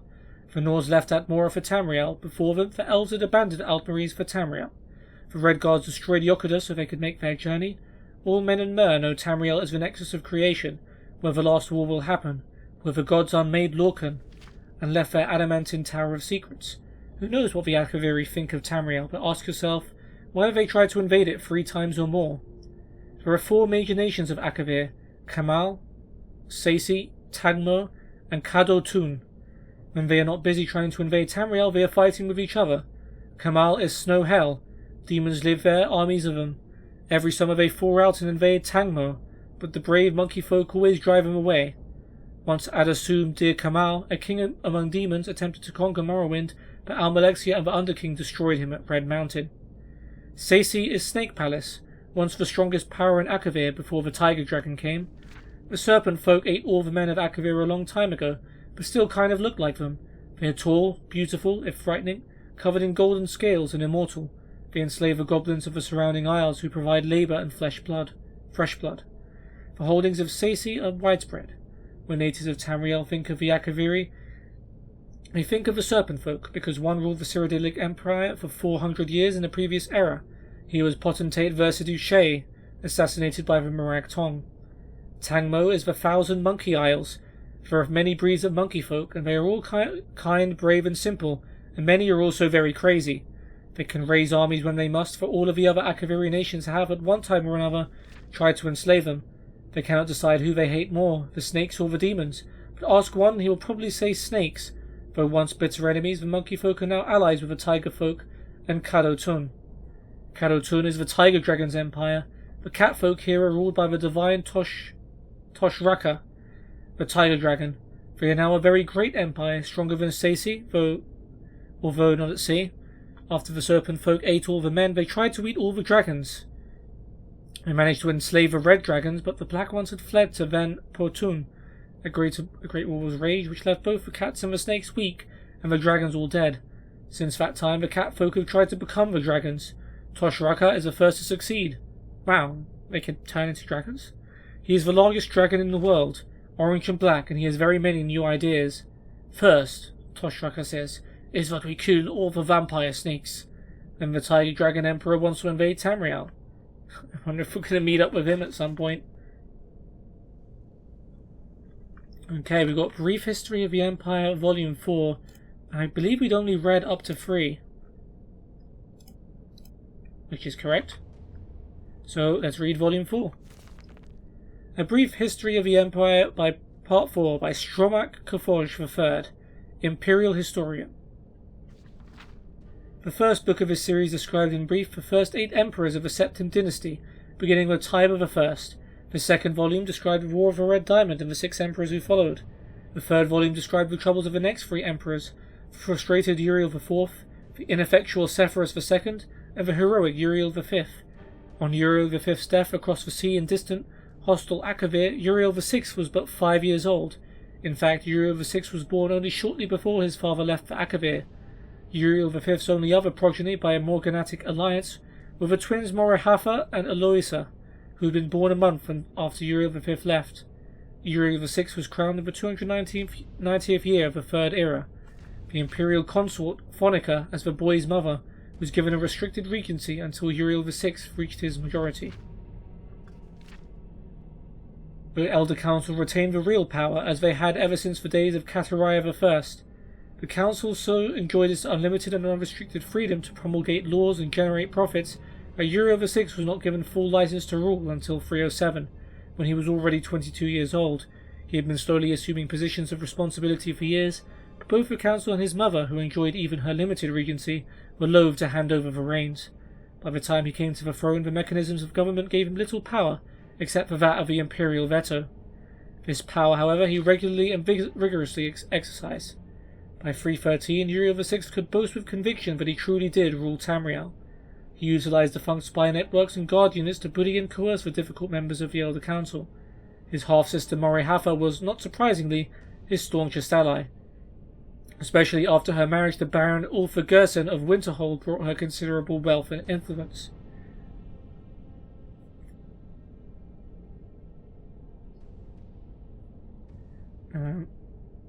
As the sage Ugarik said, Uriel V conquered Ezroniet, but Uriel VI conquered the Elder Council. When Uriel VI fell off a horse and could not be resuscitated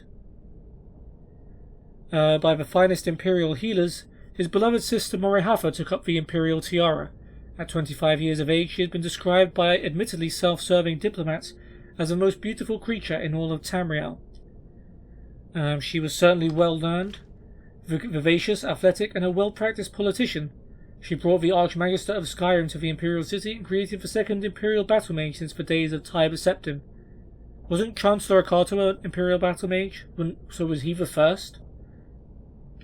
Not sure. Morihafa finished the... Oh no, this is before Chancellor Akato. Uriel VII hasn't been Emperor yet. Morihafa finished the job her brother had begun, and made the Imperial Province a true government under the Empress, and later the Emperor. Outside the Imperial Province, however, the Empire had been slowly disintegrating. Open revolutions and civil wars had raged unchallenged since the days of her grandfather Sephirus II. Carefully coordinating her counterattacks, Morihafa slowly claimed back her rebellious vassals, always avoiding overextending herself.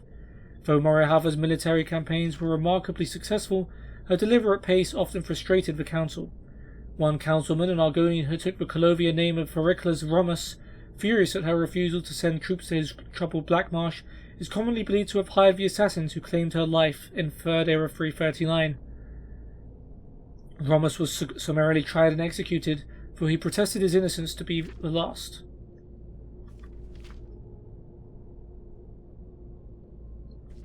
So, okay. Morihafa had no surviving children, and Eloisa had died of a fever 4 years before.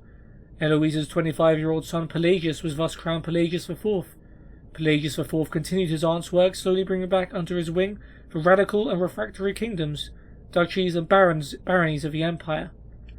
He exercised Morihafa's poise and circumspect pace in his endeavours, but alas he did not attain her success. The kingdoms had been free of constraint for so long that even a benign imperial presence was considered odious. Nevertheless, when Pelagius died after a notably stable and prosperous 29-year reign, Tamriel was closer to unity than it had been since the days of Uriel I. Our current emperor, his awesome and terrible majesty Uriel Septim VII, son of Pelagius IV, has the diligence of his great aunt Morihafa, the political skill of his great uncle Uriel VI, and the military prowess of his great granduncle Uriel V. For 21 years he reigned and brought justice and order to Tamriel. In the year Third Era 389, however, his imperial battle mage Jaeger Tharn betrayed him. Uriel VII was imprisoned in a dimension of Tharn's creation, and Tharn used his sorcery of illusion to assume the Emperor's aspect. For the next 10 years, Tharn abused imperial privilege, but did not continue Uriel VII's schedule of reconquests. It is not yet entirely known what Tharn's goals and personal accomplishments were during the 10 years he masqueraded as his liege lord.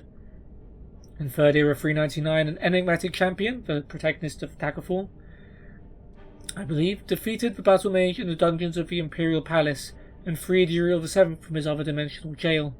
Since his emancipation, Uriel Septim VII has worked diligently to renew the battles that would reunite Tamriel. Tharn's interference broke the momentum, it is true, but the years since then have proven that there is hope of the golden age of Tiber Septim's rule, glorifying Tamriel once again. I wonder if there's a volume 5 based on what happened in Oblivion. That would be cool. The Wolf Queen, volume 6.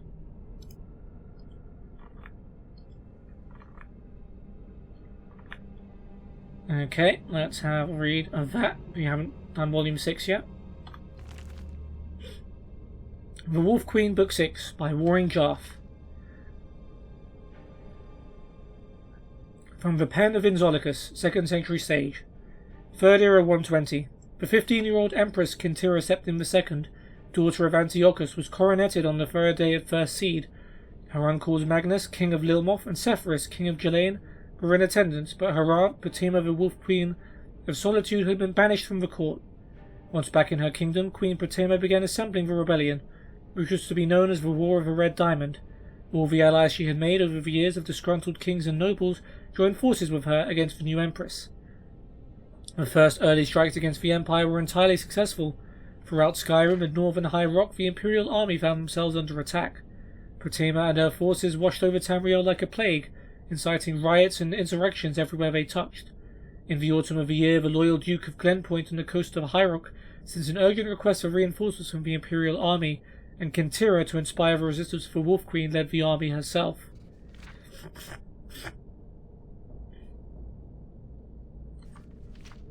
Third era 121. We don't know where they are, said the Duke, deeply embarrassed. I sent scouts out all over the countryside. I can only assume that they retreated up north upon hearing of your army's arrival. I hate to say it, but I was hoping for a battle, said Kintira. I'd like to put my aunt's head on a spike and parade it around the Empire. Her son Uriel and his army are right on the border to the Imperial province, mocking me. How are they able to be so successful? Are they just that good in battle, or do my subjects truly hate me? She was tired after many months of struggling through the mud of autumn and winter. Crossing the Dragontail Mountains, her army nearly marched into an ambush. A blizzard snap in the normally temperate barony of Dwinan was so unexpected and severe that it must certainly have been cast by one of Patima's wizard allies. Everywhere she turned, she felt her aunt's touch, and now her chance of facing the Wolf Queen at last had been thwarted. It was almost too much to bear. It is fear, pure and simple, said the Duke. That is her greatest weapon. I need to ask, said Kintira, hoping that by sheer will she could keep her voice from revealing any of the fear the Duke spoke of. You've seen the army. Is it true that she has summoned a force of undead warriors to do her bidding? No, as a matter of fact, it's not true, but she certainly fosters that rumour. Her army attacks at night partly for strategic reasons, and partly to advance fears like that. She has, so far as I know, no supernatural aid other than the standard battle mages and nightblades of any modern army. Always at night, said Kintira thoughtfully. I suppose that's to disguise their numbers. And to move her troops into position before we're aware of them, added the Duke.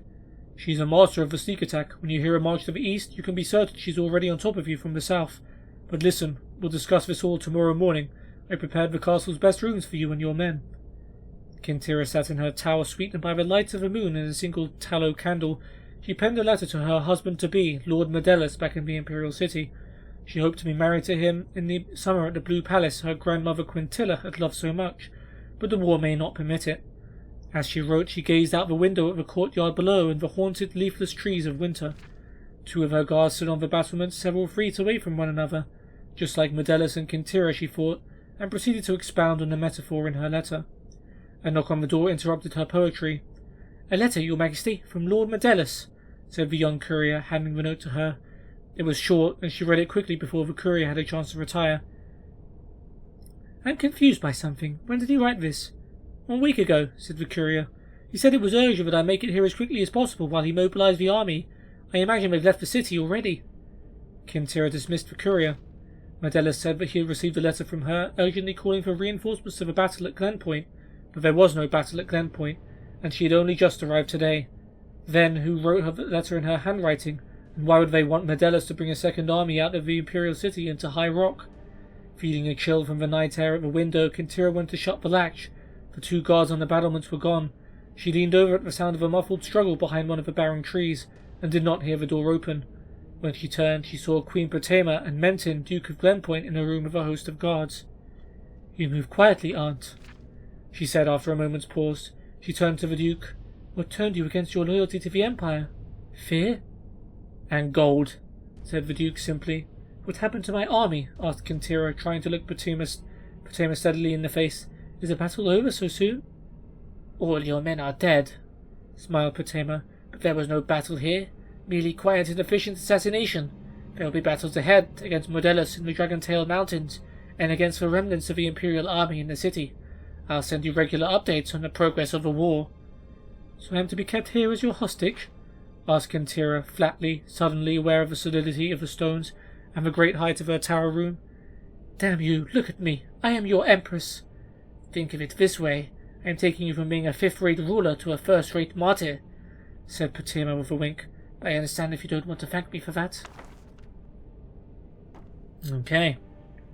First Hold Revolt. I think we actually have that book on us at the moment.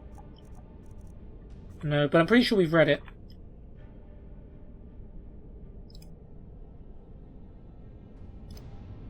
Yeah. Okay. So we got some gold. Clothes iron, inkwell, Nord Mead. Nord paper, Nord Mead, charcoal quill. Don't need any of this. Bucket, woodcutter's axe. Broom, rolls of paper. Inkwell quill. Boots, shoes, ragged robes. Pretty sure we got all of that. And inside this box there is a book called Fire and Darkness, which is a one-handed skill book. Nice. We're up to 49 one-handed. Fire and Darkness for Brotherhoods of Death by Inir Gorming. Brother, I still call you brother, for we share our bonds of blood, tested but unbroken by hatred. Even if I am murdered, which seems inevitable now, know that, brother, you and I are not innocents, so our benedictions of mutual enmity is not tragedy, but horror. This state of silent, shadowed war, of secret poisons and sleeping men strangled in their beds, or the sudden arrow and the artful dagger has no end that I can see, no possibility for peace. I see the shadows in the room move, though the flame of my candle is steady. I know the signs that I... This note was found where it had fallen beneath the floorboards of an abandoned house in the Nordic village of Jotunheim in the 358th year of the Second Era. It was said that a quiet cobbler lived in the house, whispered by some to be a member of the dread Morak Tong, the Assassin's Guild outlawed throughout Tamriel 34 years previously. The house itself was perfectly in order, as if the cobbler had simply vanished. There was a single drop of blood on the note. The Dark Brotherhood had paid a call. This note and others like it are rare. Both the Morak Tong and its hated child, the Dark Brotherhood, are scrupulous about leaving no evidence behind. Their members know that to divulge secrets of their orders is a lethal infraction. This obviously makes the job of a historian seeking to trace their histories very difficult. The Morak Tong, according to most scholars, had been a facet of the culture of Morrowind almost since its beginning. After all, the history of Resdain, the ancient name of Morrowind, is rife with assassination, blood sacrifice, and religious zealotry, hallmarks of the Order. It is commonly said that the Morak Tong then is now murdered for the glory of the Daedra Prince Mephala, but common assumptions are rarely completely accurate. It is my contention that the earliest form of the Tong additionally worshipped an even older and more malevolent deity than Mephala. As terrifying as that Prince of Oblivion is, they had and have reverence for a far greater evil. Writs of assassination from the First Era offer rare glimpses into the Morak Tong's earliest philosophy. They are, as matter of fact, as current-day writs, but many contain snatches of poetry which have perplexed our scholars for hundreds of years. Lisping sibilant hisses, ether's sweet sway, rancid kiss of passing sin, and other strange, almost insane insertions into the writs were codes for the names of a person to be assassinated, his or her location, and the time at which death was to come. They were also direct references to the divine spirit called Sithis. Evidence of Morak Tong's expertise in assassination seems scarcely necessary. The few instances of someone escaping a murder attempt by them are always remarkable and rare, proving that they were and are patient-capable murderers who use their tools well. A fragment of a letter found among the effects of a well-known armourer has been sealed in our vaults for some time. It was likely penned by an unknown Tong assassin ordering weapons for his order, and offers some illumination into what they looked for in their blades, as well as the mention of Vunura, the island where the Tong sent its agents in retirement. I congratulate you on your artistry and the balance and heft of your daggers. The knife blade is whisper thin, elegantly wrought, but impractical. It must have a bolder edge, for arteries when cut have a tendency to self-seal, preventing adequate blood loss. I'll be leaving Venura in 2 weeks' time to inspect your new tools, hoping they will be more satisfactory. Morag Tong spread quietly throughout Tamriel in the early years of the Second Era, worshipping Mephala and Syphis with blood. Syphilis? No, that's not what they were worshipping. As they had always done. When the Morag Tong assassinated the Emperor Raymond in the year 2920 of the First Era, and his successor Potentate Verside Shay in the 324th year of the Second Era, the assassins were so long in the shadows suddenly thrust into the light. They had become brazen, drunk with murder, literally painting the words Morag Tong on the wall in the Potentate's blood. Morag Tong was senselessly and unanimously outlawed in all corners of Tamriel, with the exception of its home province of Morrowind. There they continued to operate with the blessings of the houses, apparently cutting off all contact with their satellite brothers to the west. There they continued their quasi-legal existence, accepting black writs and murdering with impunity. Most scholars believe that the birth of the Dark Brotherhood, the secular murder-for-profit order of assassins, was a result of a religious schism in the Morag Tong. Given the secrecy of both cults, it is difficult to divine the exact nature of it, but certain logical assumptions can be made. In order to exist, the Morag Tong must have appealed to the highest power in Morrowind, which at that time the Second Era could only have been the tribunal of Almalexia, Sophosil, and Vivek. Mephala, whom the Tong worshipped with Syphis, was said to have been the anticipation of Vivek. Is it not logical to assume that in exchange for toleration of their continued existence, the Tong would have ceased their worship of Mephala in exchange for the worship of Vivek? The Morag Tong continues, as we know, to worship Syphis. The Dark Brotherhood is not considered a religious order by most merely a secular organization offering murder for gold. I thought they did worship Syphis in Oblivion. I have seen, however, proof positive in the form of writs to the Brotherhood that Syphis is still revered above all. So where, the reader asks, is the cause for the schism? How could a silent war have begun, when both groups are so close? Both Assassin's Guilds, after all, worship Syphis. And yet a figure emerges from history who should give those with this assumption pause. The Night Mother. Who the Night Mother is, where she came from, what her functions are, no one knows. Karlovac Townway, in his generally well-researched historical fiction, 2920, the last year of the First Era, I think we read some of that before, tries to make her the leader of the Morag Tong, but she is never historically associated with the Tong, only the Dark Brotherhood. The Night Mother, my dear friend, is Mephala. The Dark Brotherhood of the West, unfettered by the orders of the Tribunal, continue to worship Mephala. They may not call her by her name, but the Daedra of murder, sex, and secrets is their leader still, and they did not, and still do not to this day, forgive their brethren for casting her aside. The cobbler who met his end in the Second Era, who saw no end in the war between the Brotherhood and the Tong, was correct. In the shadows of the Empire, the Brothers of Death remain locked in combat, and they will likely remain that way forever. Interesting. Don't know if that book's 100% true, but it offers a unique perspective, I guess. And a chest, gold, and minor magica. We don't need to take at this point. Some more books over here. A children's Anowad. Haven't read. A children's Anowad, the Anowad paraphrased. The first ones were brothers, Anu and Padme. They came into the void, and time began. As Anu and Padme wandered the void, the interplay of light and darkness created Nur.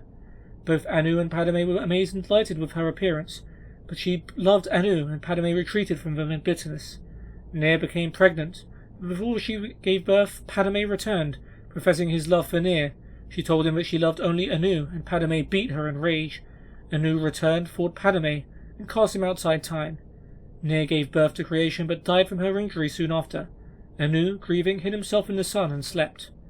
Meanwhile, life sprang up on the 12 worlds of creation and flourished.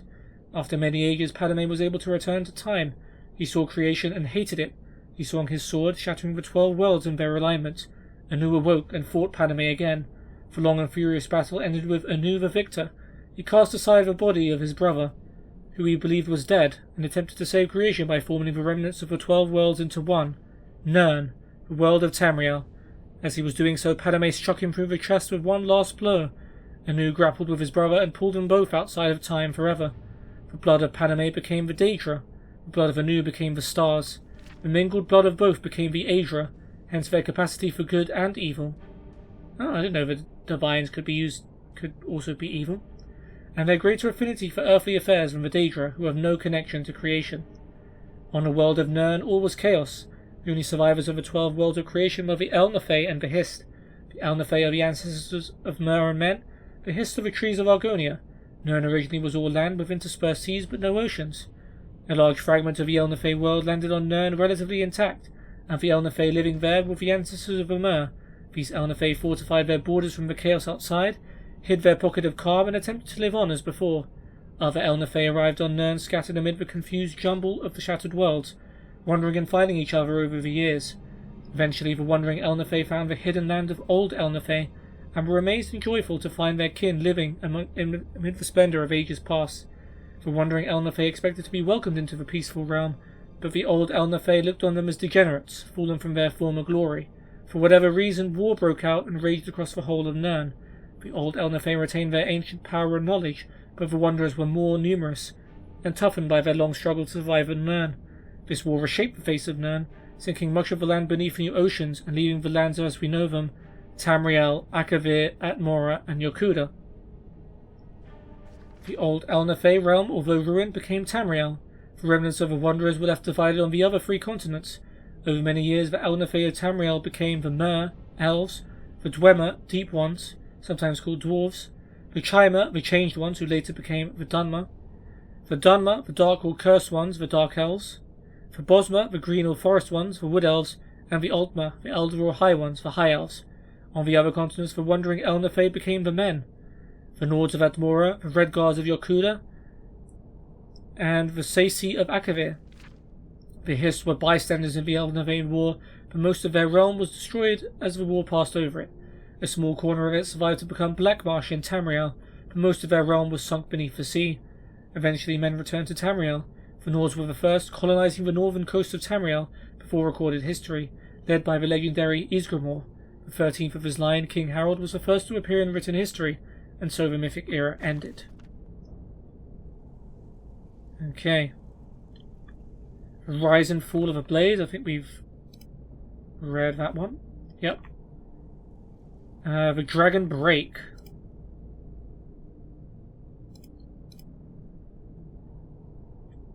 Nope, I haven't read that.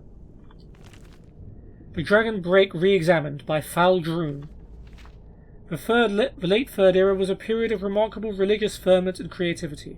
The upheavals of the reign of Uriel VII were only the outward sign of the historical forces that would eventually lead to the fall of the Septim dynasty. The so-called Dragon Break was first proposed at this time by a wide variety of cults and fringe sects across the Empire, connected only by a common obsession with the events surrounding Tiber Septim's rise to power, the founding myth, if you will, of the Septim dynasty.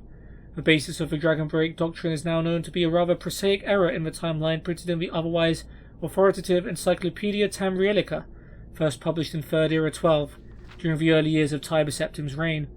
At that time the archives of Alinor were still inaccessible to human scholars, and the excellent records from the Elysian period were extremely fragmentary. The Elysians had systematically burned all the libraries they could find, and their own records were largely destroyed during the War of Righteousness. The author of the Encyclopaedia Tamrielica was apparently unfamiliar with the Elysian year, which their priests had used to record all dates. We now know this refers to the length of the long vision trances undertaken by the High Priestess, which might last anywhere from a few weeks to several months. Based on analysis of the surviving trance scrolls as well as murals and friezes from Elysian temples, I estimate that the Elysian Order actually lasted only about 150 years, rather than the famous 1008 years given by the Encyclopaedia Tamrielica. The mystery of the millennial-plus rule of the Elysians was accepted but unexplained until the spread of the Lorcan cults in the late Third Era, when the doctrine of the Dragon Break took hold. Because this dating and explanation was so widely held at the time, and been repeated by historians down through today, it has come to have a force of tradition. Recall, however, that the Third Era historians were already separated from the Elysians by a gulf of more than 2,000 years, and history was still in its infancy, relying on a few archives from those early days. Today, modern archaeology and paleonumerology have confirmed what my own research in Elysian dating first suggested, that the Dragon Break was invented in the late Third Era, based on a scholarly error fueled by obsession with eschatology and Numidianism, and perpetuated by scholarly inertia. Cool. Take Steel Dagger of Chills as well.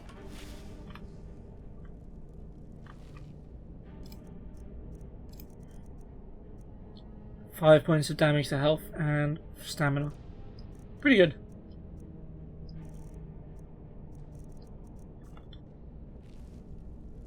But I also want to go back and cook before we head out.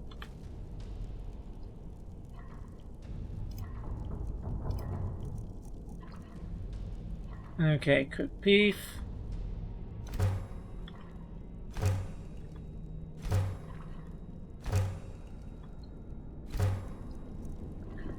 Oh. Cooked carp. I'm not sure if we have carp, so we won't do that. Grilled chicken breast.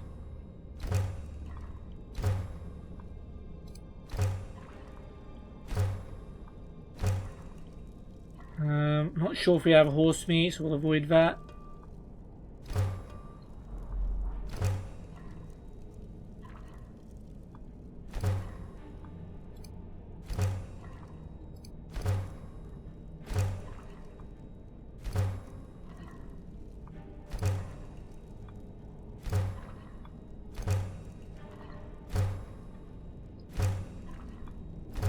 Okay, loads of salmon steak here.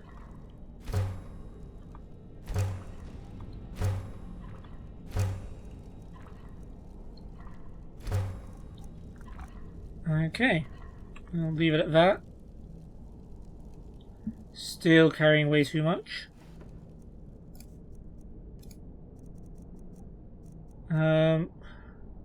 Definitely have a hunting bow, don't we? I'm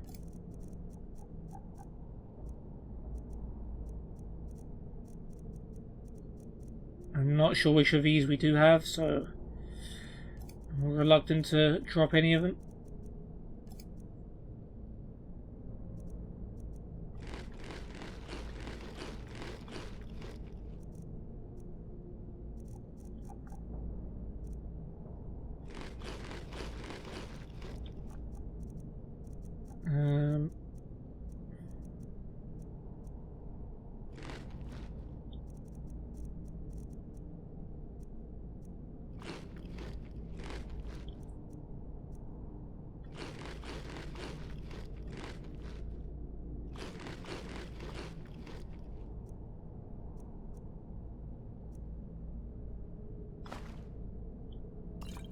Lord mead we can put away.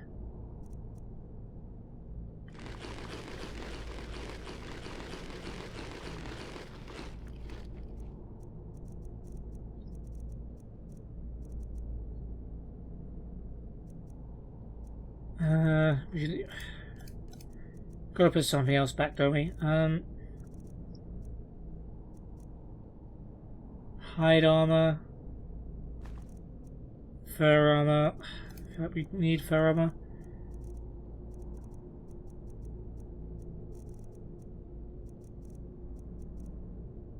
Steel dagger.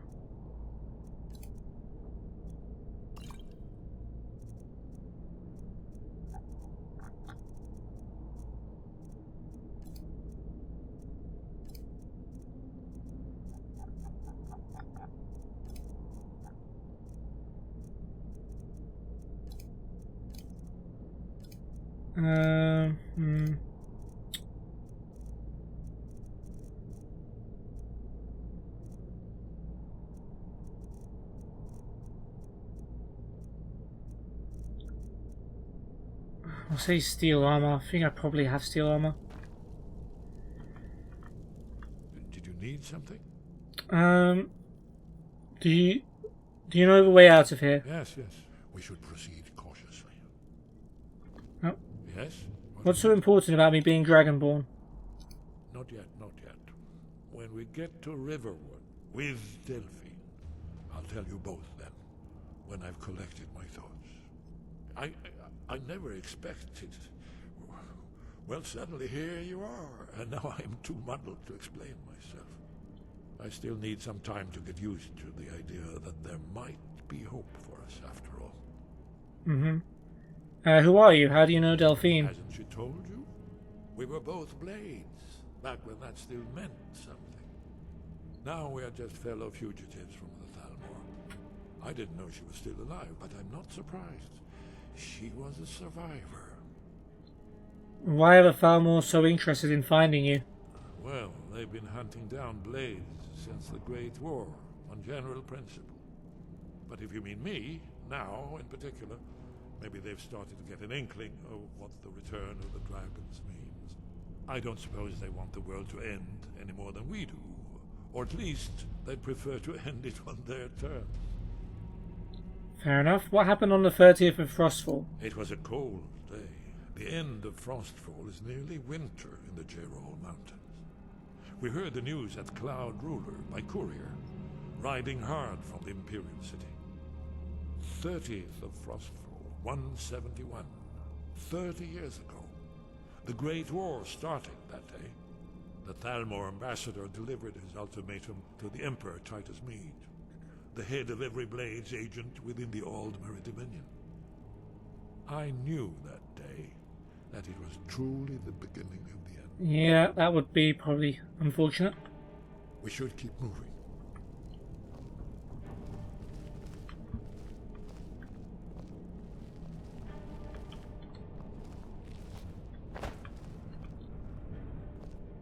Nice parkour there, Esbern.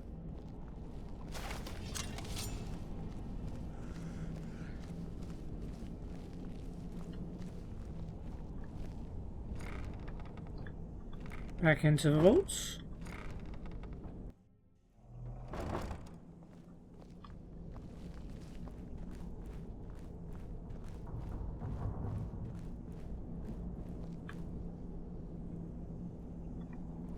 Okay, you've stopped.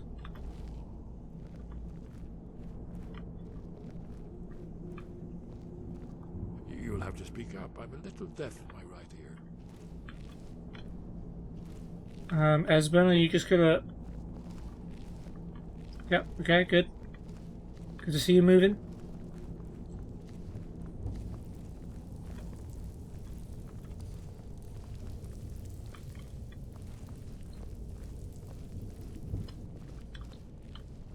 No Thalmor so far.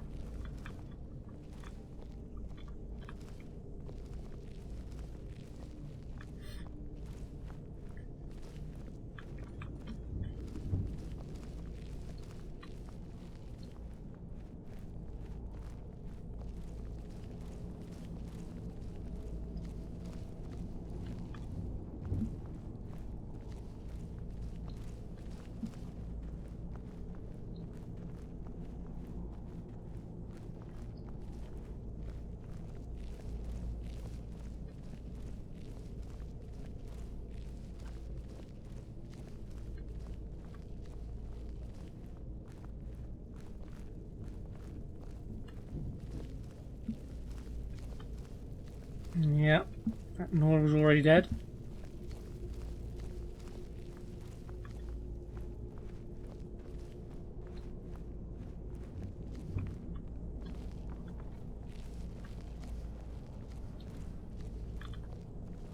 I did all that, by the way, Esbern. That was all me.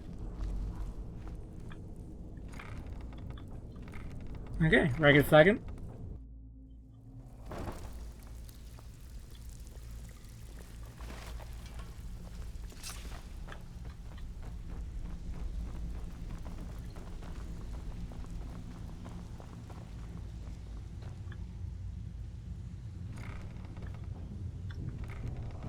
Okay.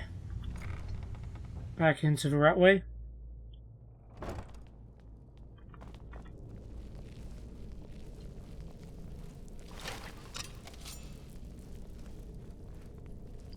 You're welcome for me putting that down for you. I wonder if he would have done that himself. Probably.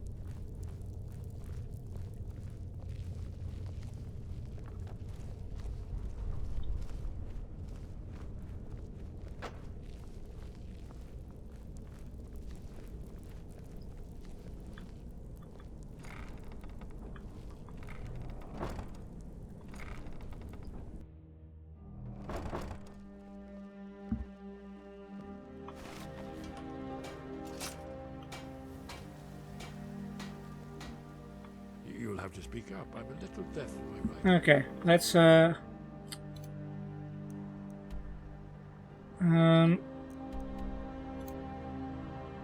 enemies nearby. Oh no.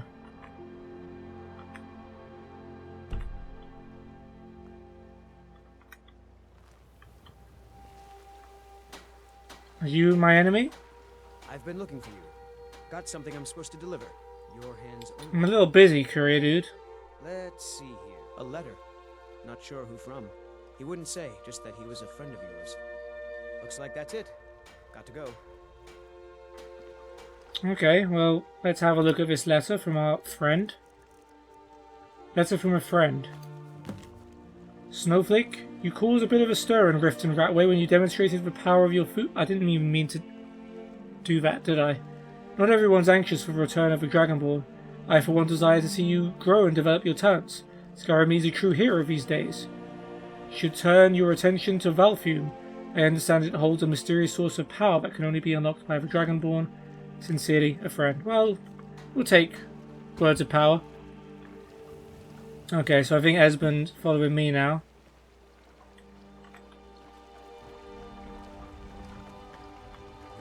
Nope. Sorry. Nothing. Okay, let's we can fast travel now, right? Courier's done his thing. So let's go back to Riverwood.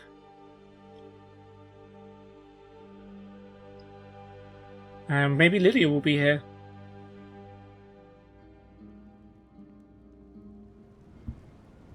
There she is. And Esbern is here too. All it took was just some fast travelling. Up to no good.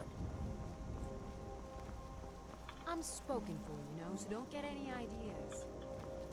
Whatever you need. My smear if it's simple and strong. I can forge it. Okay, back into the Sleeping Giant Inn.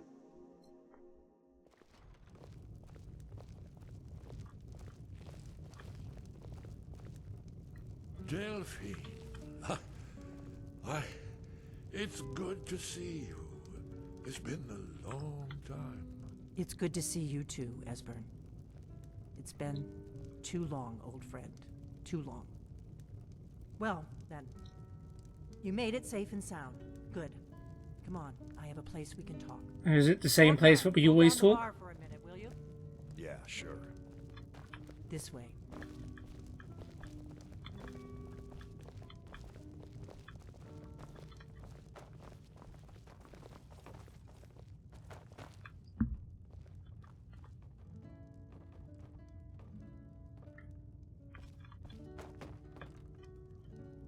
Delphine.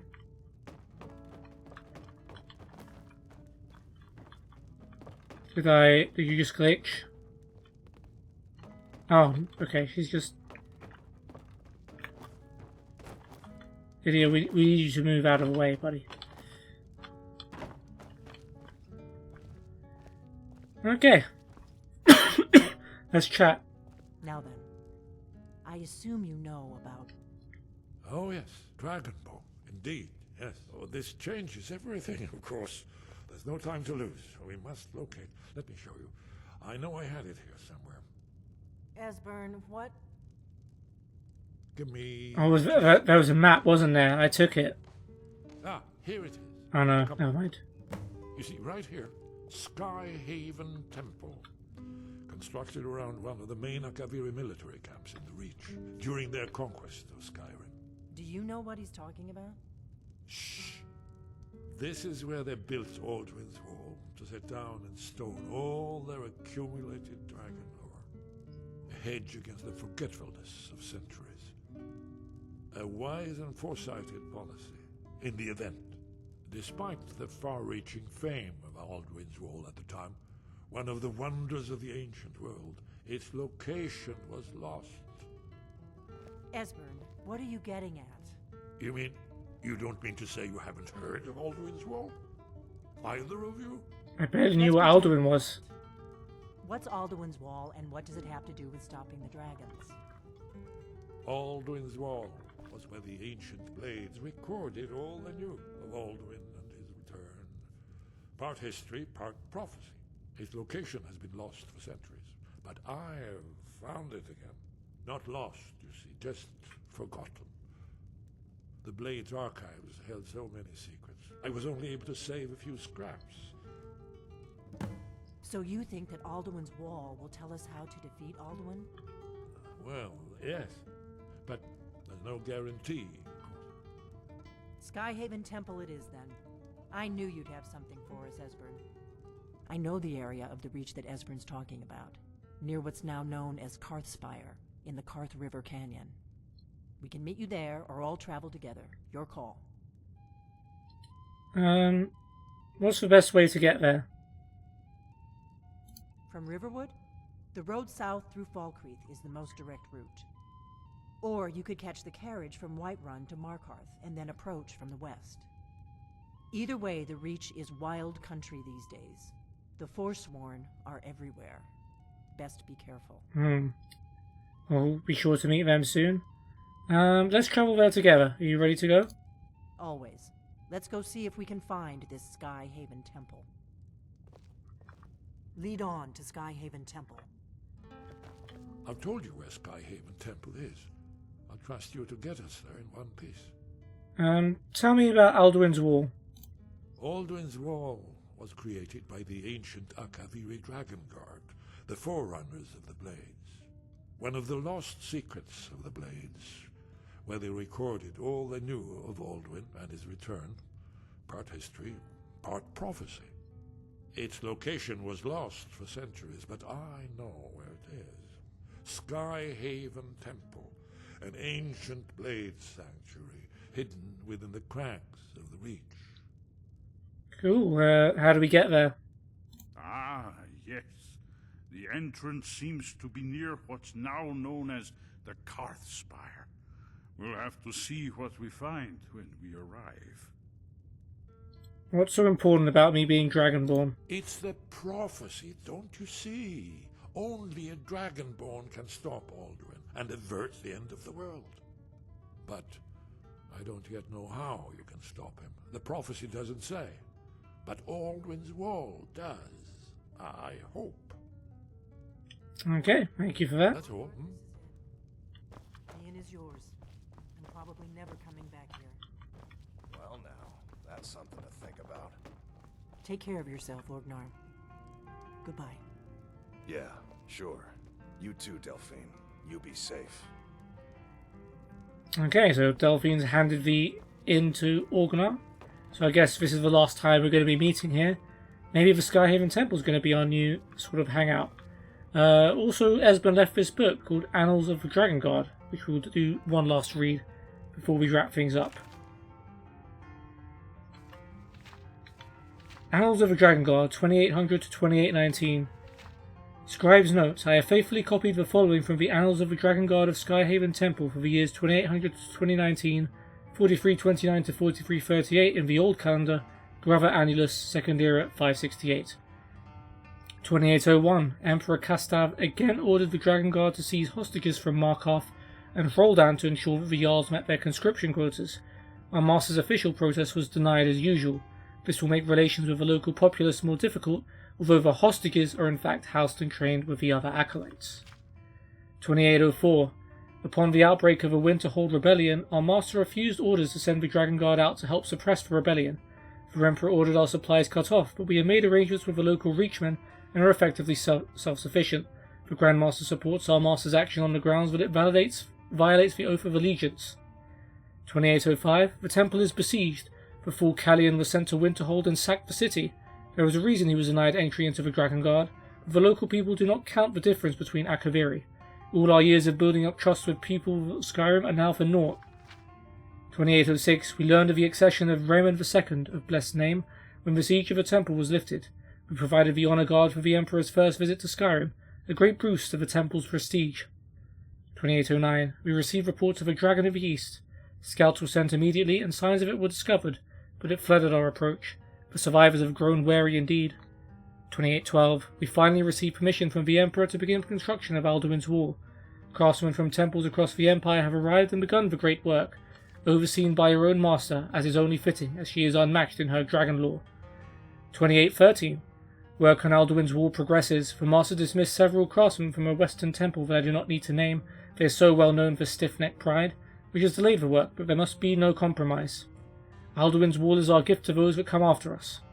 2815. The Grand Master visited the temple in the summer to view the progress of the wall. He has received complaints about the expense. There is no doubt where these originate, but he was so impressed by the wall, even in its half-finished state, that he gave our master a writ of requisition under the Emperor's seal. There will be no more delays. Further reports of dragons of the east which could not be verified. 2818. An auspicious year. Alduin's wall was finished, a dragon was located and slain, and Emperor Raymond II visited to officially dedicate the wall. The blood seal was consecrated in the presence of all the Dragon Guard of Skyrim, a great honour of which few temples can boast. Alright, let's go ahead and drop all of our stuff. Okay, Graven's Bow is a quest item, so it's just going to weigh us down until we get rid of it.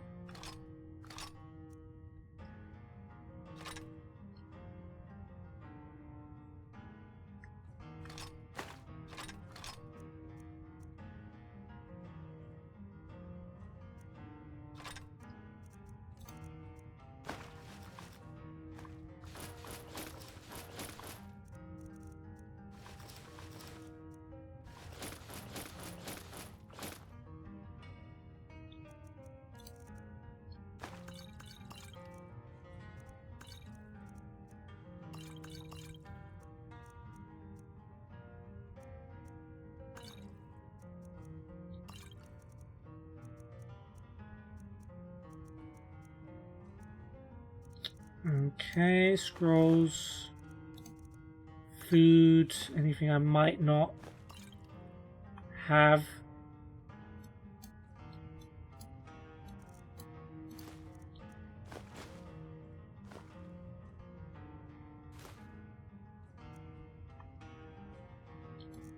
I'm pretty sure I have them, but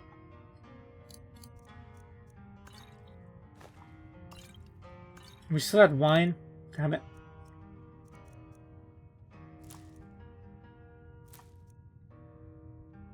Now let's eat some charred skeever hide. Restore some stamina.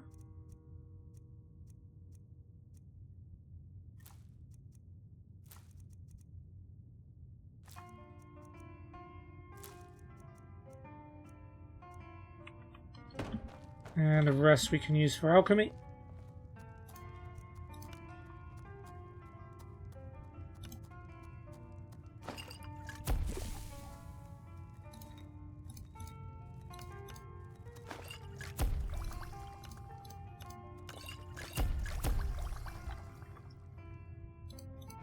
Okay, there we go.